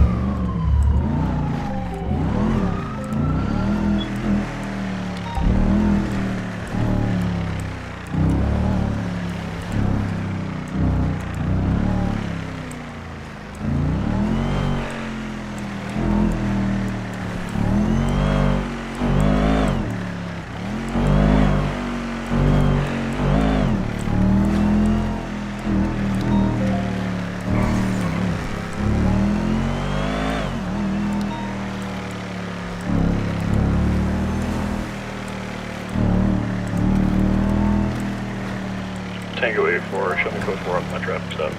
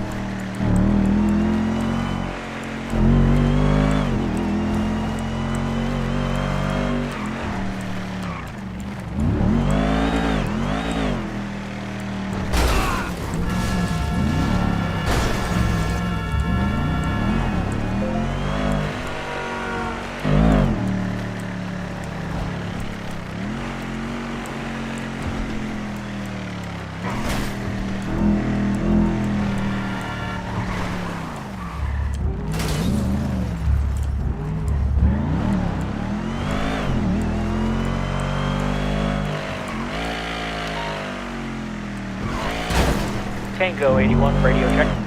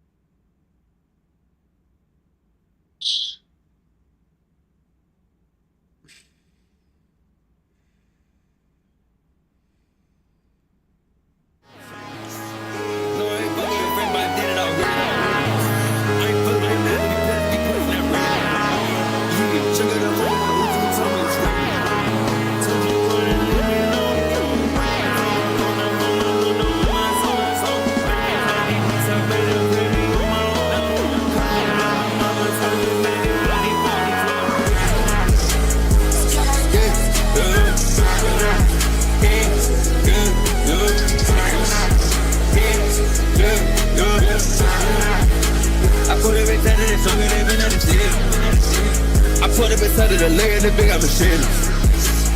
No, I ain't fucking your friend, but I did it already. I ain't fucking with none of these pussy not ready. Yeah, check it up on with Uzi, he told me it's ready. Yeah, shove at the top of the car, man, they tellin' spaghetti. Yeah, every time I'm in the pussy, they be like the wedding. Yeah.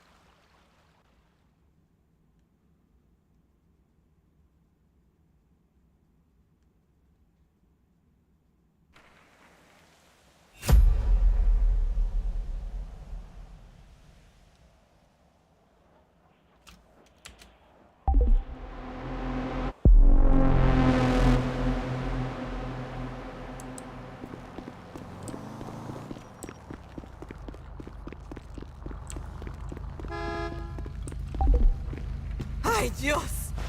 ¡Ah!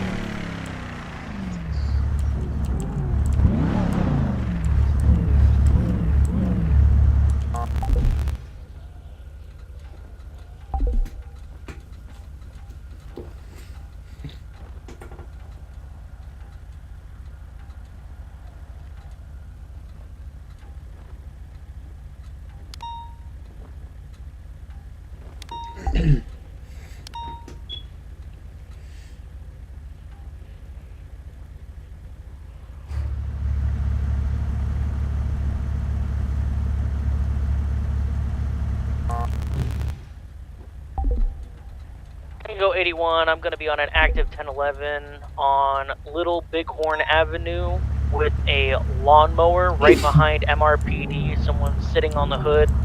Someone's driving, no license plate. Requesting 132. I'm en route. Lima 96 is requesting a pickup. Where are you at? 20 Lima 96? The church.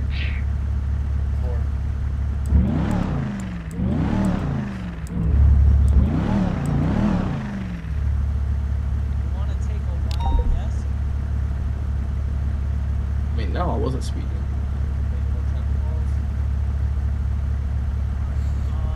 I understand you're in a four-wheel motor vehicle. I understand that. And I understand you're using it on the roads, which most would suspect a four-wheeled motor vehicle goes. A lawnmower does not go on the road, and especially an unregistered, untagged lawnmower It is does very not go on the road. There's no tags. Yeah, number an active 1080 near It's got a VIN Postage number, Square. So that means it's but- registered. I'm just saying. But that it's 'Cause the VIN is registered to registered me. with something else. You're not paying It road doesn't have a taxes license on plate. it. It's not 1011 near You don't Postage have outside of Power Cell. registration for it for road use. There's no Times one, can I get that district 32? There's no way to get a lawnmower registered. Status on the 1011 with the lawnmower? 10-4, that'd be Tango 81. So, if you could hand me your license, possibly what registration you had, maybe if you've had it insured through Walmart insurance.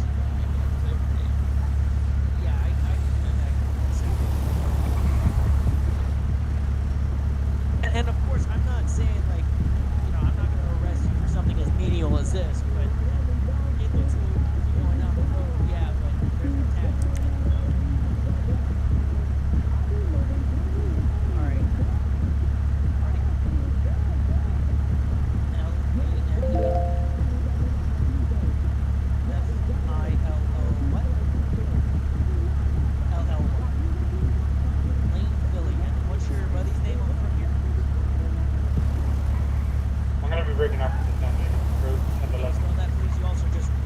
my 1011 code.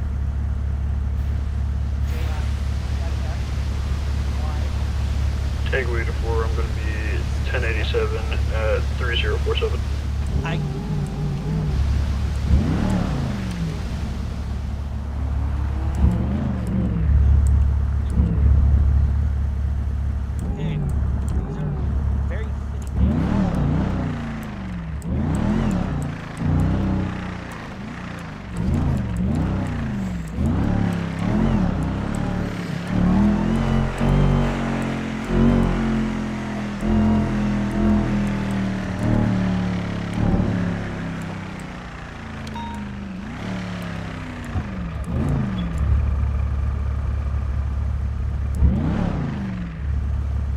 Yo, y'all cops getting laid out. That's sad.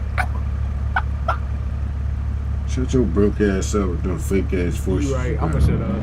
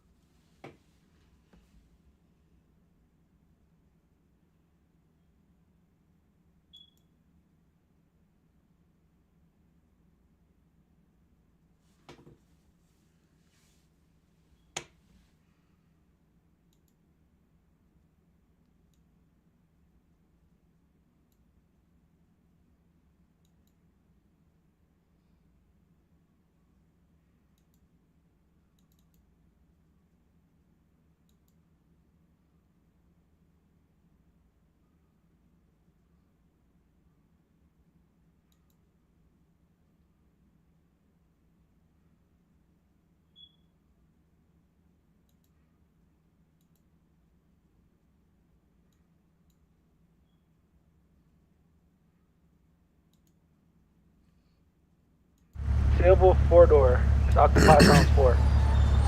Lima 31 plus 4 en route.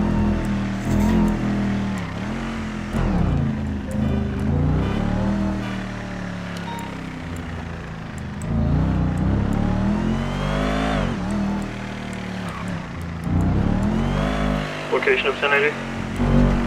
They passing the police station in Sandy Shores right now. They're passing the jail.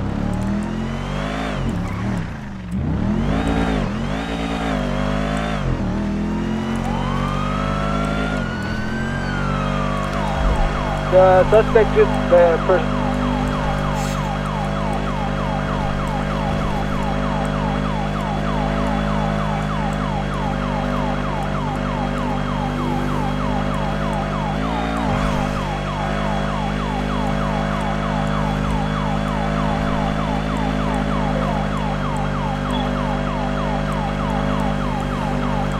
Update.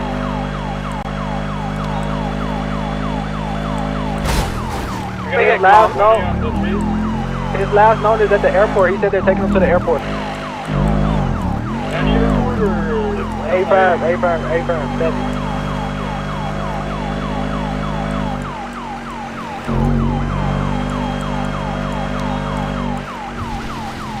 What's the model of the vehicle? He didn't give a model. He just said it's a silver 4-door. They ditched the. Oh.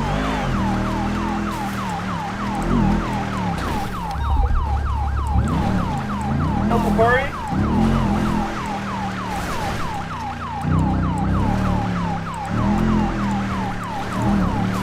This is it right here. Oh, I have these individuals over here. That individual. Set us down. I got two individuals on foot. I'm gonna pursue this guy. Get the 215 to the left.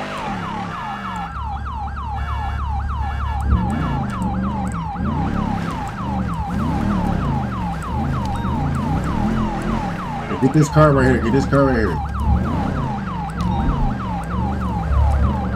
I'm dealing with the suspect that were on foot. An active 1080 with a silver 4-door pet car occupied by 4 heading southeast classic.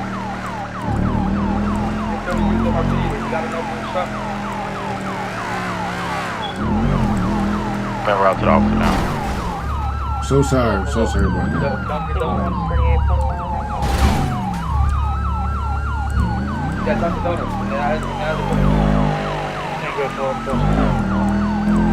Wearing a bucket hat?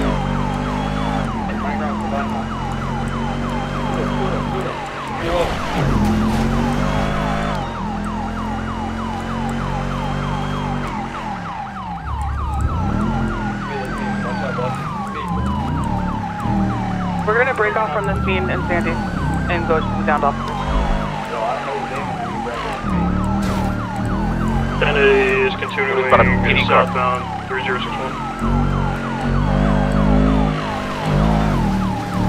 BG the break off from that one of the officers down in the city. En route. No one push in until we get our run.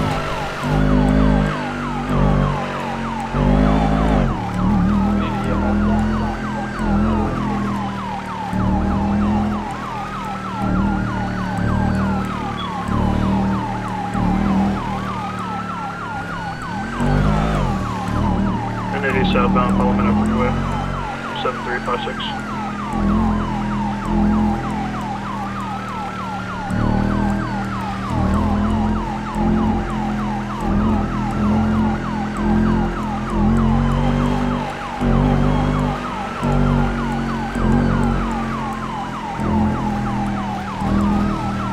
Starting pit timer.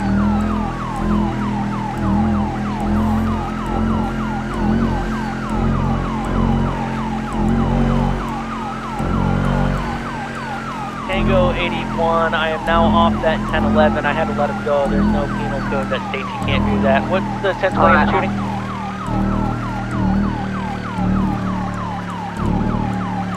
Doing about make sure this officer down. That's gonna be high priority. Alright? I'm sure you guys respond.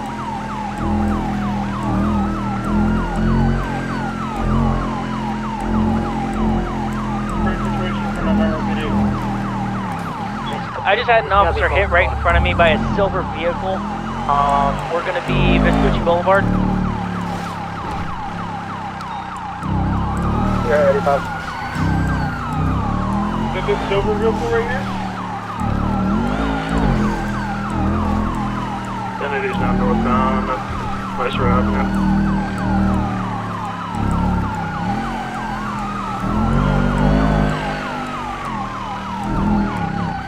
He's going, he's right there, he hit again.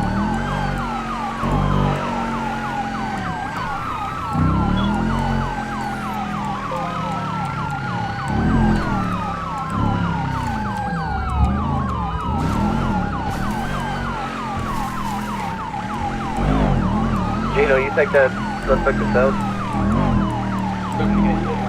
Pit timer has elapsed and moving in.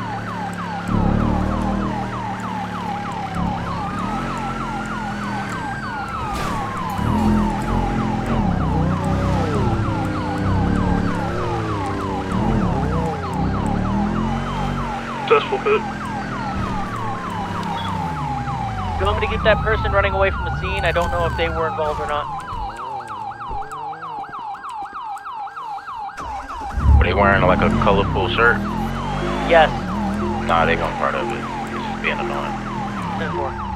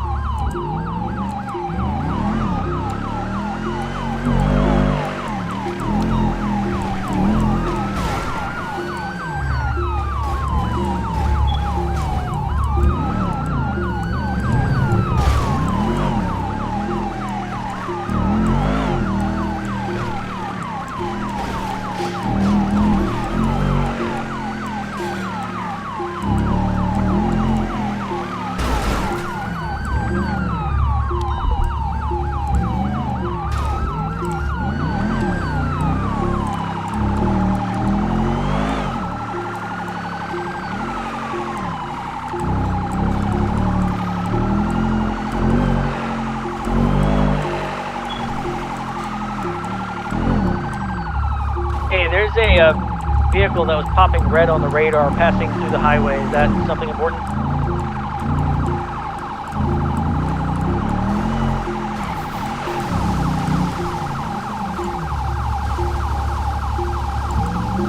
I think that might be EMS.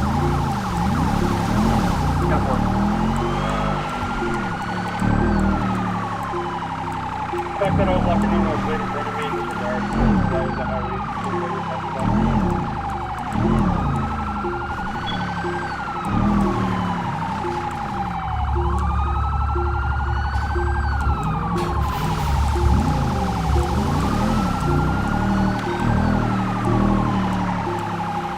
CP on this 1080 with me, be advised he has a weapon in his hand.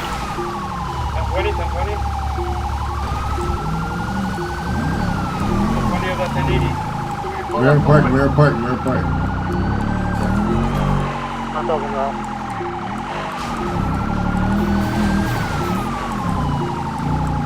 He just turned into his car. He's smoking right now. He got a weapon in his hand.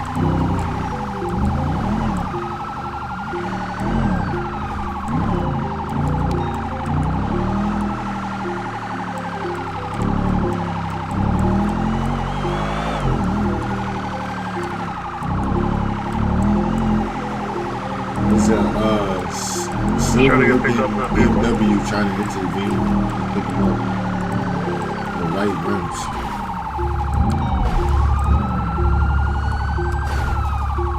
So y'all at Mirror Park?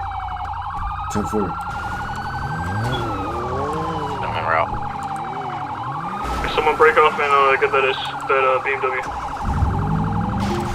Tango 76, we potentially have a wizard over here near closest 8063 and the car driving nobody with it.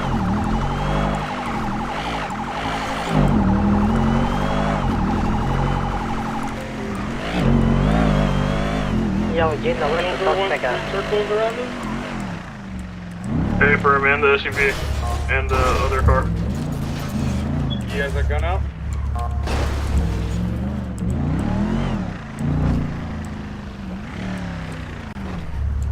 CO2 to Lima 74. Where's my suspect? 81 requesting pickup. Yeah, your suspect, that was prime. But I got him, he messed pick him up and take a recruit, so it doesn't know what's going on. Suspect on.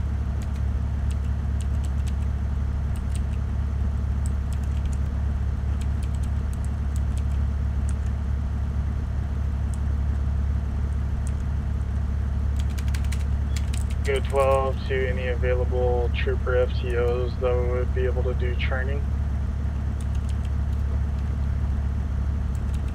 What's up with these other two gray vehicles right here?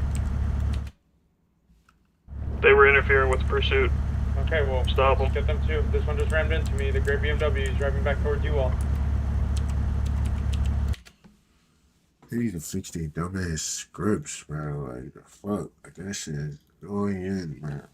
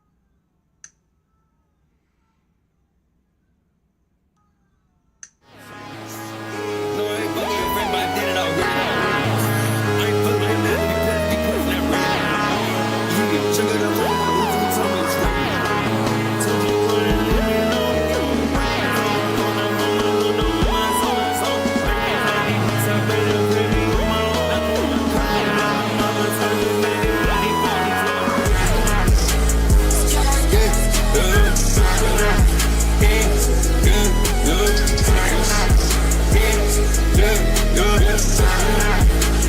put him inside of that song and they been out of shit. I put him inside of the layer and the big I'm a shit. No, I ain't fucking your friend, but I did it already. I ain't fucking with none of these pussy not ready. Yeah, trigger the phone with Uzi, he told me it's ready. Yeah, shove at the top of the car, man, they tell us spaghetti. Yeah, every time I'm in the pussy, they be like the way.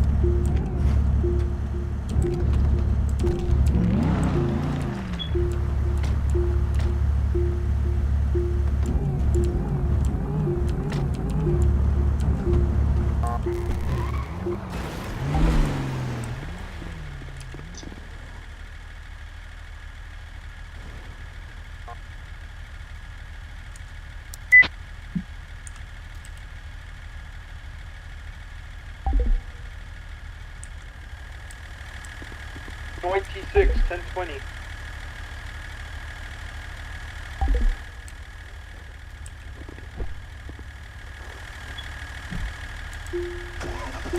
Jade.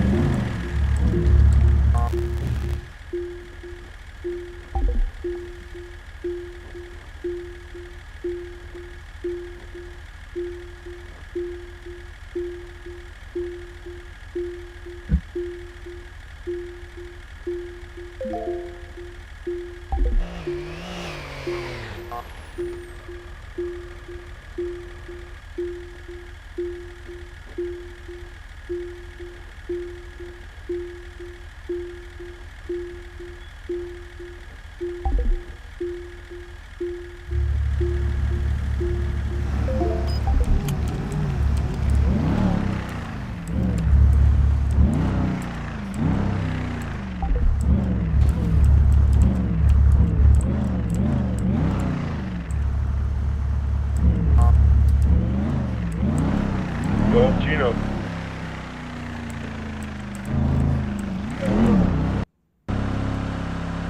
Bro, like, then they keep fucking kicking me, bro.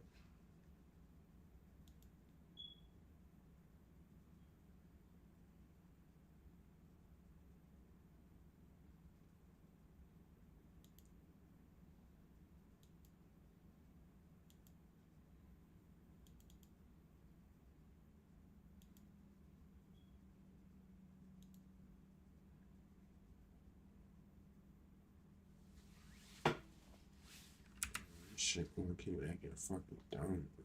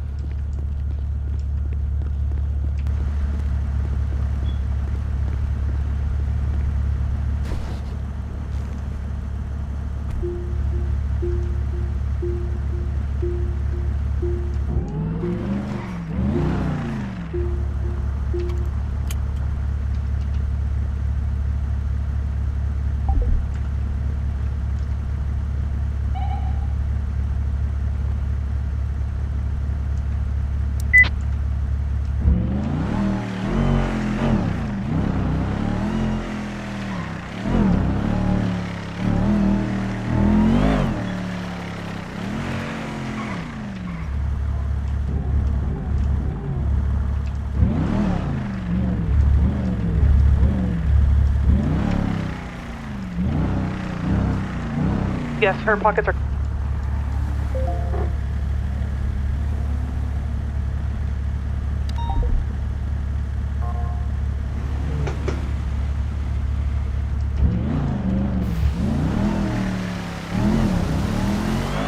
So I'll talk to them.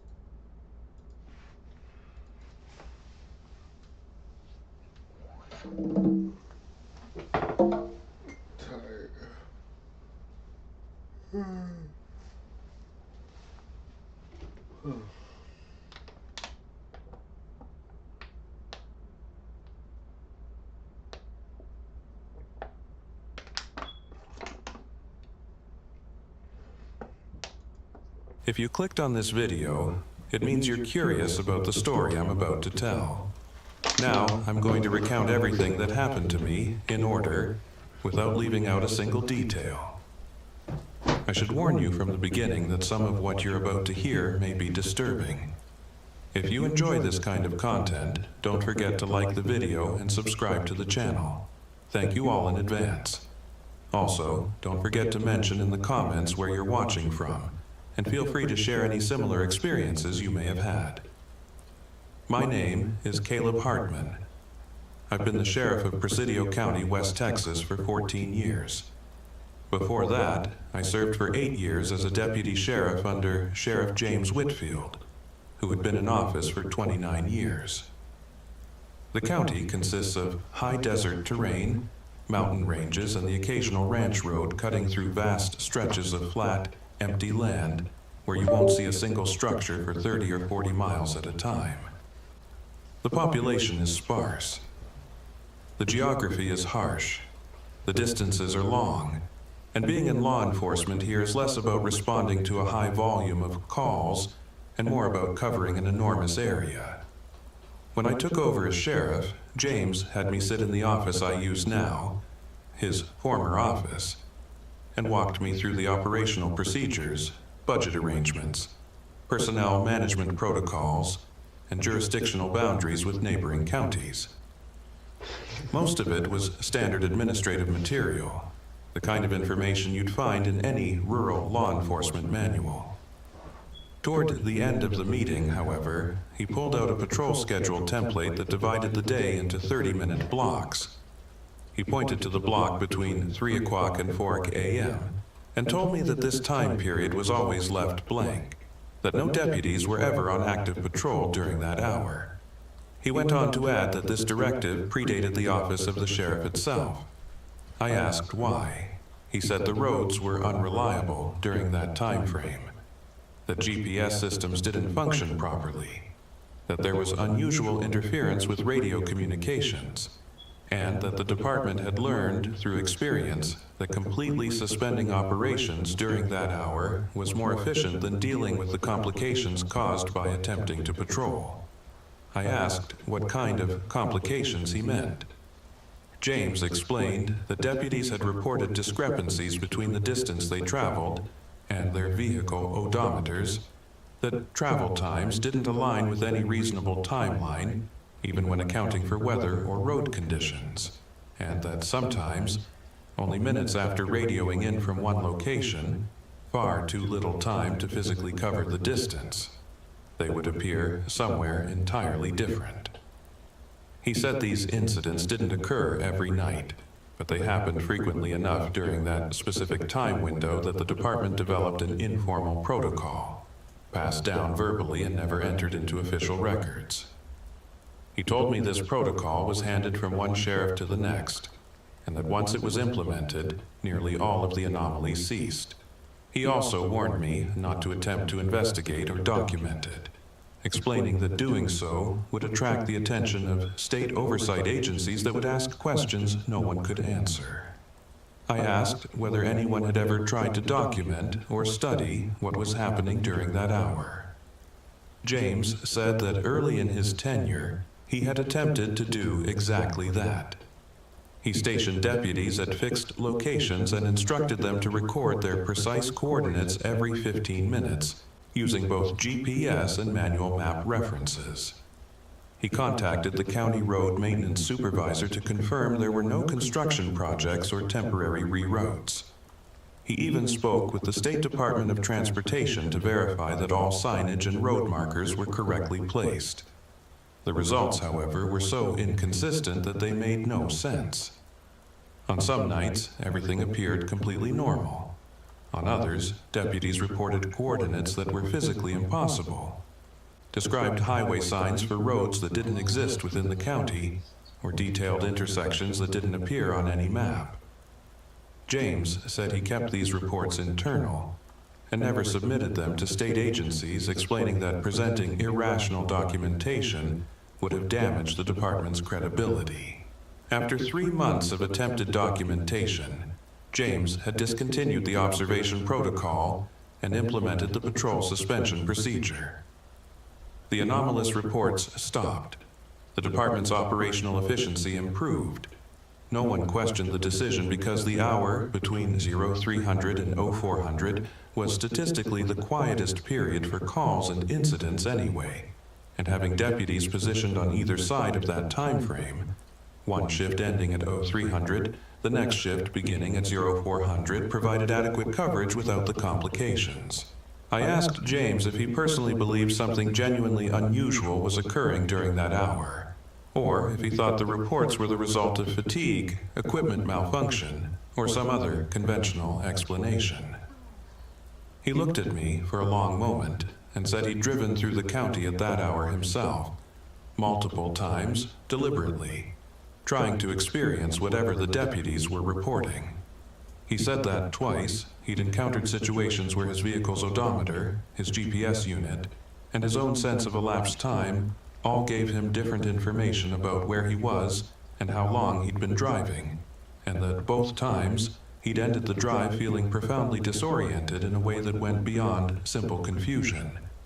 He said he couldn't explain what was happening, but he knew it was real, and he knew the smartest response was to avoid it. I accepted James's guidance and maintained the patrol suspension protocol. For the first 6 years of my tenure as sheriff, the system worked exactly as he'd described. The hour between 0300 and 400 remained an operational gap. Deputies scheduled their shifts around it. Dispatch knew not to assign calls during that time frame, and the handful of incidents that did occur during those hours were handled by having the responding deputy wait until 0400 to begin travel, or by having the outgoing deputy extend their shift past 0300 if immediate response was critical. The county residents who were aware of emergency services operations never questioned why response times might be slower during that specific hour. Most people were asleep during that time anyway. The protocol was invisible to everyone except the department personnel who implemented it. The first incident that challenged the protocol occurred in my 7th year as sheriff. It was late September. Temperature had dropped into the 50s at night, and we had clear skies with good visibility. Deputy Rose McAllister was working the 2200 to 0300 shift, covering the northern sector of the county along U.S. Route 67 and the smaller farm roads that branched off it. At 0247 hours, she radioed dispatch to report that she was concluding her patrol and returning to the station. Estimated arrival 0320 hours. Dispatcher Evelyn Brooks acknowledged and logged the communication. At 0256 hours, Deputy McAllister radioed again, this time reporting that she was on County Road 2810, approximately 40 miles from the station, and asking if dispatch had any updates on weather conditions because visibility had suddenly decreased. Evelyn confirmed that weather stations were reporting clear conditions countywide, no fog or precipitation. Deputy McAllister said that was inconsistent with what she was observing, that the road ahead was becoming difficult to see despite her headlights, and that she was reducing speed as a precaution. At 0301 hours, Deputy McAllister radioed that she'd stopped her vehicle because she couldn't see the road clearly enough to continue safely, that the darkness ahead seemed unusually dense, and that her headlights weren't penetrating more than 20 or 30 feet. Evelyn advised her to hold position and wait for conditions to improve, and noted that it was now past 0300 hours. Deputy McAllister acknowledged. At 0307 hours, she radioed again, saying visibility had returned to normal, the darkness had cleared, and she was resuming travel to the station. She arrived at 0343 hours. When she entered the station, I was there completing end-of-shift paperwork. She looked disoriented, kept checking her watch against the wall clock, and asked me if the station clock was correct. I confirmed it was. She said that didn't make sense, that according to her patrol log and her own sense of time, she should have arrived at least 20 minutes earlier. I asked her to walk me through her exact route and timeline. She described leaving her last checkpoint on Route 67 at 0240 hours, traveling south on County Road 2810 toward the station, encountering the visibility problem at approximately 0256, stopping at 0301, waiting until 0307, and then resuming travel. She said the distance from where she'd stopped to the station was roughly 15 miles, which should have taken about 20 minutes at normal speed, meaning she should have arrived around 0327. Instead, she'd arrived at 0343, 16 minutes later than expected. She said she hadn't stopped for any reason after resuming travel, hadn't encountered any delays or detours, but somehow the drive had taken substantially longer than it should have. I asked if her odometer reading matched the expected distance. She checked her vehicle log and said yes. The odometer showed she'd traveled the correct distance. I asked if her GPS had tracked her route accurately. She said her GPS unit had turned off during the visibility problem and hadn't reactivated until she was almost at the station. And when it did reactivate, it had briefly shown her position as being on a road she'd never been on, before correcting to her actual location. I told Deputy McAllister to file a standard patrol report noting the visibility issue and equipment malfunction, but to not include speculation about the time discrepancy or GPS error, that I'd review the incident internally and determine if any follow-up was needed. She filed the report as instructed and went off shift. After she left, I sat in my office reviewing what she'd described and comparing it to the incidents James Whitfield had mentioned years earlier. The pattern was clear. During or immediately adjacent to the 0300 to 0400 time frame, something about travel through the county became unreliable. Distance, time, and position stopped corresponding in the expected ways. I considered calling James to ask for additional context, but decided against it. He'd already told me everything useful. Avoid the hour, don't investigate, don't create documentation that invites external scrutiny. Over the following 3 weeks, I made a point of reviewing patrol logs more carefully, looking for any other incidents that might suggest similar problems. I found nothing overt, but I noticed patterns in how deputies structured their shifts. They would conclude patrol routes by 0255 at the latest, ensuring they were either stationary or traveling on well-known direct routes back to the station by the time 0300 arrived. The few deputies who had extended shifts past 0300 due to active incidents always chose to remain at the incident location rather than travel during the problem hour. It was as if the entire department had developed an intuitive sense of the danger without ever discussing it explicitly. When I asked Under Sheriff Luis Ortega about this pattern, He said it was just efficient shift management, that there was no point having deputies out on patrol during the statistically quietest hour, that it made more sense to have them transitioning between shifts during that time. I asked if he'd ever experienced anything unusual while driving during that hour. He said no, because he avoided driving during that hour, and then he looked at me directly and said I should probably do the same. In early November, I received a call from Henry Cole, the county road maintenance supervisor. He said he needed to discuss an issue with road signage on several county roads in the northern sector, that there had been reports of signs being in incorrect positions or displaying incorrect information, and that his crew had been out multiple times to verify and correct the signage, but the reports kept coming in. I asked what kind of incorrect information.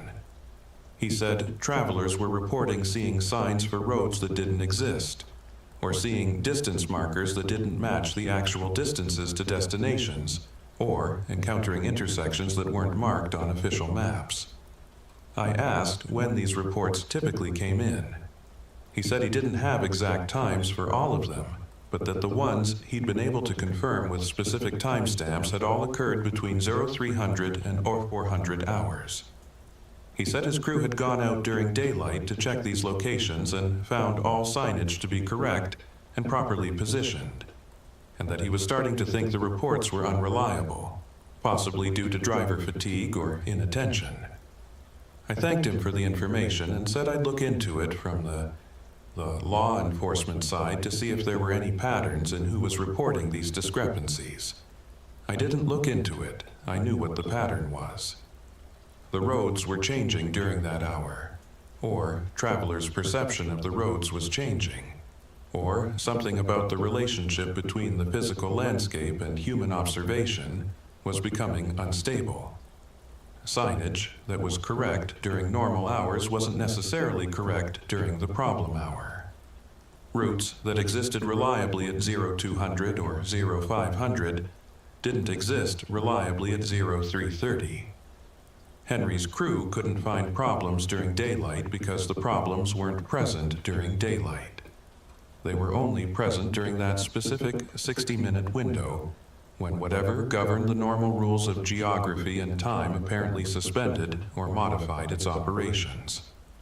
In mid-November, I was working late at the station, completing budget reports when Evelyn Brooks came into my office and closed the door behind her. She'd been the county dispatcher for 19 years, had worked under 3 different sheriffs, and had the kind of institutional knowledge that didn't exist in any manual or database. She asked if I had a few minutes to discuss something that wasn't urgent but was concerning her. I said yes. She sat down and said she'd been reviewing old dispatch logs, partly out of curiosity and partly because she was training a new dispatcher and wanted to show them examples of various call types and how they'd been handled. She said she'd noticed something odd about the logs from 0300 to 0400 hours going back at least 15 years. There were almost no calls logged during that hour. Not low numbers of calls, but essentially 0 calls. She said that statistically, that didn't make sense, that even during the quietest hours, there should be occasional calls, accidents, medical emergencies, disturbances, wildlife on roads.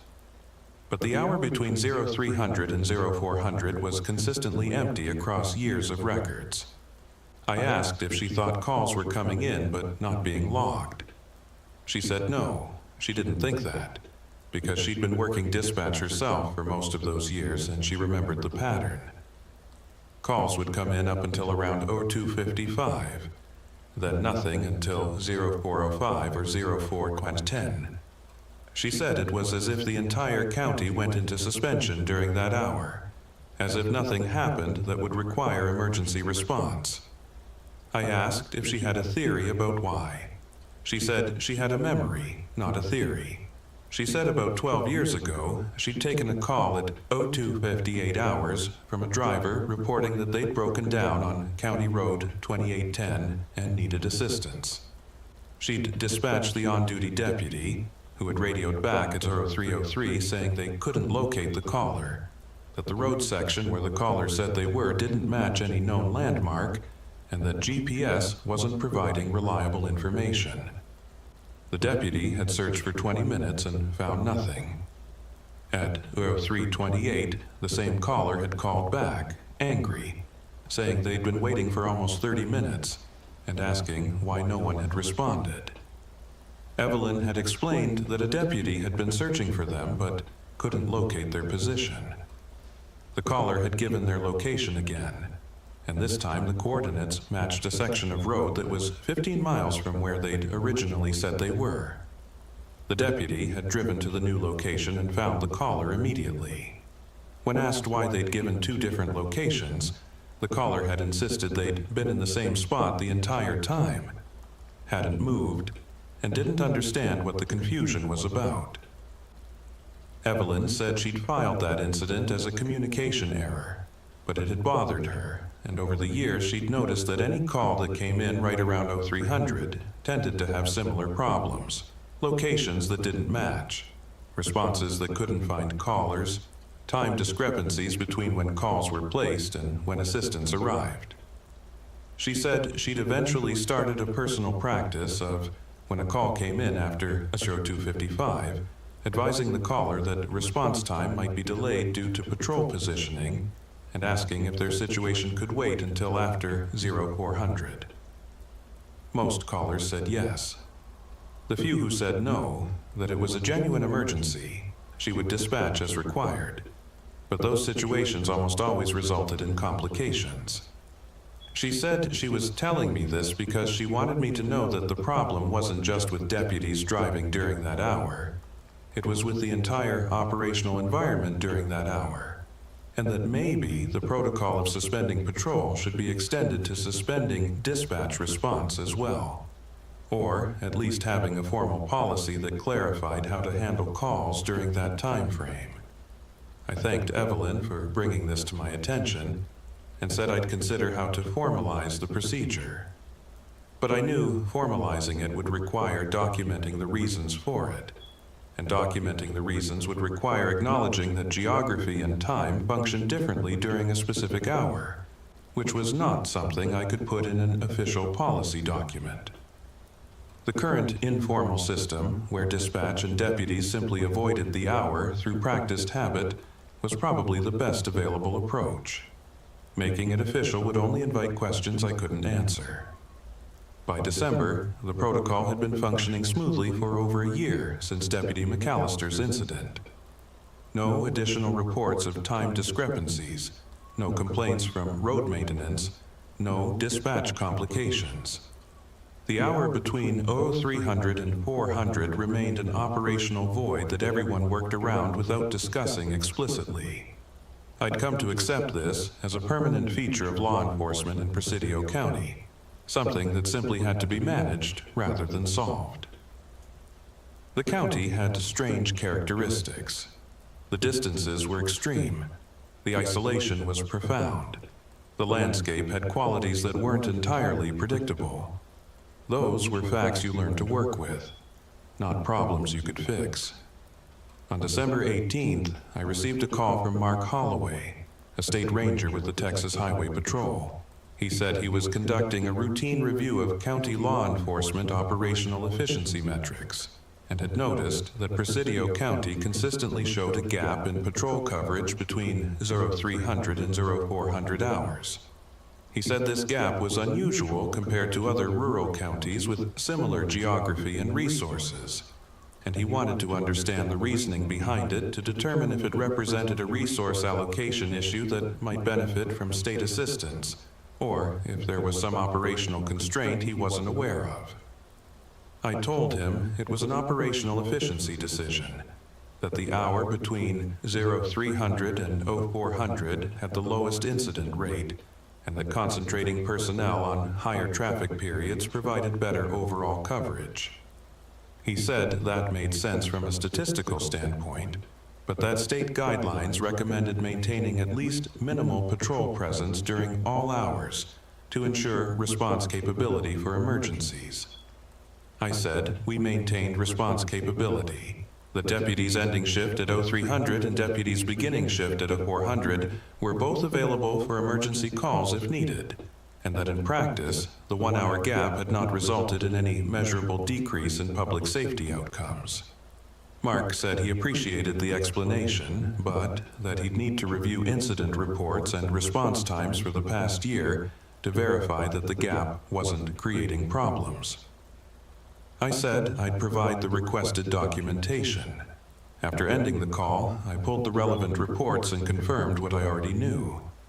There were virtually no incidents logged between 0300 and 0400, and the handful that were logged showed response times that were either within normal parameters or, in a few cases, longer than expected, but attributable to distance and road conditions. There was nothing in the documentation that would raise concerns from a state oversight perspective. But Mark's inquiry worried me because it meant external attention was being directed at the very thing we'd been carefully not documenting for years. If he pushed hard enough, if he demanded detailed explanation for why the hour was empty, I'd eventually have to either fabricate a more elaborate justification or admit that we avoided the hour because the roads didn't work correctly during it, and neither option was acceptable. Mark Holloway's inquiry remained on my mind through the end of December and into January. He'd received the documentation I'd sent and hadn't followed up with additional questions, which suggested he'd found nothing overtly problematic in the reports. But I knew that state oversight worked slowly and methodically, that agencies like the Highway Patrol would compile data across multiple counties before identifying patterns that warranted deeper investigation. If Presidio County's patrol gap was flagged as an outlier in a larger analysis, Mark might return with more specific questions that would be harder to deflect with general statements about operational efficiency. I considered reaching out to James Whitfield to ask if he'd ever dealt with state inquiries about the protocol, but decided against it.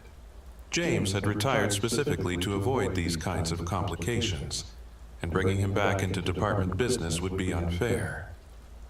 In late January, Deputy Rose McAllister requested a meeting with me to discuss her shift schedule. She'd been working the 2200 to 0300 rotation consistently for 8 months, and wanted to rotate to a different time frame, citing the difficulty of maintaining that sleep schedule long term. I understood her concern and agreed to adjust the rotation starting in February. But during the meeting, she mentioned something that made me reconsider her request. She said that over the past few months she'd noticed that her drives back to the station at the end of shift, which should have been routine and familiar after so many repetitions, had started feeling disorienting. She said she couldn't point to any specific wrong detail, that the roads looked correct and the landmarks appeared in the expected sequence, but that something about the experience of driving those routes between 2245 and 0300 had begun to feel subtly off, as if she was traveling through a landscape that was almost but not quite the one she knew. I asked her to describe what she meant by almost but not quite.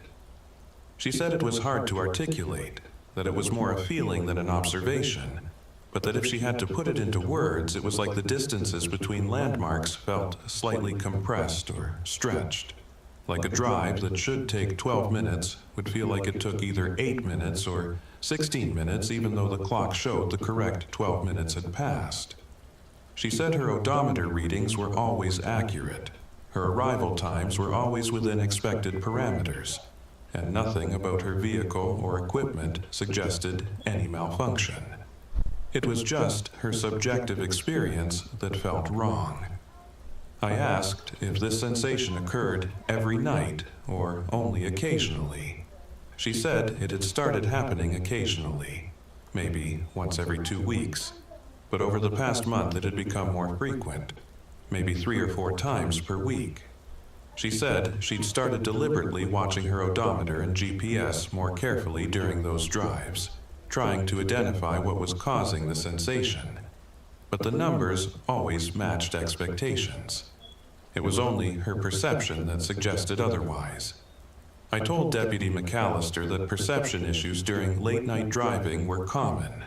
that fatigue and darkness could create illusions of altered time and distance, and that rotating to a different shift would probably resolve the problem. But I didn't believe it was simple fatigue. What she was describing matched too closely with the incidents James Whitfield had mentioned, with the time discrepancies and position anomalies that had led to the patrol suspension protocol in the first place. The roads weren't just unreliable during the 300 to 400 hour itself. They were becoming unreliable in the period immediately before that hour, as if the boundary of the problem zone was expanding or softening, bleeding into adjacent time periods. I made a note to review other deputies' reports from late shift drives to see if anyone else was experiencing similar sensations. Over the following week, I casually asked the 3 other deputies who regularly worked late shifts if they'd noticed anything unusual about driving conditions between 0-30 and 300 hours. 2 of them said no, everything seemed normal. The third, Deputy Travis Medina, hesitated before answering and then said he'd noticed that his fuel consumption seemed slightly higher than expected on drives back to the station at end of shift, that he'd have to refuel more often than the distance traveled should require. I asked if he'd checked his vehicle for leaks or mechanical problems. He said yes, maintenance had inspected the vehicle twice and found nothing wrong. He said the fuel discrepancy was minor, only about 10% higher than expected, but it was consistent enough that he'd noticed the pattern. I asked when he'd first observed this. He said about 3 months ago. I asked if it occurred every night or only sometimes. He said maybe half the time, and it seemed to be more common on nights when he was driving back to the station right around 0245 to 0255. Fuel consumption that didn't match distance traveled was another form of the same problem. Physical measurements that should correspond, but didn't. If Deputy Medina's vehicle was consuming more fuel than the odometer suggested it should, then either the odometer was underreporting distance, or the vehicle was traveling through some condition that required more fuel than normal driving. Neither explanation made conventional sense, but both suggested that the relationship between measured distance and actual travel was inconsistent during that time frame. I told Deputy Medina to continue documenting his fuel usage and to report any significant deviations, but I didn't pursue the issue further. There was no point in investigating what I already understood. The roads near the problem hour didn't function reliably. In early February, I received an email from Mark Holloway asking if I'd be available for a phone call to discuss some follow-up questions about Presidio County's patrol operations. I agreed, and we scheduled a call for the following afternoon. During the call, Mark said he'd been comparing patrol coverage patterns across West Texas counties and had noticed that Presidio County's approach of suspending patrol during the 0300 to 0400 hour was unique. He said other counties with similar geographic and demographic characteristics maintained continuous patrol coverage, even during low incident hours, and he was curious about what specific local factors made Presidio County's approach more effective. I repeated my earlier explanation about resource allocation and incident statistics, but Mark pushed further. He said he'd reviewed our incident reports and response times and agreed that the data supported the efficiency argument, but that he'd also noticed something unusual. Not only were there very few incidents during the 0300 to 0400 hour, but there were also very few incidents reported as occurring during that hour, even if the report itself was filed later. Most counties showed a relatively even distribution of incident occurrence times across the 24-hour cycle, with only minor variations. Presidio County showed a significant drop in reported incident times, specifically between 0300 and 0400, as if nothing happened during that hour anywhere in the county. I said that was probably a statistical artifact of low population density and the particular distribution of where people lived and traveled in the county.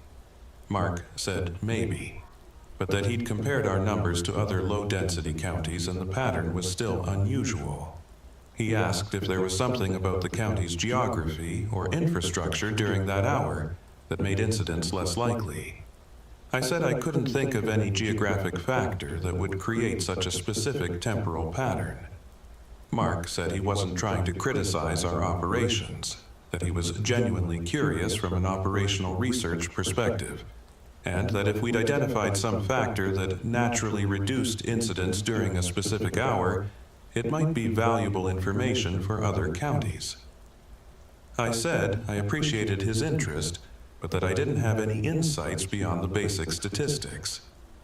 He thanked me and ended the call, saying he'd continue his review and might follow up if he identified any other patterns worth discussing. After that call, I spoke with Undersheriff Luis Ortega about Mark's inquiry. Luis said state rangers periodically conducted these kinds of reviews, and that they usually didn't lead to anything significant, as long as our operational metrics were within acceptable ranges. I said I was concerned that Mark was specifically interested in the O300 to O400 gap and might eventually ask questions we couldn't answer without revealing the actual reason for the protocol. Luis asked what I wanted to do about it.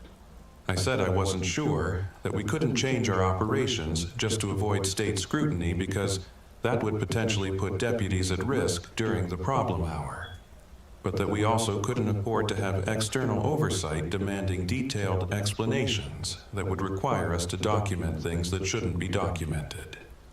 Luis suggested we could gradually modify the protocol to have a single deputy on call during the 0300 to 0400 hour, positioned at the station or another fixed location, technically available for emergencies but not actively patrolling. That would satisfy state guidelines about maintaining coverage while still avoiding the actual problem of road travel during that time frame. I said that might work, and that I'd draft a policy revision to formalize the on-call procedure. While I was working on that policy revision, Deputy McAllister came to my office with a concern.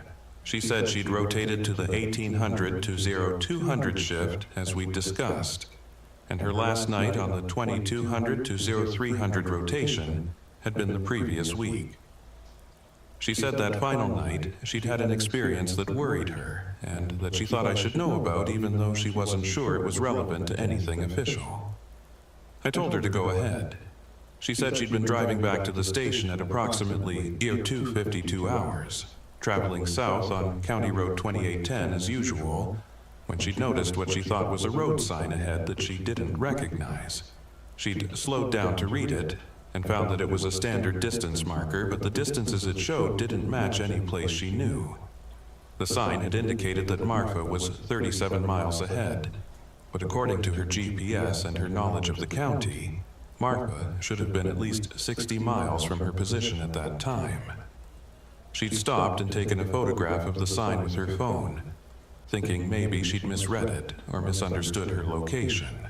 When she reviewed the photograph later, after arriving at the station, the image was corrupted, showing only gray static.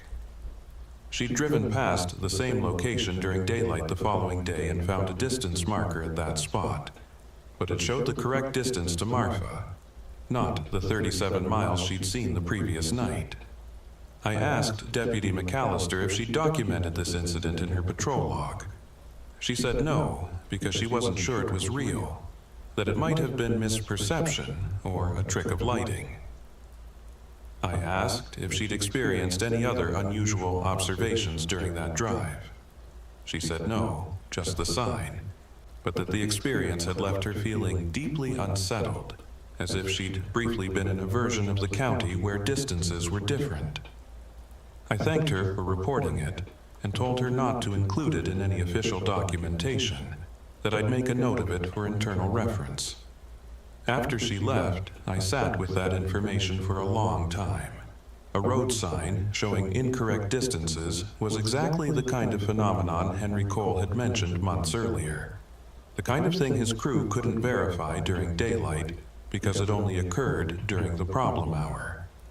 But this was the first time I had a first-hand account from a department employee, someone whose observations I trusted, describing a clear, specific detail rather than a vague sense of wrongness. I decided to drive the route myself. Not during the problem hour, I wasn't willing to do that, but during the approach to it, to see if I could observe anything unusual. On a clear night in mid-February, I left the station at 0230 hours and drove north on County Road 2810, following the route Deputy McAllister had described. The road was empty. The night was cold and still. Visibility was excellent. I drove at normal patrol speed, watching for road signs and landmarks, comparing what I saw to what I expected based on years of familiarity with these routes. For the first 15 minutes, everything appeared exactly as it should. The road stretched straight ahead, the landscape was empty and dark. The occasional ranch entrance or utility marker appeared where I expected it. At 0247 hours, I checked my GPS and odometer and confirmed they matched. At 0252 hours, I approached the section of road where Deputy McAllister had seen the incorrect distance marker. The sign was there, a standard white rectangular marker with black text, indicating distances to Marfa and Fort Davis. I slowed down and read it carefully. The distances shown were correct. Marfa, 61 miles. Fort Davis, 38 miles. I stopped and examined the sign more closely with my spotlight. It was a standard Texas Department of Transportation sign, properly maintained. No evidence of vandalism or alteration. I took a photograph with my phone. The image showed the sign clearly. Distances correct. No corruption. I continued driving south toward the station, checking my GPS and odometer every few minutes. At 0258 hours, I felt something I couldn't quite identify, a subtle shift in the quality of the experience of driving, like a change in air pressure or a barely audible change in engine sound. It wasn't anything I could point to specifically, just a sensation that the environment had become slightly different. I checked my instruments. Everything read normally. I checked the road ahead. It looked the same as it had moments before. But the feeling persisted. A sense that I was now driving through a space that was subtly not the space I'd been in a minute earlier. At 0301 hours, I was approximately 12 miles from the station. According to my GPS, I was on County Road 2810. Coordinates matched my expected position. Estimated time to station was 14 minutes. I maintained speed and watched the road carefully.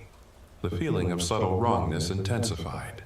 It wasn't fear exactly, but a profound discomfort, like being in a familiar room where the furniture had been moved slightly, but not enough to consciously notice what was different. At 0304 hours, my GPS unit flickered and reset. When it reactivated, it showed my position as being on State Highway 170, which was impossible. I was clearly on County Road 2810. The landscape around me matched that road. There were no intersections where I could have turned onto 170. I checked my odometer. It showed I'd traveled 18 miles since leaving the station, which was correct for my intended route. But my GPS insisted I was somewhere else. I continued driving, ignoring the GPS, navigating by familiar landmarks. At 0309 hours, the GPS corrected itself, showing me back on County Road 2810, position accurate. The sensation of wrongness faded. By 0315 hours, everything felt normal again, and I arrived at the station at 321 hours, exactly on schedule according to both odometer and clock. I sat in my vehicle in the station parking lot for several minutes after that drive, trying to process what I'd experienced. I'd felt the edge of the problem, the boundary where normal geography started to become unreliable. I hadn't been deep into the 300 to 0400 hour, had only touched the first few minutes of it, but that had been enough to encounter GPS malfunction and the sensation of spatial displacement that Deputy McAllister and others had described. If I'd continued driving deeper into that hour, if I'd been on the road at 0330 or 345, I suspected the anomalies would have become more pronounced. Distance markers would show impossible distances. Intersections would appear that didn't exist on maps. Travel time would decouple from odometer readings. The landscape would maintain its appearance of normalcy while functioning according to rules that violated normal physics. I went inside and found Evelyn Brooks at the dispatch desk. I asked her if there had been any calls between 0300 and 320 hours. She said no, the night had been completely quiet. I asked if that was unusual. She said no, it was typical, that the hour after 0300 was almost always silent. I asked her how long she'd been working dispatch tonight. She said since 2200 hours. I asked if she'd noticed anything unusual about radio communications or equipment function. She said no, everything had been normal. I thanked her and went to my office to write a personal note about what I'd experienced. I didn't file an official report because there was nothing official to report. My GPS had malfunctioned briefly. I'd felt subjectively uncomfortable. Those weren't incidents. They were observations, and documenting them would only create questions about why I'd been driving during the period we normally avoided. The following week, I received another call from Mark Holloway. He said he'd completed his operational review and wanted to share his findings. He said that overall, Presidio County's law enforcement operations met or exceeded state standards in all measured categories, but that he was recommending we modify our patrol gap procedure to include an on-call deputy during the 0300 to 0400 hour, consistent with state guidelines about maintaining continuous emergency response capability. I said we'd been planning to implement exactly that change, and that I'd have a revised policy document to him within 2 weeks. Mark said that was excellent, and that he appreciated our willingness to adjust operations based on state recommendations. He said his review was complete, and that he'd have no further need to examine our procedures unless problems arose in the future. I thanked him and ended the call feeling a mixture of relief and concern. Relief that his inquiry was concluded without requiring deeper explanation. Concern that we'd now committed to having a deputy on call during the problem hour, which meant someone would need to be available to respond if an emergency occurred during that time frame. I discussed the on-call procedure with Luis Ortega.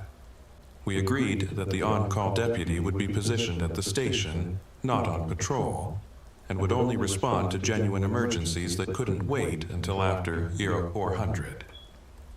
We'd add language to the policy stating that response during this hour was subject to equipment and communication reliability factors that might affect arrival times. That language was vague enough to cover any anomalies that might occur without explicitly acknowledging what those anomalies were. We implemented the revised procedure starting March 1st, with deputies rotating through the on-call assignment on a weekly basis. For the first 3 weeks, there were no calls during the 0300 to 0400 hour, so the procedure remained untested. On March 22nd, at 03 and 17 hours, dispatch received a call from a driver reporting a single vehicle accident on US Route 67, approximately 35 miles north of the station.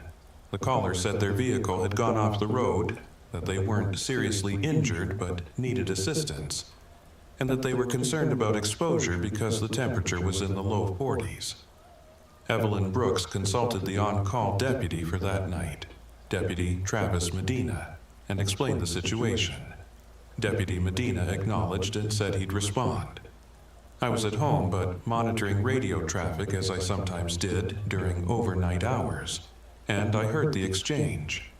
I immediately called Evelyn and told her to instruct Deputy Medina to wait until 0400 to respond unless the caller reported a life-threatening injury.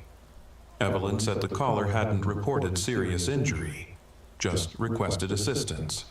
I said to have Deputy Medina contact the caller, assess the situation more thoroughly, and provide instructions for staying warm until help could arrive in 43 minutes.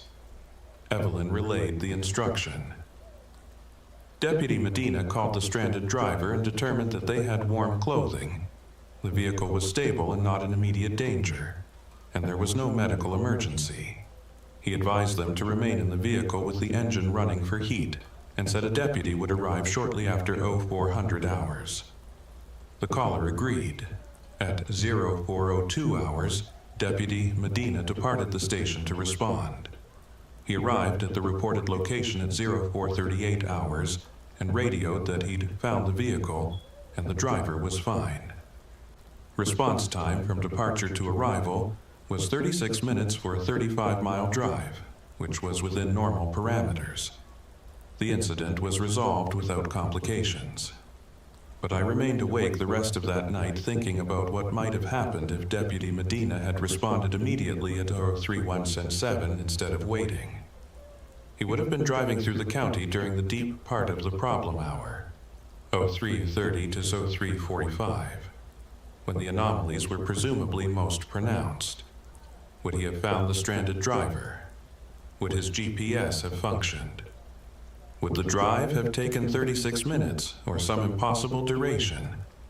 Would he have arrived at a location that matched the caller's description, or at some variant location where distances and landmarks didn't correspond? I called Deputy Medina the next morning and asked about his response to the accident call. He said everything had gone smoothly, routine response, no complications. I asked if he'd had any concerns about responding during the 0300 to 400 hour. He said no. He'd waited until after 0400 as instructed, so there hadn't been any issue. I asked if he understood why the instruction had been to wait rather than respond immediately. He hesitated and then said he assumed it was related to the department's practice of avoiding operations during that hour, and that he appreciated being told to wait because he'd heard from other deputies that driving during that time frame could be disorienting. I asked what he'd heard specifically. He said just that GPS wasn't reliable, and that distance perception could be off, that it was better to wait if possible. I thanked him and ended the call. The informal knowledge about the problem hour was spreading through the department naturally, passed deputy to deputy through conversation and shared experience. That was probably safer than formal documentation, but it also meant the knowledge was fragmentary and subject to distortion. In early April, Henry Cole called me to report an issue that he thought might be relevant to law enforcement operations.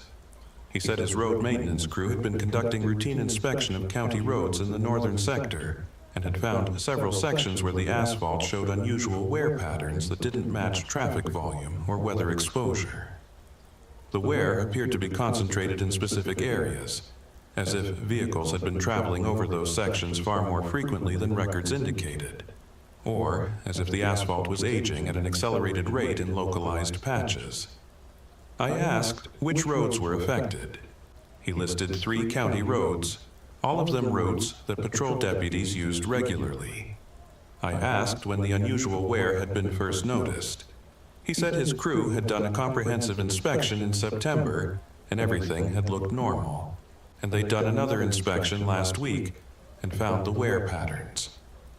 So sometime in the past 7 months, those road sections had degraded in ways that weren't consistent with normal use. I asked if he had any theory about what was causing it. He said no, that his crew had checked for subsurface issues, drainage problems, material defects, and found nothing that would explain the localized accelerated wear. He said it was as if those specific sections of road were experiencing more traffic or more time than they should be experiencing. I thanked Henry for the report and said I'd make note of it. After ending the call, I looked at a map and marked the locations he'd mentioned. All 3 were on routes that deputies traveled during the 0230 to 0300 time frame, approaching the problem hour. If the roads were aging faster in those locations, if the asphalt was experiencing more wear than traffic volume justified, that suggested those sections of road were being used more intensely than physical reality indicated. A deputy might drive over a section once, but perhaps in some temporal or dimensional sense, that single passage was equivalent to multiple passages, as if the road was being traversed repeatedly within a compressed time frame. Or the road itself was experiencing accelerated time, aging faster than the surrounding landscape. Either explanation was impossible by conventional physics, but both fit the pattern of anomalies associated with the problem hour. By mid-April, I'd accumulated enough observations about the 0300 to 0400 hour that I felt compelled to document them more systematically, even if that documentation remained private and unofficial. I started a separate file on my personal computer at home, not connected to department systems, where I recorded incidents, observations, and patterns without the constraints of official report language. The file included Deputy McAllister's experience with the incorrect distance marker, my own GPS malfunction during the approach to the problem hour, Deputy Medina's fuel consumption discrepancies, Henry Cole's reports of unusual road wear, and Evelyn Brooks's observation that virtually no emergency calls originated during that time frame. I also included historical information from James Whitfield's briefing when I'd first become sheriff, the incidents he described of deputies reporting impossible positions and time discrepancies. The compilation revealed a clear pattern. Between 0300 and 400 hours, the county's geography became unreliable in ways that affected distance, time, position, and the relationship between physical measurement and experienced reality. What I couldn't determine from the available information was whether the problem was consistent every night or if it varied in intensity, whether it was localized to specific roads or affected the entire county, and whether it was truly confined to that single hour or if it was bleeding into adjacent time periods, as Deputy McAllister's recent experiences suggested. To answer those questions would require systematic observation during the problem hour itself, which would mean deliberately putting deputies at risk for the sake of gathering data that might never be useful. I couldn't justify that approach. The protocol of avoidance had worked for decades. The fact that I now understood more about what we were avoiding didn't change the fundamental calculus that staying away from the problem was safer than studying it. In late April, I received a visit at the station from a traveler who'd been passing through the county 2 nights earlier. The man, who identified himself as Robert Kelso, a long-haul truck driver, said he'd had an experience on U.S. Route 67 that had disturbed him, and that he wanted to report to local law enforcement even though he wasn't sure anything criminal had occurred. I invited him into my office and asked him to describe what had happened. He said he'd been driving south on Route 67 at approximately 0320 hours on the night of April 18th, making good time, no traffic, clear weather. He'd been using his GPS to monitor his route and estimated arrival time at his destination in El Paso. At around 0325 hours, he'd noticed that his GPS was showing his position as being significantly further south than he thought he should be, as if he'd covered more distance in the past 20 minutes than seemed possible at the speed he'd been maintaining. He checked his odometer and found that it matched his GPS, showing he'd traveled approximately 35 miles in 20 minutes, which would require an average speed of over 100 miles per hour.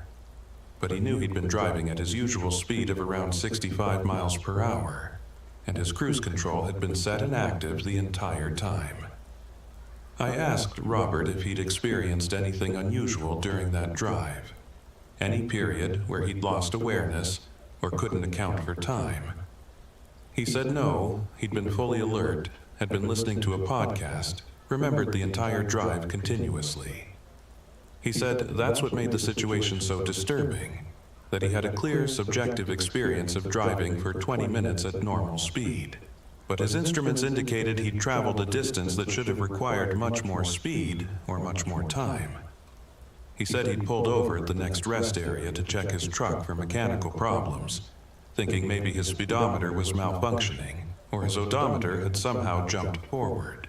But everything appeared normal. When he'd resumed driving after 0400 hours, his speed, distance, and time had all corresponded normally for the remainder of his trip. He said he'd driven that route dozens of times over the years, and had never experienced anything like it.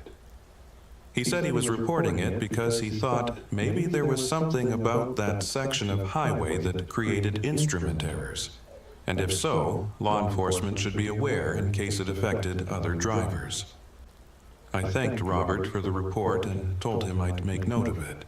I said we'd had occasional reports of GPS anomalies in the area and that we'd forward his information to the State Transportation Department for review.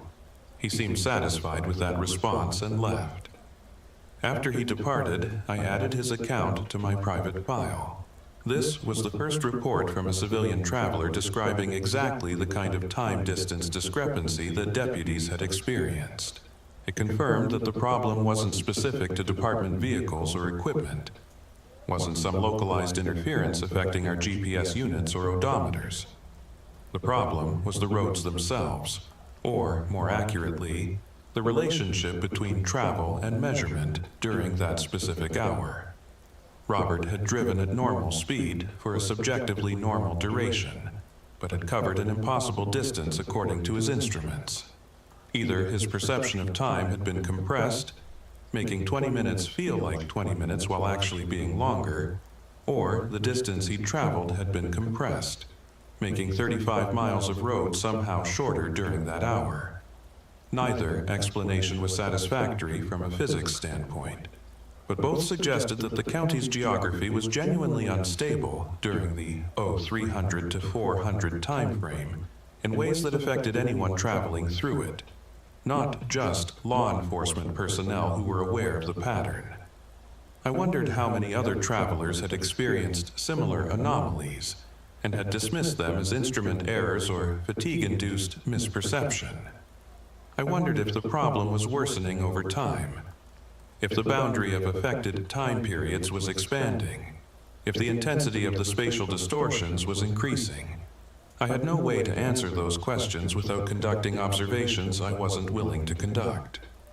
In early May, Luis Ortega came to my office and closed the door, which usually indicated he had something sensitive to discuss. He said he'd been reviewing department vehicle maintenance records and had noticed a pattern that concerned him. Over the past 18 months, vehicles assigned to deputies working the late shift, particularly those driving between 0230 and 0300 hours, showed higher than normal wear on brake components, suspension parts, and tires, as if those vehicles were being driven over rougher roads or more challenging terrain than the county's generally flat and well-maintained routes would cause. The maintenance supervisor had noted this pattern and had asked Luis if late-shift deputies were taking different routes or responding to more off-road calls than day-shift deputies. Luis had checked and found that late-shift deputies were driving the same routes and responding to the same types of calls. There was no operational reason for the accelerated wear. He said he thought it might be related to whatever was happening during the problem hour, that if the roads were unstable in terms of distance and time, they might also be unstable in terms of surface condition, that a road that appeared smooth might somehow impose stress on vehicles equivalent to driving over rough terrain. I said that was consistent with what Henry Cole had reported about unusual asphalt wear on certain road sections, that if vehicles were experiencing accelerated component wear, it made sense that the roads themselves would show accelerated surface wear. Luis asked if I had any idea what was actually causing this. I said no, that I had observations but no explanation, that something about the county's geography didn't function normally during the 0300 to 0400 hour, and possibly during the approach to that hour. Luis asked if I thought the problem was getting worse. I said I didn't know, but that the fact we were now seeing physical effects on vehicles and roads suggested either the problem was intensifying, or we were simply becoming more aware of effects that had always been present. Luis said we needed to be careful about how we address this with the maintenance department. That if we started formally documenting unexplained vehicle wear associated with specific time periods, it would create records that might eventually be reviewed by state oversight agencies. I agreed and said we'd continue handling vehicle maintenance as routine operational expenses without creating any documentation that linked the wear patterns to temporal factors. Later that week, I received a call from James Whitfield. He said he'd heard through informal channels that the department was dealing with some operational issues related to the late-night patrol gap and wanted to check if I needed any guidance based on his experience. I appreciated the call and gave him a summary of what had been happening. The State Ranger's inquiry, the implementation of the on-call procedure, the various incidents and observations that suggested the problem hour's effects might be expanding or intensifying. James was quiet for a long time after I finished. Then he said that what I was describing sounded worse than anything he'd dealt with during his tenure. That in his experience, the problem had been confined to the single hour and hadn't shown signs of spreading into adjacent time periods or causing measurable physical effects on vehicles and infrastructure. He asked if I'd considered the possibility that something had changed in the county, that some environmental or geological factor might have shifted in ways that were amplifying whatever caused the original problem. I said I'd considered it, but had no way to investigate it. We couldn't exactly call in geologists or physicists to study why our roads didn't work correctly during a specific hour. James agreed and said that was the fundamental constraint we were operating under, that we were dealing with something that couldn't be studied through normal scientific methods, because acknowledging its existence officially would create more problems than it solved.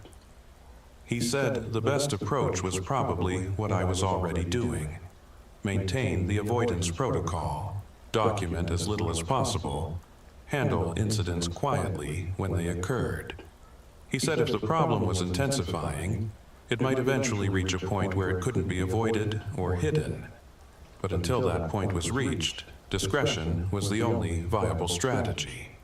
I thanked him for his perspective and ended the call feeling simultaneously reassured and troubled. Reassured that I was handling the situation consistent with departmental precedent. Troubled by his suggestion that we might be approaching a threshold where the problem could no longer be managed through avoidance. In mid-May, Deputy Rose McAllister requested another meeting. She'd been working the 1800 to 0200 shift for 3 months now, and said she wanted to discuss something that had happened on her most recent shift. I told her to go ahead.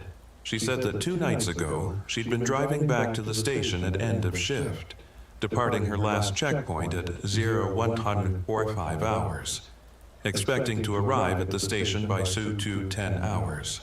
It was a routine drive on roads she'd traveled hundreds of times. At approximately 0158 hours, she'd noticed a road sign ahead that looked wrong. Not wrong in content, but wrong in position, as if it was placed several hundred yards further from an intersection than it should have been. She'd slowed down to look at it more carefully and confirmed it was a standard intersection warning sign. But its position relative to the actual intersection didn't match her memory or the spacing guidelines she knew the transportation department followed. She'd continued past the intersection and for the next several miles had felt increasingly disoriented, not because anything looked overtly wrong, but because the spacing and positioning of landmarks felt subtly off, as if the road had been stretched or compressed in irregular ways. Deputy McAllister said she'd arrived at the station at 0227 hours, 17 minutes later than expected. Her odometer showed she'd traveled the correct distance, but according to the clock, the drive had taken 42 minutes instead of 25 minutes. She'd checked her patrol log and confirmed she hadn't stopped for any reason, hadn't been delayed by traffic or road conditions. She said the experience had frightened her because, unlike her previous incident with the incorrect distance marker, this time it wasn't a single anomalous detail but a sustained period where the entire landscape had felt spatially wrong. and the time discrepancy had been significant enough to be undeniable. She asked me directly if I knew what was causing these experiences.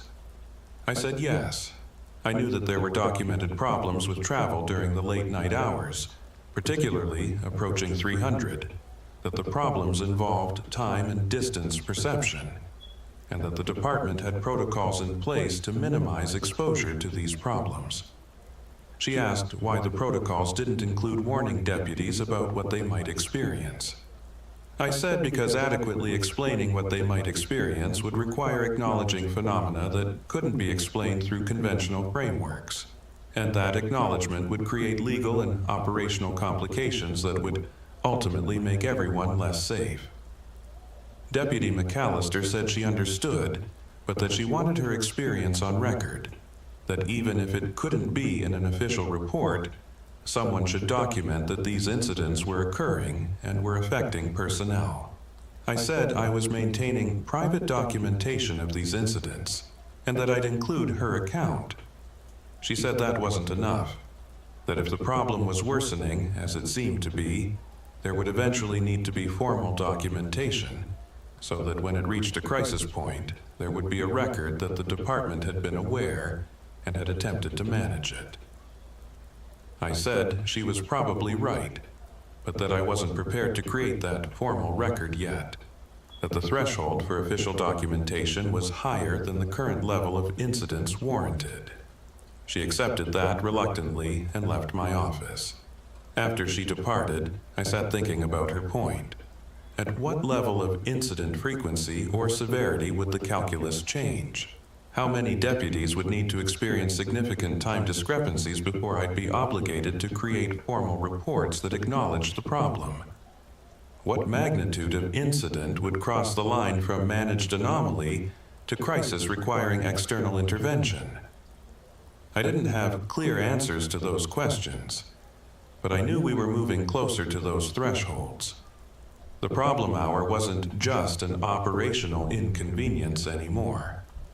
It was causing measurable effects that were accumulating in vehicle maintenance records, road wear patterns, deputy experiences, and civilian traveler reports. The boundary of avoidance that had worked for decades was proving less effective. The hour between 0300 and 0400 wasn't staying contained. It was bleeding into 0230 to 300, affecting the approach period, creating situations where deputies following the protocol were still encountering anomalies. If that expansion continued, we'd eventually reach a point where no reasonable shift schedule could avoid the affected time periods, where maintaining operations would require either accepting regular exposure to the anomalies or suspending patrol for much longer periods than the current 1-hour gap. In late May, I received an unexpected call from Mark Holloway. He said he'd been reviewing follow-up data on counties where he'd conducted operational reviews and wanted to check on how Presidio County's revised patrol procedure was working. I said the on-call protocol was functioning well, that we'd had several incidents during the 300 to 0400 hour that were handled appropriately with response times that met or exceeded state guidelines. He said that was good to hear, and asked if we'd encountered any complications with the procedure.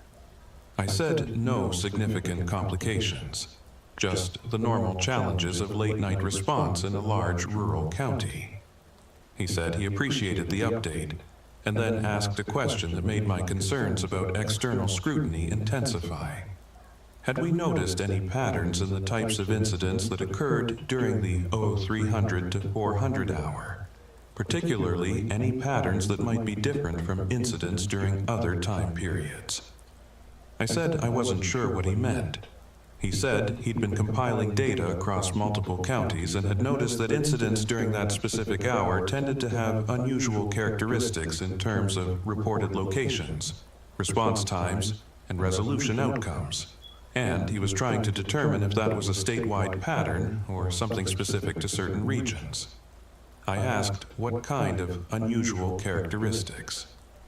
Mark said he'd rather not bias my observations by describing what he'd found, that he wanted to know if Presidio County's data showed similar patterns independently. I said I'd review our incident reports from that time period and get back to him with any observations. He thanked me and ended the call. I sat at my desk feeling the situation narrowing around me. Mark had identified something in the statewide data.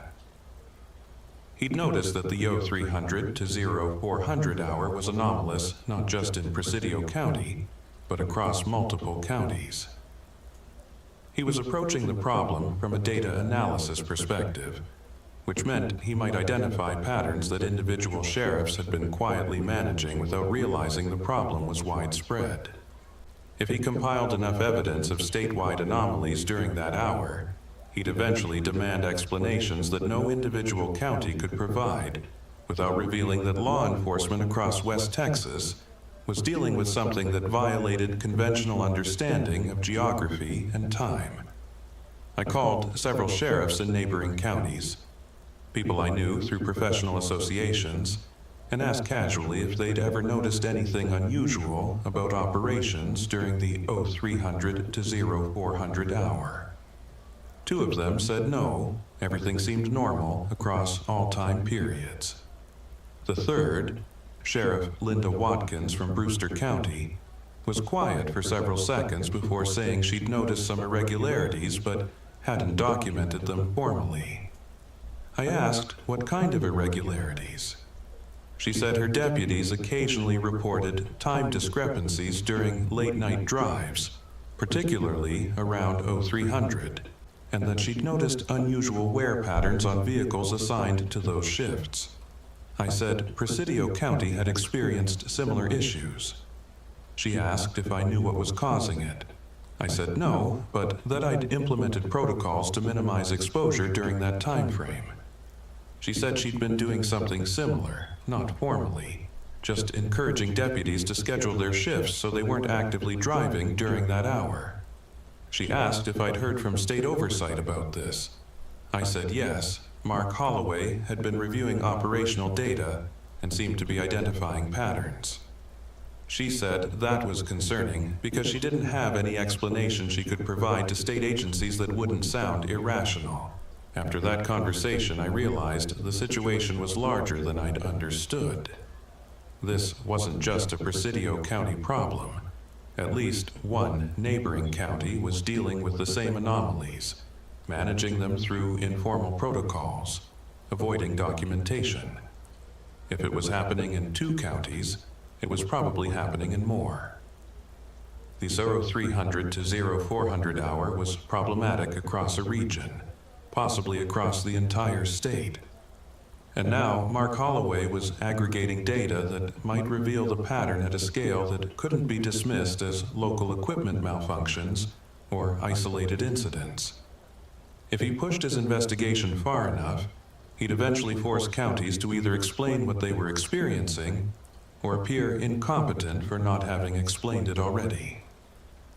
On June 3rd, at 3:34 hours, I was at home monitoring radio traffic when I heard Deputy Travis Medina radio dispatch with a situation report. He was the on-call deputy that night, had been positioned at the station as protocol required. He said he'd received a cell phone call directly from a stranded motorist who'd been unable to reach 911, reporting that they'd run out of fuel on County Road 2810, approximately 20 miles north of the station, and needed assistance. Evelyn Brooks, working dispatch, asked Deputy Medina if he'd confirmed the caller's exact location. He said the caller had provided coordinates, and that dispatch should have the information on their system. Evelyn said she hadn't received a 911 call and didn't have any record of the incident. Deputy Medina said the caller had told him they'd tried 911 multiple times without getting through and had looked up the sheriff's office number online and reached him directly. Evelyn confirmed she'd had no 911 calls during the past hour. Deputy Medina asked for guidance on whether to respond. Evelyn said to stand by while she contacted me. Evelyn called my cell phone and explained the situation. I told her to instruct Deputy Medina not to respond, to call the stranded motorist back, and advise them that assistance would be available after 0400 hours. approximately 25 minutes away. Evelyn said she'd relay the instruction. I stayed on the line listening to radio traffic. At 03:38 hours, Deputy Medina radioed that he'd spoken with the stranded motorist, that the caller had said they understood about the delay, but seemed confused about why assistance couldn't be provided immediately, and that the caller had mentioned being concerned about the temperature and visibility conditions. Evelyn acknowledged. At 03:42 hours, Deputy Medina radioed again, saying the stranded motorist had called him back, now saying they'd been waiting for over an hour and asking why no one had arrived yet. Deputy Medina said he'd explained that response would occur after 0400 hours, which was less than 20 minutes away, but the caller had insisted they'd been stranded since approximately 0230 hours, and it was now well past the estimated arrival time they'd been given. I immediately called Evelyn and told her to have Deputy Medina confirm the current time with the caller. Evelyn relayed the instruction. At 03:45 hours, Deputy Medina radioed that the caller had stated the time was 0444 hours, according to their phone. Evelyn confirmed the actual time was 03:45 hours.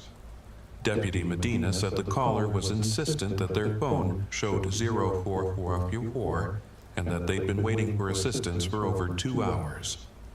I told Evelyn to instruct Deputy Medina to remain at the station, to not respond to this call, and to document the incident as a probable hoax or confused caller.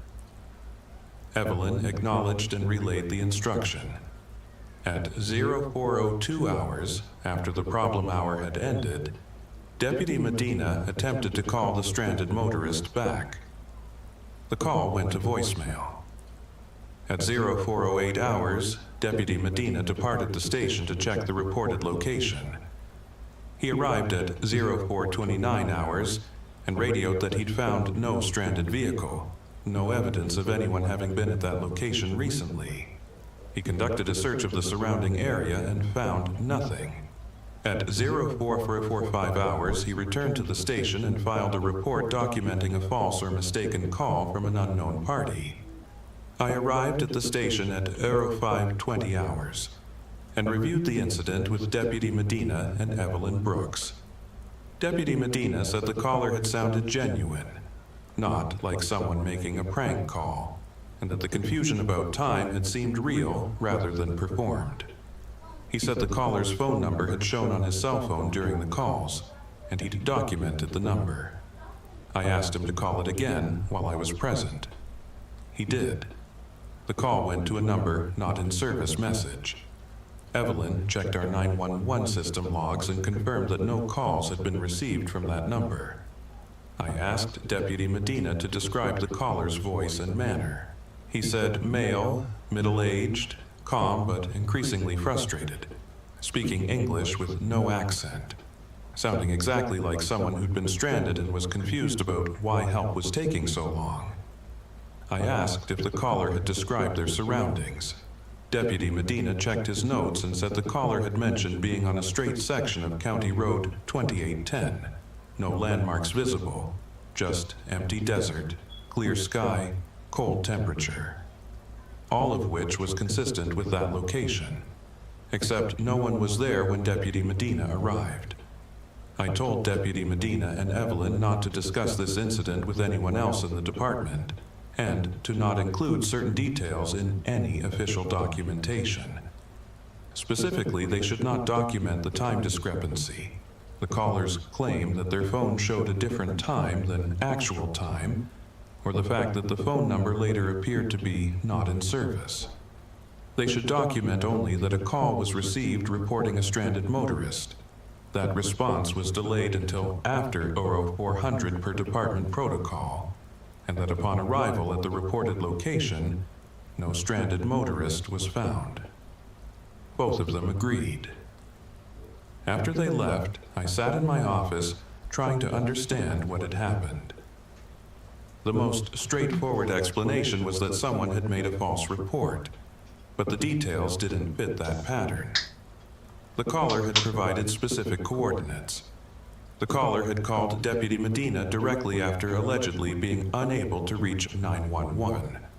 The caller's perception of time had been wrong in a specific way, believing it was an hour later than it actually was. The caller's phone number had worked during the calls, but not afterward.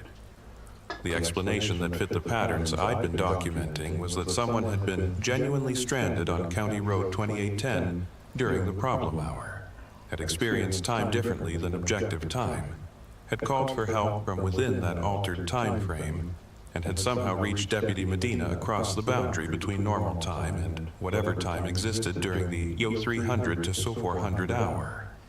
When Deputy Medina had arrived after 400 hours, normal time had reasserted itself, and the stranded motorist who'd been there in the altered time frame was no longer present in normal time. Or had never been present in normal time, had only existed in the version of County Road 2810 that existed during the problem hour. I couldn't prove this explanation. I couldn't even properly articulate it in language that made sense. But it was consistent with everything else I knew about how the county functioned during that hour. The incident with the stranded motorist marked a change in how I thought about the problem hour. Previously, I'd understood it as a time when travel through the county became unreliable, when distance and duration stopped corresponding in expected ways, when instruments gave inconsistent readings. But the stranded motorist incident suggested something more fundamental, that the county might exist in two different states during that hour, one overlapping the other, and that people could be present in one state while being absent from the other.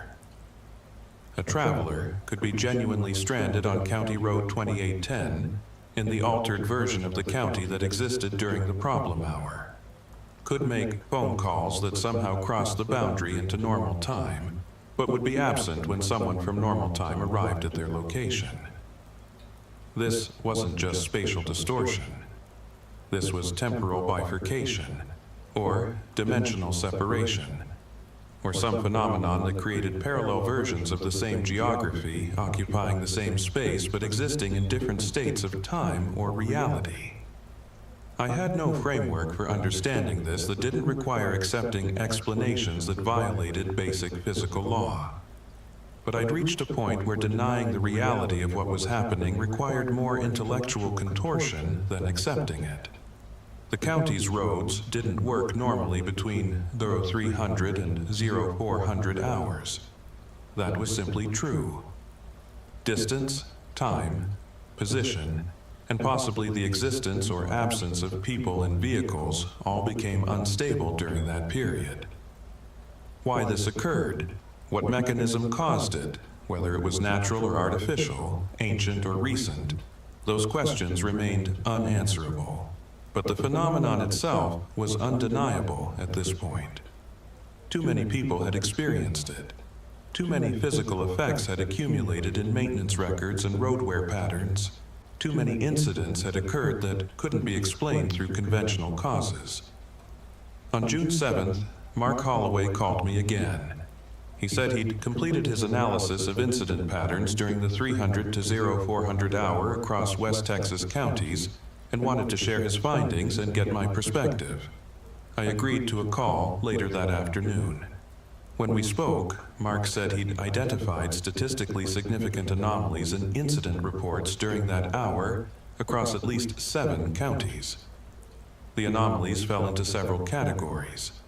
Incidents reported as occurring during that hour, but with response times that didn't match expected travel durations. Incidents where reported locations didn't match GPS coordinates provided by responding officers. Incidents where callers described conditions or surroundings that didn't match what officers found upon arrival. And a significant number of incidents that were logged as occurring during that hour, but were later noted as unfounded or unable to locate.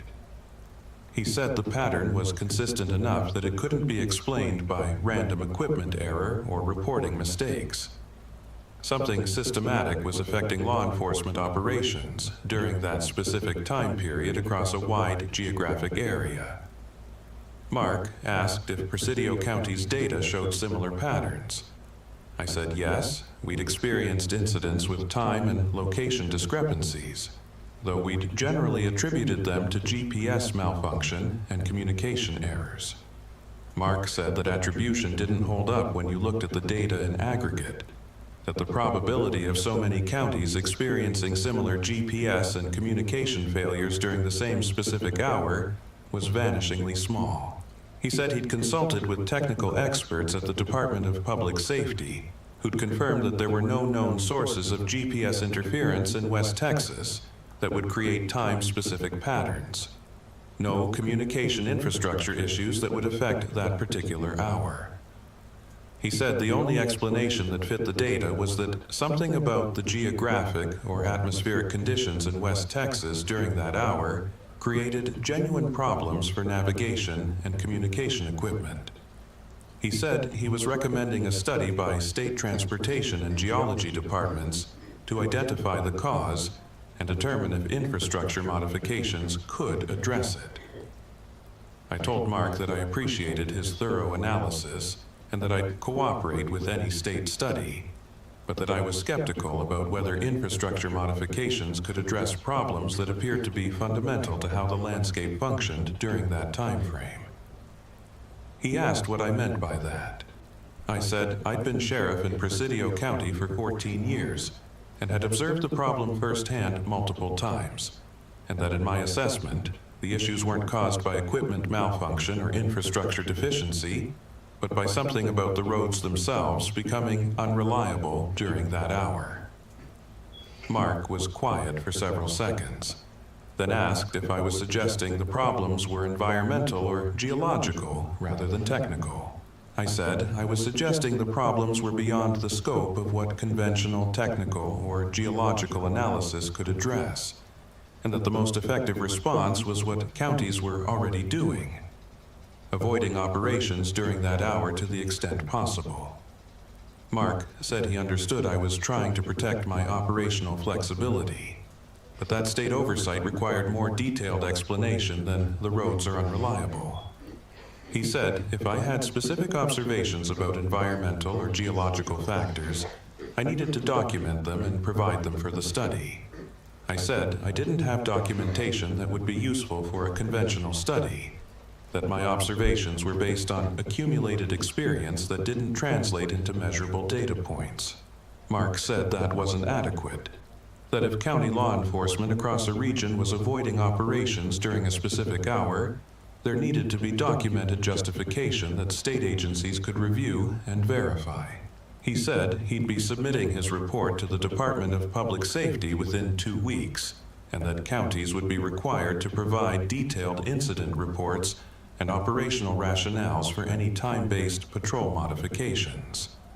I thanked him for the advance notice and ended the call knowing that the situation I'd been managing through informal protocols and minimal documentation was about to become formalized and scrutinized in ways I couldn't control.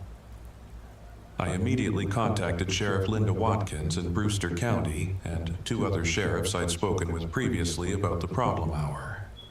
I explained that Mark Holloway was pushing for a formal state study and that counties would be required to provide documentation. All 3 sheriffs expressed concern about how to document experiences that couldn't be explained through conventional frameworks. Sheriff Watkins said she'd been managing the problem informally for years, specifically to avoid creating documentation that would invite this kind of scrutiny. I said I'd been doing the same, but that we'd reached a point where the state was demanding explanation, regardless of whether we had adequate documentation. We discussed potential approaches. One option was to coordinate our responses, providing similar technical justifications that would make the pattern seem like a regional equipment issue rather than something more fundamental. Another option was to acknowledge that we didn't have adequate explanation, but that accumulated experience had shown operations during that hour to be problematic. Neither approach was satisfying, but both were better than attempting to document what was actually happening. On June 12th, I received an email from the Texas Department of Public Safety formally requesting that Presidio County provide comprehensive documentation of all incidents occurring between 0300 and 0400 hours for the past 5 years, including response times, officer reports, GPS logs, and any communications or technical data that might help identify the source of operational difficulties during that time frame. The request included a deadline of 30 days for submission. I forwarded the request to Luis Ortega and asked him to coordinate the response. Luis said assembling 5 years of incident data would be time-consuming but straightforward for most of it, but that he was concerned about incidents where our documentation was deliberately incomplete or where officers had been instructed not to include certain observations. I said we'd provide the documentation we had and would note gaps in records where appropriate, attributing them to equipment malfunction or communication errors. Over the following 2 weeks, Luis compiled the requested data. The resulting document package was substantial, hundreds of incident reports spanning 5 years, but it was also clearly inadequate for the purpose the state intended. Response times were listed but often didn't include detailed route information. GPS coordinates were provided for some incidents but not others, with notes that GPS had been unavailable due to technical difficulties. Officer observations were minimal, focusing on incident outcomes rather than conditions experienced during response. The package documented that operations during the 0300 to 0400 hour had been problematic, but it didn't document the nature of the problems in ways that would enable analysis. Luis asked if I wanted him to expand the documentation to be more comprehensive. I said no, that comprehensive documentation would require including observations that couldn't be adequately explained, and that it was better to provide minimal documentation and let the state interpret it as incomplete record-keeping, rather than as evidence of phenomena that violated conventional understanding. On June 28th, I received a call from a Department of Public Safety analyst named Sarah Chen, who was reviewing the documentation counties had submitted in response to Mark Holloway's request. She said Presidio County's submission was notable for having significant gaps in GPS data, communication logs, and officer observations compared to other counties. She asked if there was a systematic reason for these gaps, or if they represented random documentation failures.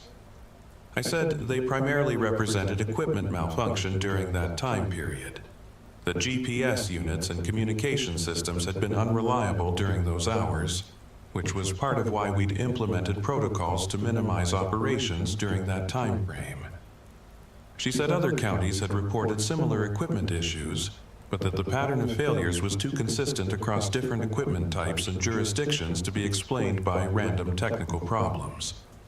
She said the analysis team was now considering whether there might be environmental factors, atmospheric conditions, electromagnetic interference, geological features that were creating systematic problems for electronic equipment during that hour.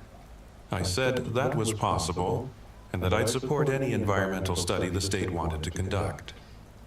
Sarah said they were planning to deploy monitoring equipment across multiple counties to measure atmospheric conditions, electromagnetic fields, GPS signal strength, and communication reliability during various time periods, including the 0300 to 0400 hour. She said they expected to have initial results within 3 months. I thanked her for the update. After ending the call, I realized that an environmental monitoring study might actually be beneficial. If the study detected genuine atmospheric or electromagnetic anomalies during that hour, it would provide objective documentation of the problem without requiring law enforcement to describe subjective experiences that sounded irrational.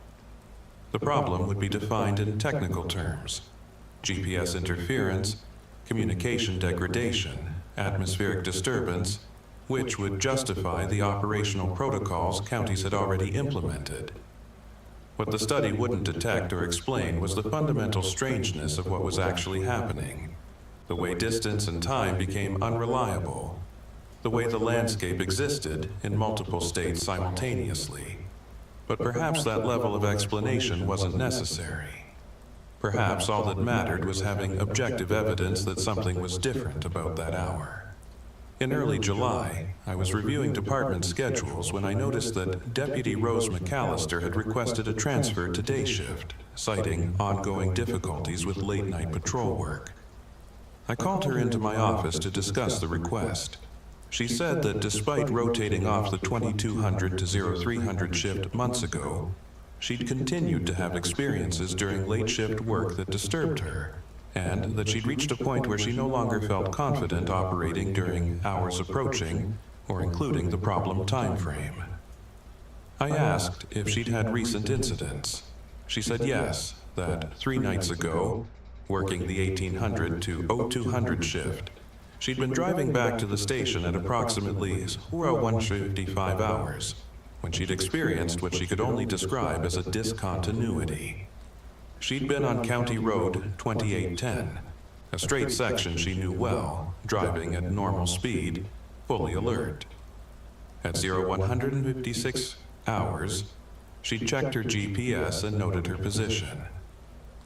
At what she perceived as 0157 hours 1 minute later, she checked her GPS again and found that she was 7 miles further south than she should have been, and that her clock showed 0211 hours, 14 minutes later than she'd expected.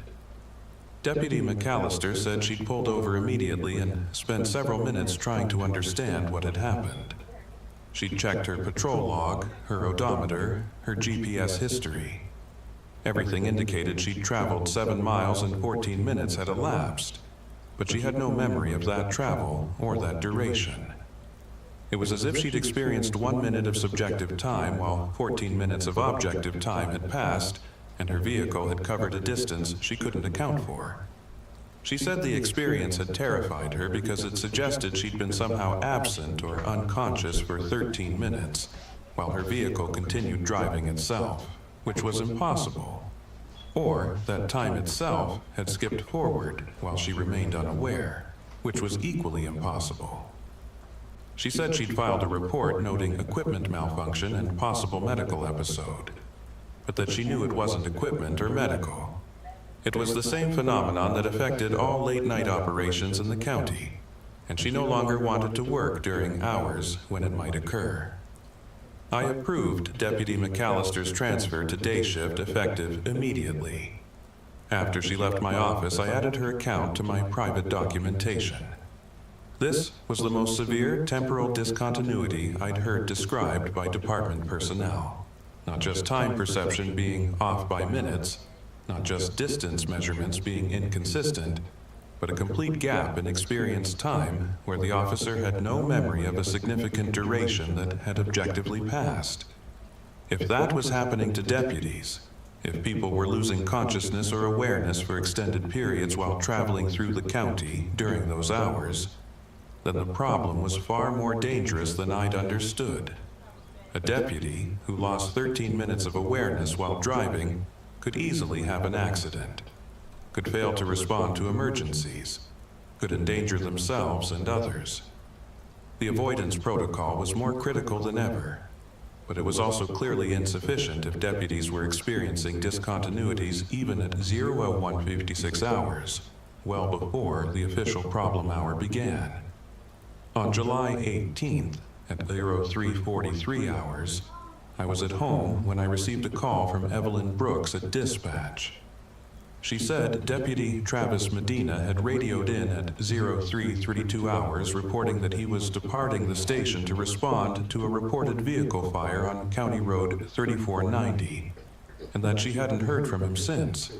He should have arrived at the location by 0340 hours based on normal travel time. She'd attempted to radio him multiple times with no response. She'd tried calling his cell phone and it went to voicemail. She said she was concerned because he was traveling during the problem hour, and she didn't know if his lack of communication was due to technical issues or if something had happened to him. I told her to continue attempting contact and to call me immediately if she reached him, or if he didn't report in by 0400 hours. At 0347 hours, Evelyn called back and said she'd received a brief, unclear radio transmission from Deputy Medina. The transmission had been heavily distorted, but she thought he'd said something about wrong road, or road not here, and then the transmission had cut off. She'd attempted to respond, but received no acknowledgement. At 0352 hours, no further contact. At 0358 hours, no further contact. At 0401 hours, Evelyn called to say that Deputy Medina had just radioed in, sounding disoriented, saying he was returning to the station and would explain when he arrived. I told her I was coming to the station immediately. I arrived at the station at 0435 hours. Deputy Medina was in the break room with Evelyn, drinking coffee, looking exhausted and confused. I asked him to walk me through what had happened. He said he'd departed the station at 0332 hours to respond to the vehicle fire report, heading north on County Road 3490, as dispatch had instructed. The route was straightforward, a road he'd traveled dozens of times. As he'd driven, he'd noticed that his GPS was showing his position updating normally, but the landscape around him didn't look quite right. The road seemed narrower than he remembered. The terrain on either side seemed closer, and there were no landmarks he recognized despite being on a route he knew well. At approximately 0340 hours, he tried to radio dispatch to confirm his position, but got no response. He'd continued driving, assuming communication was temporarily down, but that he'd reach the reported fire location soon. At what he thought was around 0343 hours, he'd come to an intersection that shouldn't have existed. County Road 3490 didn't have any intersections for at least 30 miles in the section he was traveling, but there was clearly an intersection ahead with road signs indicating routes he didn't recognize. He'd stopped at the intersection and tried to use his GPS to determine where he was, but the GPS had frozen, showing his last known position from several minutes earlier. He'd tried his radio again, and this time had gotten through briefly, had attempted to tell dispatch that he was on the wrong road, or that the road wasn't where it should be, but the connection had failed before he could clarify. At that point, he'd realized he was deep into the problem hour, and that he needed to stop traveling and wait for it to end. He'd pulled off to the side of the road and waited in his vehicle, watching the clock. He said he'd waited what felt like 5 minutes, from approximately 0345 to 0350, but when he'd checked his clock, it had shown 0358. He'd immediately turned around and headed back toward the station, and as he'd driven south, the landscape had gradually started looking correct again. Landmarks had appeared in expected positions, and his GPS had reactivated, showing accurate position. He'd reached the station at 0420 hours. I asked Deputy Medina if he'd returned to the location of the reported vehicle fire after exiting the problem hour. He said no, that when he'd turned around and headed back to the station, he'd lost track of where the fire had supposedly been, and by the time he was in normal geography again, he was too far south to locate it. I asked Evelyn if there had been any follow-up reports of a vehicle fire. She said no. The original call had come from a cell phone number that didn't respond when she tried to call it back, and there had been no other reports of fire in that area. I told Deputy Medina to file a report documenting equipment malfunction and inability to locate the reported incident, and to not include detailed descriptions of the wrong road or the time discontinuity. He agreed and went to complete the paperwork. After he left, I sat with Evelyn and discussed what had happened. She said this was the worst incident involving department personnel that she'd seen in her 19 years as dispatcher. Deputies had experienced time discrepancies and position confusion before, but Deputy Medina had described being in a version of the county where roads existed that shouldn't exist, where geography was fundamentally different from the mapped and known territory. She said she was frightened by the implication that the problem hour didn't just distort travel through the normal county, but potentially led to travel through a different version of the county entirely. I said that interpretation was consistent with other observations, particularly the stranded motorist incident where someone had been present in one version of the county but absent from another. Evelyn asked what we should do about this. I said the same thing we'd been doing. Avoid the hour, minimize exposure, document as little as possible. But I knew that approach was increasingly inadequate. The problem was intensifying. Deputies were being pulled into altered versions of the county's geography. Time was skipping forward in unpredictable ways. The boundary of the problem hour was expanding. On July 23rd, I received a call from Mark Holloway. He said the environmental monitoring study had deployed equipment in 6 counties, including Presidio, and had begun collecting data. Initial results were expected in 6 weeks. He also said that his office had received reports from multiple counties describing operational incidents during the problem hour that were more severe than the equipment malfunction issues he'd been investigating, and that he needed to conduct site visits to several counties to interview personnel directly. He said he'd be visiting Presidio County on August 4th and wanted to interview me and several deputies who'd had experiences during that time frame. I said I'd make personnel available for interviews, but that I wanted to be clear that many of the incidents deputies had experienced involved subjective perceptions that couldn't be objectively verified, and that creating formal documentation of those perceptions might not be useful for his analysis. Mark said he understood, but that the pattern of reports was consistent enough across counties that he needed to gather detailed accounts even if they were subjective. He said multiple deputies in different counties had described similar experiences: GPS malfunction, perception of being on wrong roads, time discontinuities, communication failures. He said the consistency suggested these weren't random misperceptions, but were systematic responses to some genuine environmental factor. I said I agreed there was a genuine environmental factor, but that I was uncertain whether conventional monitoring equipment would be able to detect or measure it. Mark asked what I meant. I said I meant that the problem might be outside the range of what conventional instruments were designed to measure, that it might involve temporal or spatial phenomena that current scientific frameworks didn't adequately account for. Mark was silent for a long moment, then said that if I was suggesting the problems were somehow beyond scientific measurement, he needed me to be very clear about what evidence I had for that position.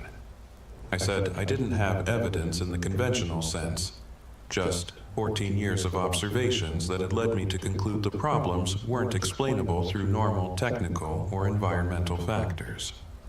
Mark said he appreciated my candor, but that from a state oversight perspective, he needed explanations that fit within established frameworks. If the problems were GPS malfunction, there were technical solutions. If the problems were atmospheric interference, there were infrastructure modifications. If the problems were something else, something outside conventional explanation, then he didn't have procedural pathways for addressing them, and counties would be on their own to manage them however they saw fit. I said I understood, and that Presidio County would continue managing the situation as we had been. Mark said that was fine for now, but that if incidents continued to escalate, state intervention might be required regardless of whether adequate explanations existed. I thanked him and ended the call. On August 4th, Mark arrived at the station and conducted interviews with me, Luis Ortega, Deputy Rose McAllister, and Deputy Travis Medina. He recorded the interviews and took detailed notes.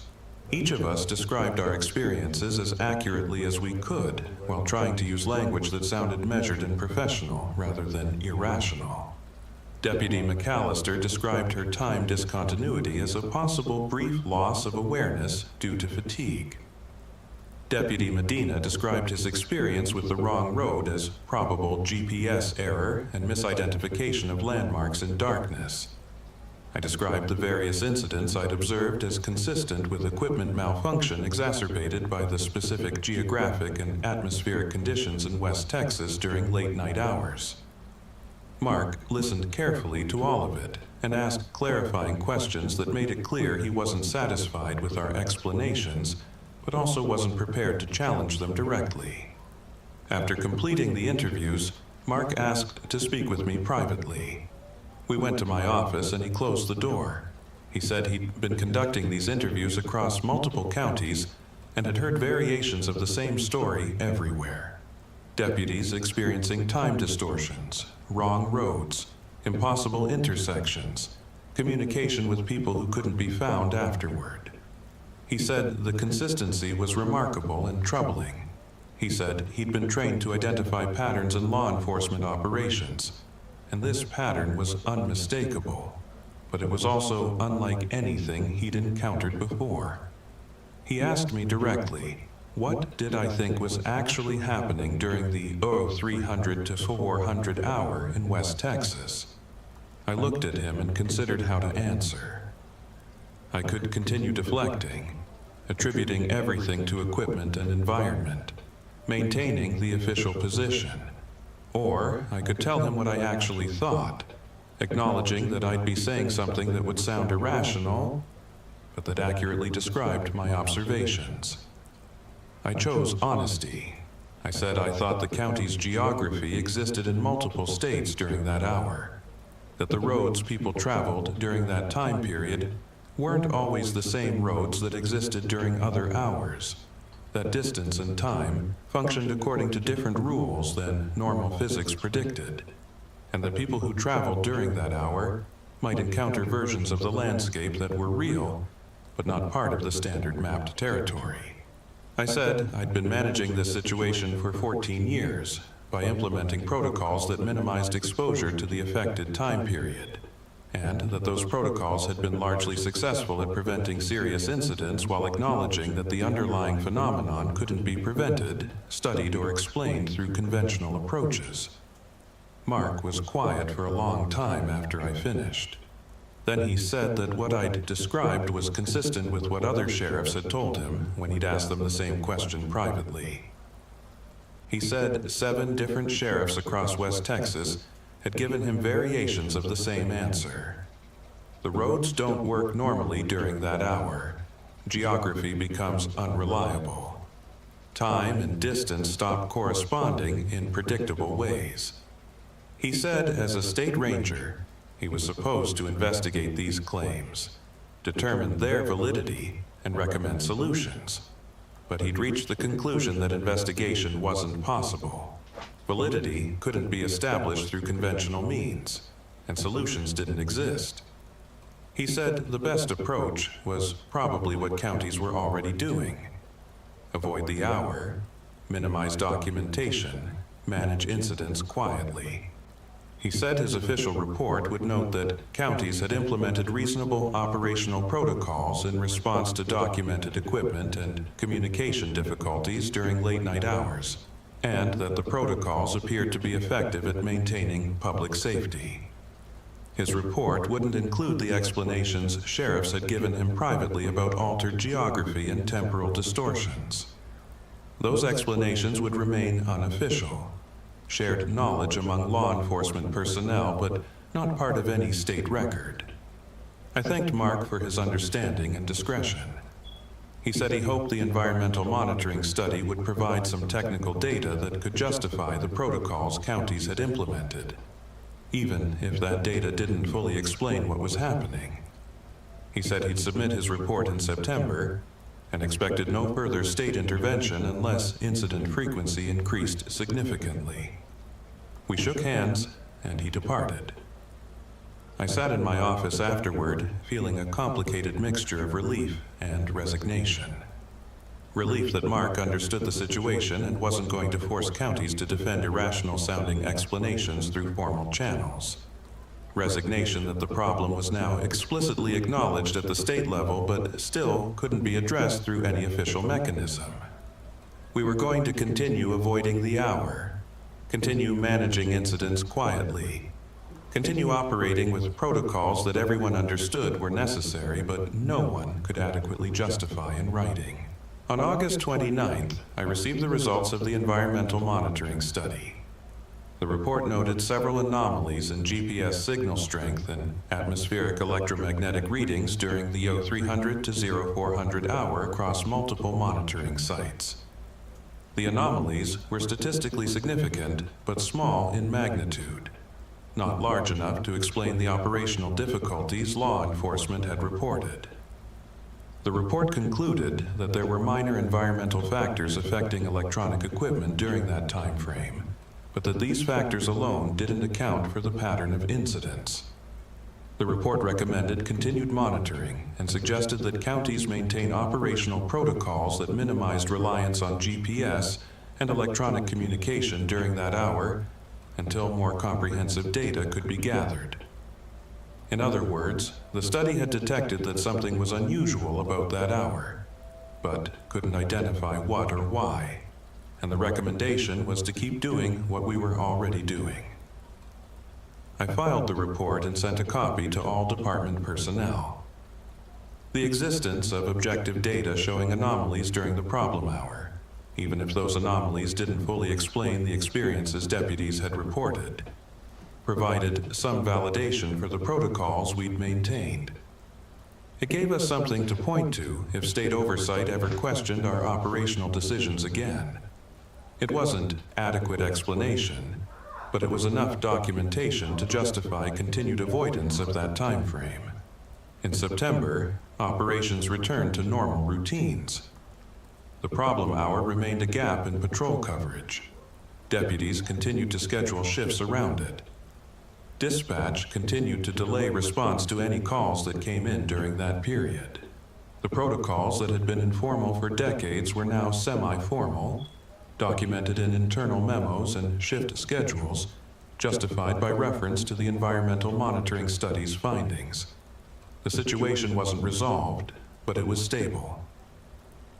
On September 14th, at 03:27 hours, I received a call at home from Evelyn Brooks. She said Deputy Rose McAllister had been involved in an incident, and I needed to come to the station immediately. I dressed and drove there, arriving at 03:52 hours.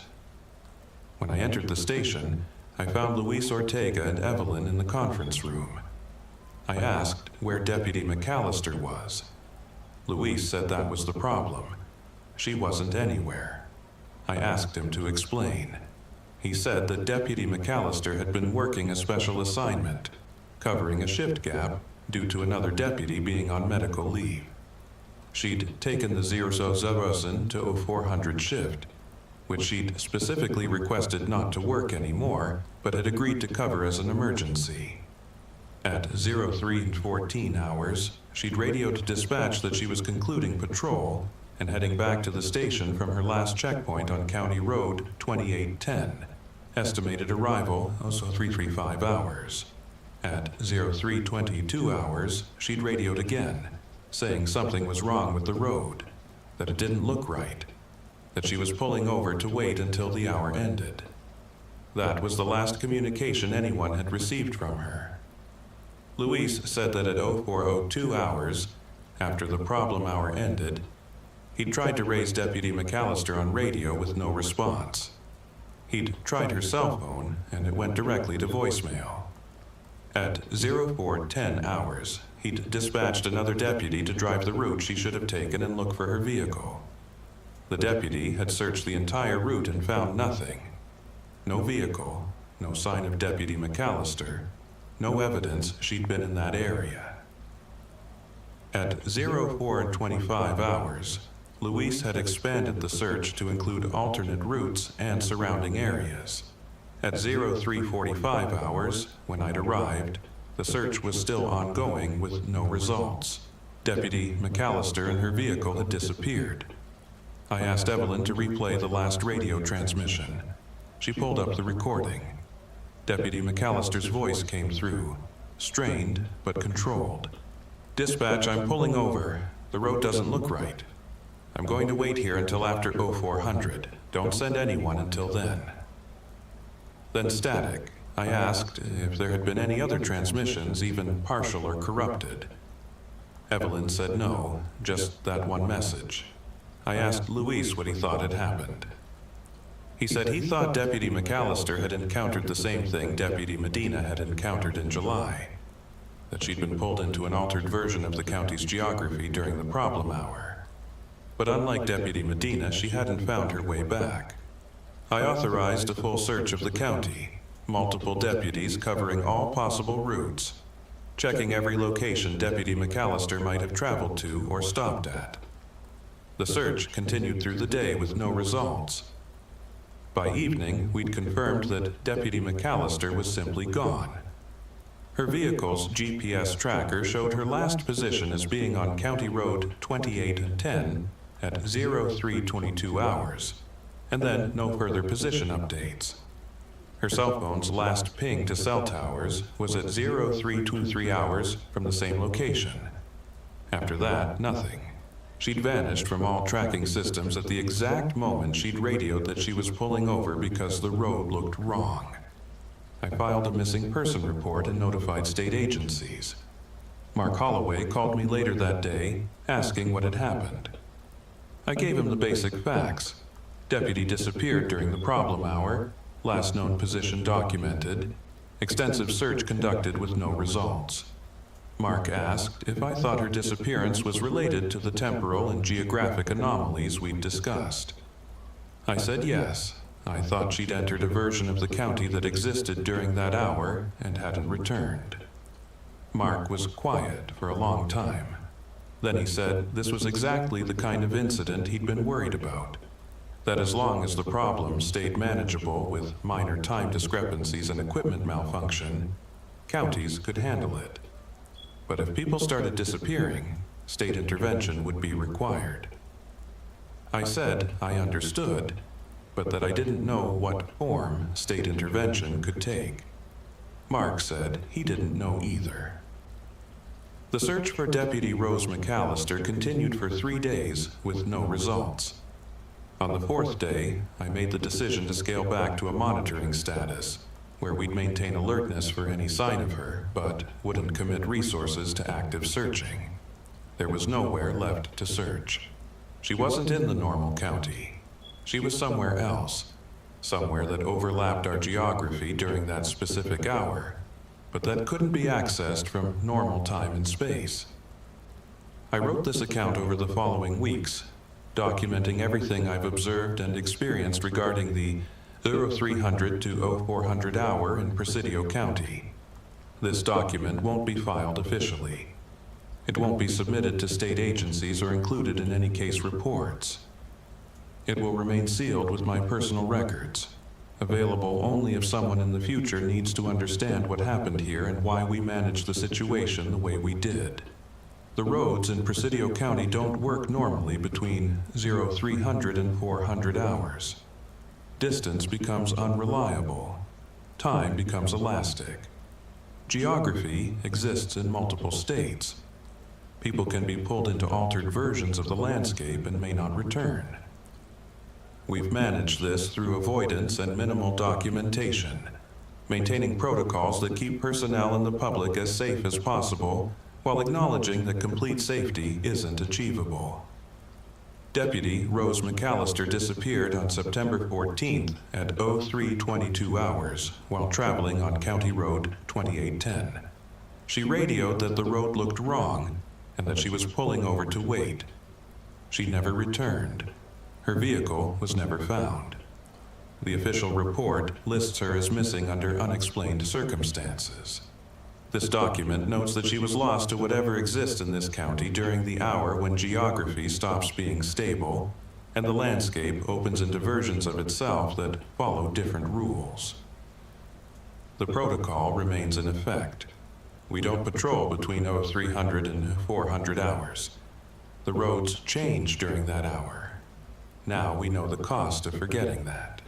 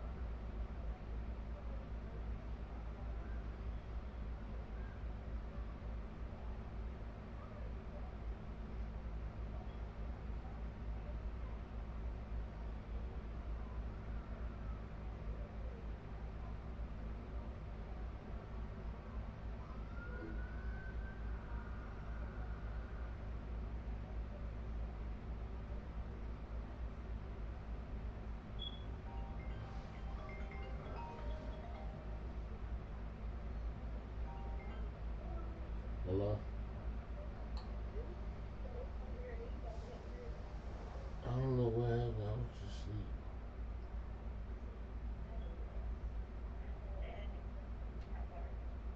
So what?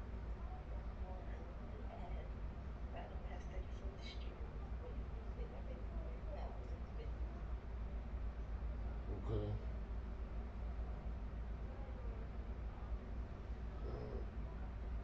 Hope you know I'm fighting my sleep. I'm tired as shit.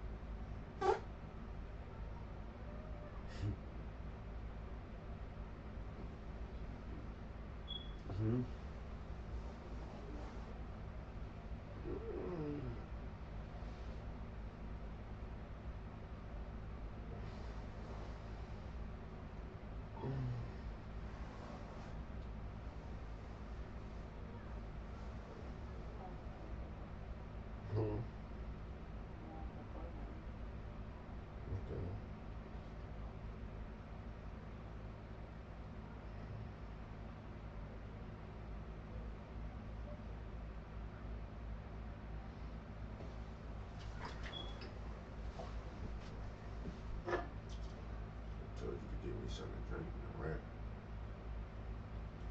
So I should have told you to give me something to drink and a rap.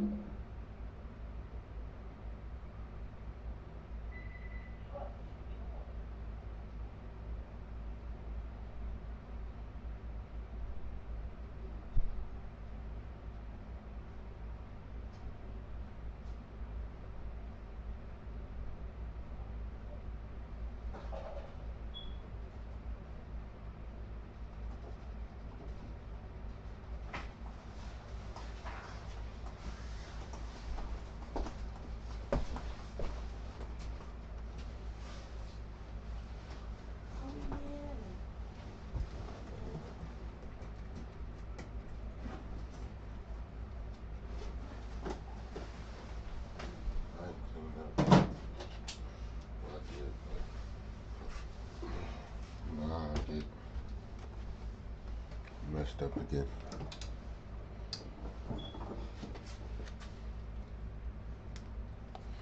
This wasn't made with no shrimp. No, I told you, Marcel made the Alfredo. Marcel know how to cook. Yeah. You try to do it in the apple, man. Right. Shit, just give me a bread. No Marcel got a bread. Oh yeah, he literally was rolling up as I left. I was half asleep the whole time. I don't even know this. I was asleep the whole time.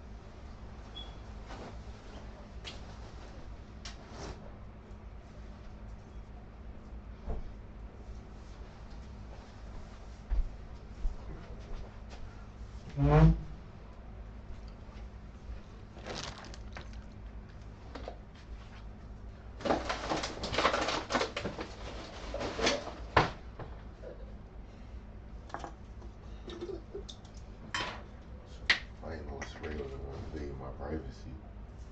You said what? None. Baby. I ain't no spray on this one. Just looking for your bag. No. I know, it's right there. That's why I put my shoes down. I'm talking about the bag you left here. What bag? What bag? None. Exactly, I don't know what you're talking about. What bag? Yeah, what bag?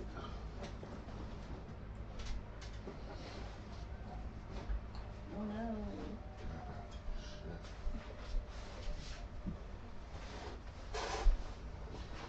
I can't prepare this time. You ain't gonna leave me, boy. Hell no. You should have. I can prepare this time.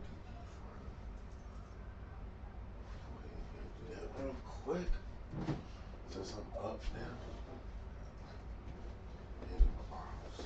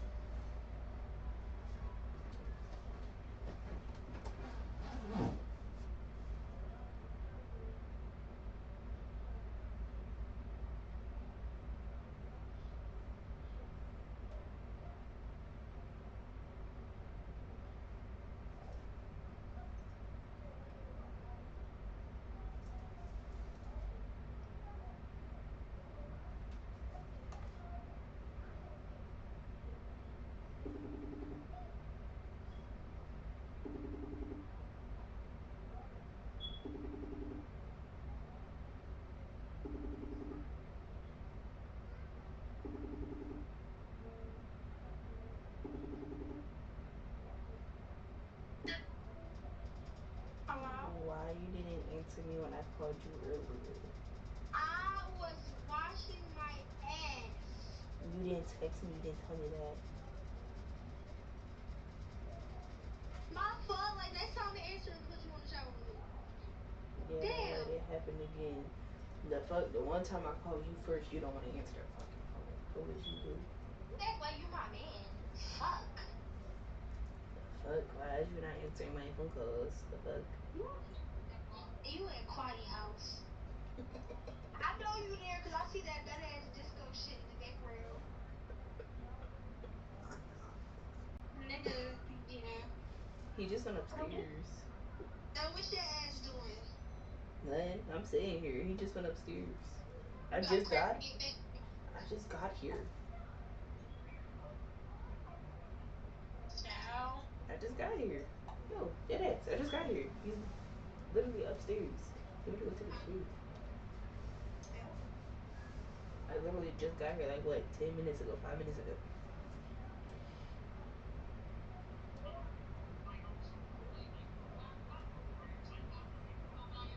So you're damn right. I'm over here wondering, yo, why Shawty Bang Bang not answering the fucking phone? Not Shawty Bang Bang! If y'all give me another fucking name. I'm like, yo, why Shawty Bang Bang not answering the phone? Fuck no. Like, the fuck? I'm over here, I'm thinking to myself, this bitch gotta be crazy. Like, why she no answering no phone? Why she no answering phony First phone? of all, you feel worse than a man. I post a video of my hair. You talking about some, move the camera down a little bit. Like, nigga, what? Yeah, like, yo, stop being stingy, yeah. Yeah, I post a fucking picture of me and my dog. My friend talking about something. Can I get a little bit of ass? Like, what? I'm hollering. I did the same thing to Shahada. Shahada posted it on her close friend. She was like, yeah, Ray. I know. She I replied, and I said she's so gay. She talking about something Ray really worse than a man. And I said, and I am. I don't give a fuck. And I am. I'm gay for all my friends. Especially if you bad. Like, I'll be trying to be stingy. Like, I need to be starting my days off right. Like, yo, like, just feel me. Like, it's not wrong. And then the way you saying it, you sound like a nigga. Like, fuck you need to start your day off right. I need to just start my day off right, bro. Then we stop. Yo, I'll never forget the time I was talking to this nigga. He talking about some damn, you was sending me no nudes. And you know the drink? I sent him the fucking nude drink, but I sent it in like the thing. So like I had him all hyped up. He went on Instagram. He clicked it. He said, "I'm finna block you." Fuck you thought? Ew, stop sending me reels while you shitting, bro. You like, I got sinister real. Yes, like what? What you been up to? Shit, working. See. Yeah, I'm about to ask Bestie Westie if he can send me $20 for Big Mama. Who, Maya? No, not Maya. I got a lot to do. I need to. Okay, since he's upstairs, I gotta finish making Quaddy basket. I basically got him a graphic tee. It's Tupac. I got him a nice little card. And I'm gonna put $200 inside the box. He don't even know I'm putting $200. Yeah. And I'm gonna get him all his favorite snacks and shit. Like, he know about it, but he don't know And what. like, if you need like some filler gifts, go on Amazon. They got like cool shit. Cause you know boys like cool shit. And like for real, you get them like some polo tees. Yeah. On Amazon, like if he got a like an Xbox or something, you could get him like the coolest section. I'm gonna probably finish doing it on Tuesday though, because that's when I get paid again. So it's like. Oh yeah. So my mom was basically telling me, she's like, yeah, you can go to Dollar Tree. They got all that stuff that you can make for your little box. So the 5 and Below for real. The 5 and Below near our house. Yeah, they got a lot of stuff. And they got kissy pajamas. Cause I got all these pajama sets for 5 and Below. Because I was going to get us matching ones, but I saw that price and I was like, oh, I said, take this off. I'll wait to get mine. Your ass should with the 5 and Below. I got pajama sets for $7. I don't know, but I'm gonna finish getting his stuff when I get off of work on Tuesday. I just need to see what time fucking 5 and Below and Dollar Tree be closing, Cause I be getting off at 5. I got lingerie sets and everything. I don't know what the fuck I got lingerie for. I don't got no nigga. Like, Yeah, you know, you lonely as shit. But anyway. lonely as fuck. It's okay. That's alright. And I'm fine with it. Feel me? As long as you, I don't know, bro. Try to be. As long as you. I try to be like. Oh, and baby, I can't prepare because now that I'm here, he gonna be on FPT shit, and I refuse to be bored. Yeah. Huh? I said, what you were typing? Yep. I refuse to be bored. I even told him, I said, I said, you left me high and dry last time. I can't prepare this time. Okay, let's fuck around.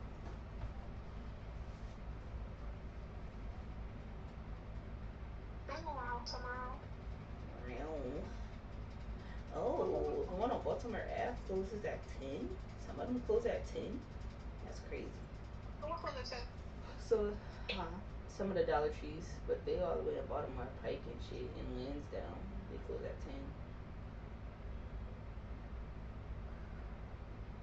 That's a Dollar Tree in Cheltenham Mall. Yeah, but they close at 8, but 8 works for me because I get off at 5. I really could go to the one that's near my job when I go on my lunch break. But who feel like taking an Uber to Dollar Tree, get your stuff, and take an Uber back to work? It's time to clock back in. Hell nah. I ain't doing all that. Got me bugged. Yo, every time I post, he the first person to watch it.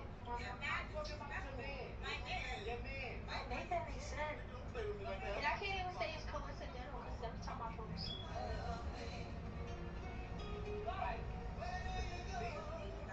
I'm about to post it again just to prove my point. So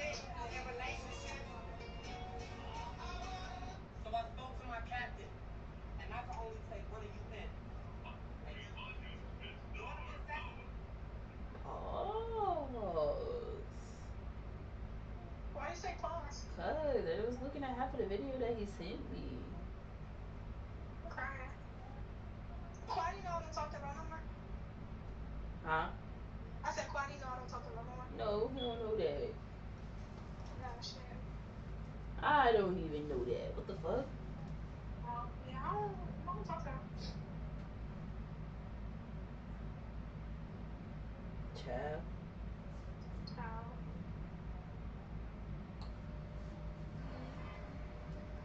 Look at that walk. Fuck Jeremy. Nuts.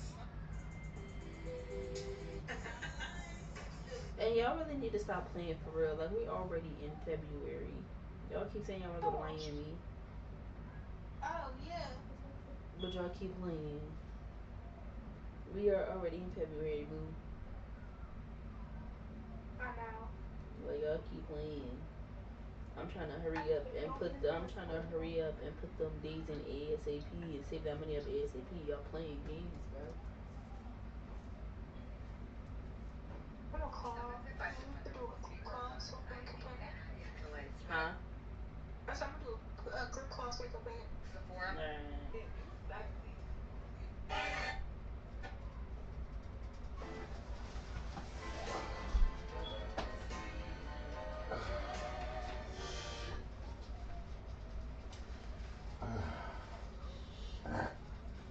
My water. Oh, my ass watch this Is video. you serious, bro? You never turned my stream off, bro.